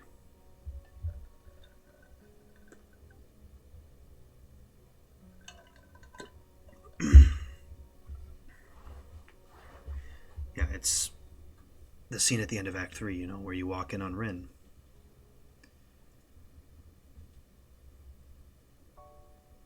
It's another point where she's at her most vulnerable. And that's really when he said, like, the most vulnerable points are when Rin is able to describe herself, like, and think. Because Rin's able to talk about, and, like, she doesn't even really make sense when she's, like, talking about destroying and recreating herself. There's a line in Act 3, in that scene. I'm gonna go find it. What is it called? Delirium. What are these?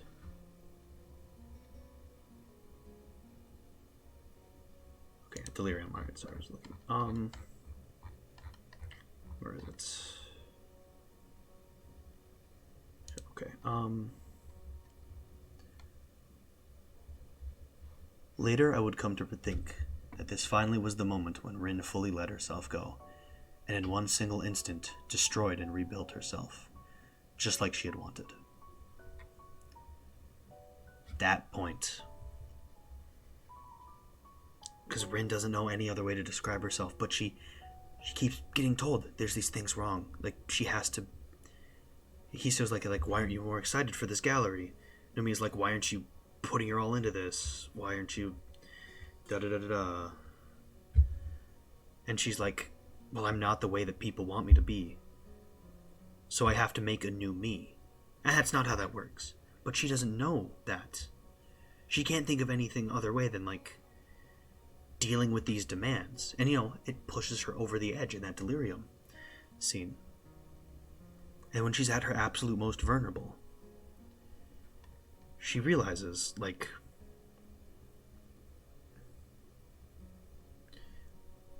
because she didn't have to destroy and recreate herself. And that's what it comes down to in the good ending. To get the bad ending and the neutral ending, because Rin changing is not something that ends up being good. Either, the obvious the bad ending, which I don't think is actually as bad as the neutral ending, ends with Hiseo. It basically, interprets more than what he should have in the previous scene. The ending of Delirium, though.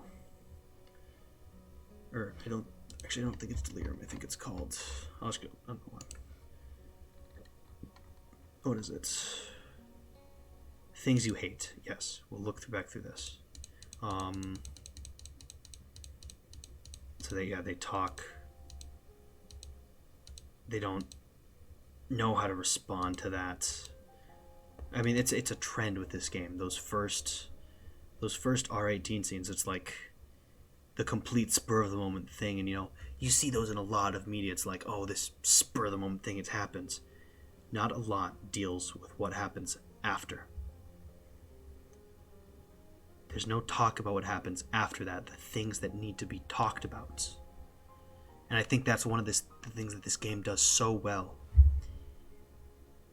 It's not looking for the instant gratification, the instant satisfaction of you've started this relationship, nice job.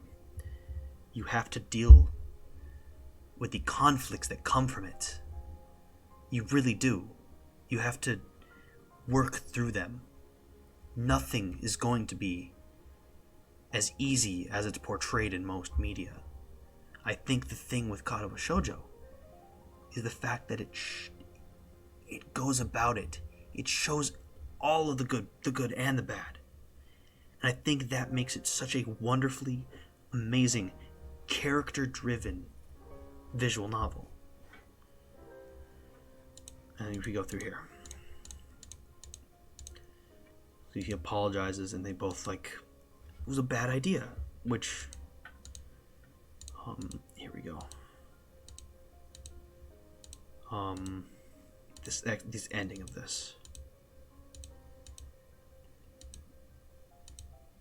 Because Rin, Hiseo's thing is before he starts to really realize, he's asking Rin, what am I to you? What are we? What are your feelings? She can't answer that because she doesn't know.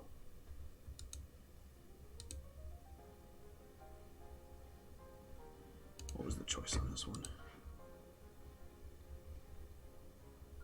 I need to understand.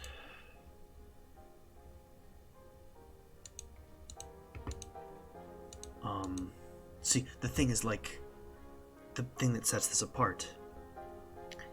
He doesn't demand, he gets closer to trying to understand Rin instead of tell me. No, he wants her to figure out, he wants to understand. He shows that he wants to understand Rin. Yeah, she just has to, you wanted to change, you wanted to destroy yourself. You want this exhibition more than anything, right? Then do it.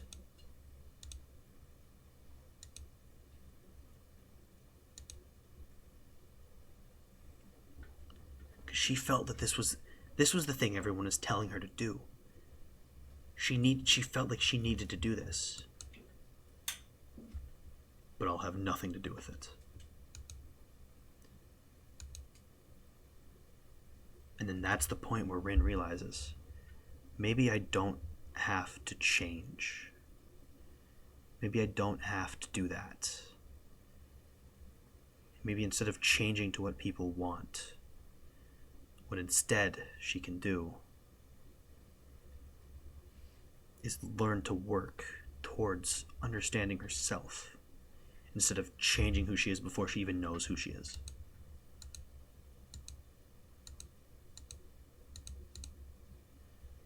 So maybe that's... Yeah, maybe it's because this is the most recent route we finished, but I feel like I understand Rin's route so much more. I don't think I understood it the first time I played the game.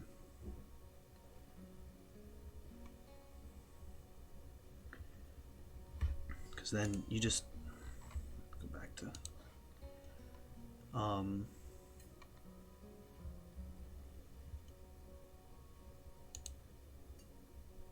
Yeah, because the turning point, you don't...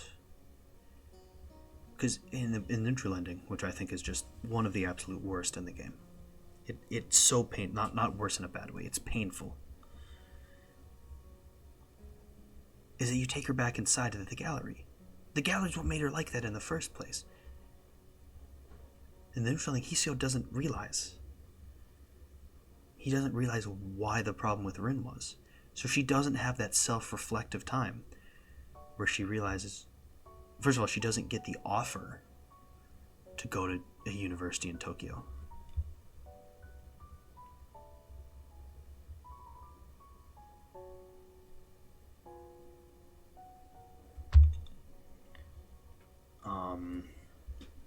But not only that, but she has that time, she doesn't get to reflect. And Hiseo doesn't understand. And so she she changes, and she goes to art school in Tokyo.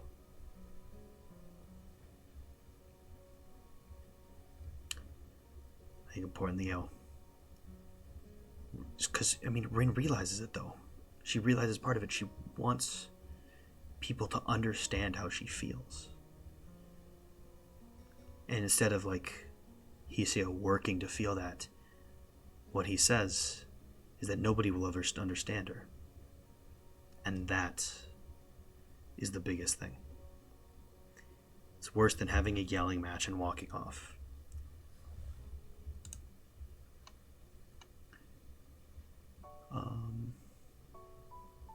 Yeah, and then, in that scene where after Nomiya yells at her, he realizes Nomiya was trying to turn her into something she didn't want to be. She wasn't ready to be. And he realized that he did the same thing in trying to force into a relationship. Then he realized, he's got to take it slowly. With someone like Rin, you have to take it slowly. You can't rush into that quickly. And then another big thing, Rin's finally able to tell him, she was trying to people understand her since she can't use her words. And then Hiseo realizes she's been trying to reach out this entire time. But he was missing it. So it's another thing, pay attention to more than just words and actions. They don't tell you everything about a person. There's a part of it. And then, like I said, the last R18 scene of Rin's route is, I think, the most majorly impactful towards understanding the route. Because it goes in steps. And, this wiki summary summarizes it perfectly. Rin discovers what it's like to not be alone. She'd never had that before. We hear one mention of Rin's parents. She never talks about them.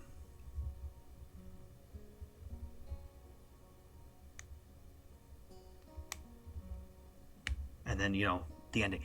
That ending, the very last scene, can really fly over your head.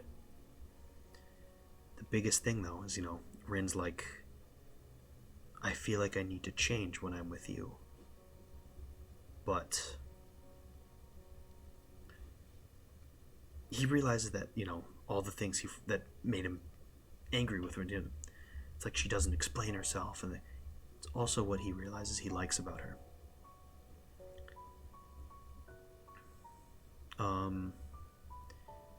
And that helps Rin. It helps Rin decide that she doesn't need to change. instead of changing, she can grow into herself and understand herself.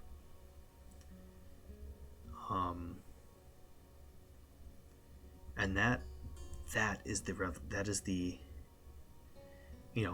he asks a question at the end, are you going to still become an artist? Rin doesn't care about that right now. She doesn't have to worry about that. And so she ignores it. And they watch the sky, and then, she ends it. What's the right word for when it feels inside your heart that everything in the world is all right? So Rin is... She's taken that first step to understanding herself and coming more to terms and peace with everything. And I think it's beautiful. I think that that my mind is like fully made up. Rin's route is my favorite route in this game. It's my favorite. It's the most impactful. I think Rin might be my favorite character.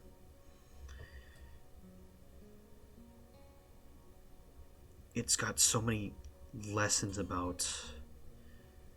Because Hiseo I didn't even talk about it. Hiseo is so self-reflective on this route. He thinks so much about how he's going to change. Spurred on by Rin, because he thinks, Rin understands herself. She's just in her own world. So that inspires him to change himself. And at the end, they're both like... They both realize it's kind of a false thing, because, in that last, Hiseo still worries about his future. He's so concerned about his future, and he can't figure out what he wants to do. And he still constantly worries about his own heart. But that is... He learns through Rin, they learn from each other. That it's okay to not understand yourself. It is okay to not understand where you're at, what you're gonna do. And they start on that process of learning from each other, learning how to grow into themselves. It's really beautiful. The ending of Ren's route is really, really beautiful. And I think it's got some... You have to look a bit further. But the reasoning, and the lessons that you can learn from it, if you just look a little bit beyond the surface, are really, really good.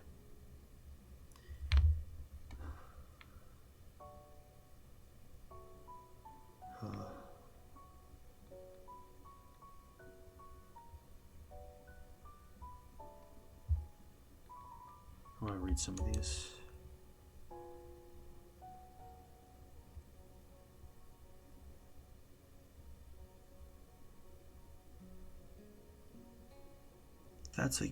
I think trying to understand Rin will only push toward a how you should be change. So I think, I actually think that even more. I think instead of trying to understand, you help her. I don't know, it's...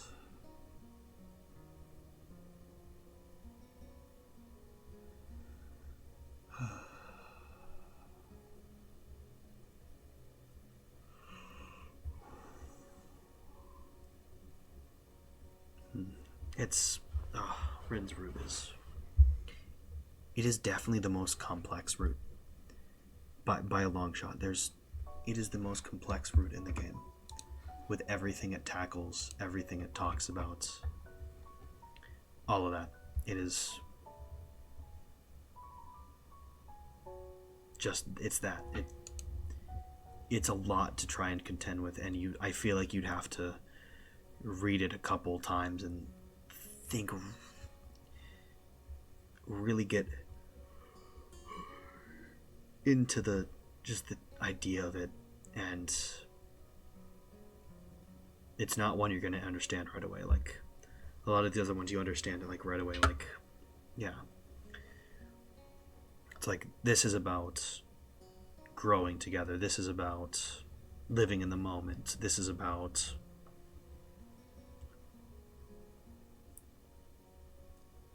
empathy and retrospection. It's not one of those easy themes you're going to get. And I think that's okay. But yeah, that is 100% completion of Katawa Shoujo. Lily's route, Hanako's route, Emi's route, Shizune's route, Rin's route. Our very first one, July 24th it would have been. We started that a little bit before midnight on July 24th.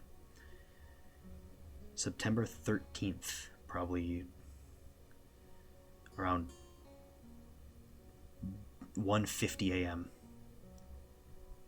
That's a long time to play this game. That was a lot. 22 episodes, 22 streams. 100% completion. 100% jukebox. 100% library. 100% cinema. And you're going to have to excuse me for this, but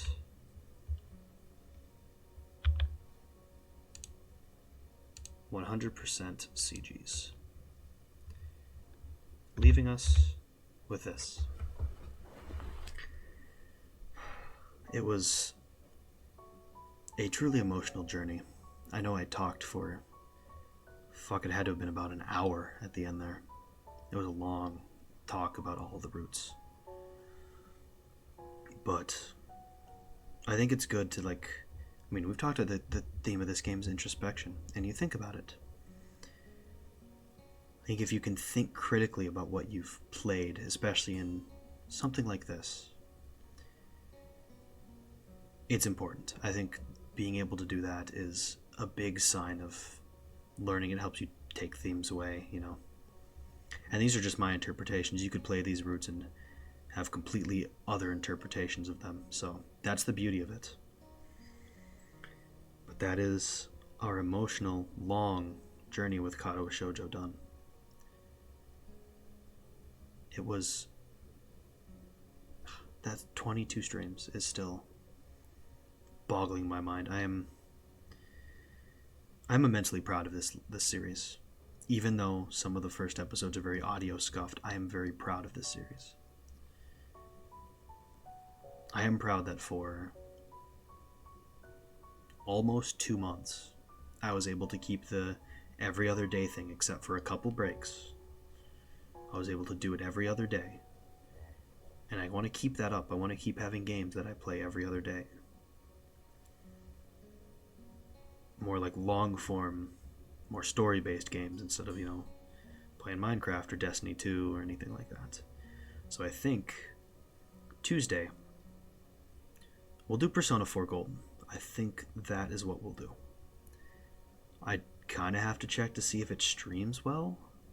It might ruin my computer if I try to stream it, and that would be really disappointing. But yeah.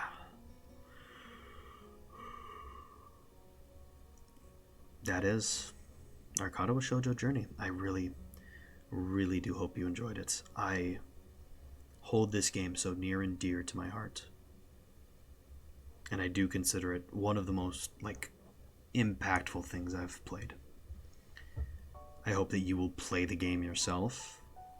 Don't just watch me play it. Don't listen to me just ramble on about what I think the stories are about. Play it for yourself and learn it. And think about it.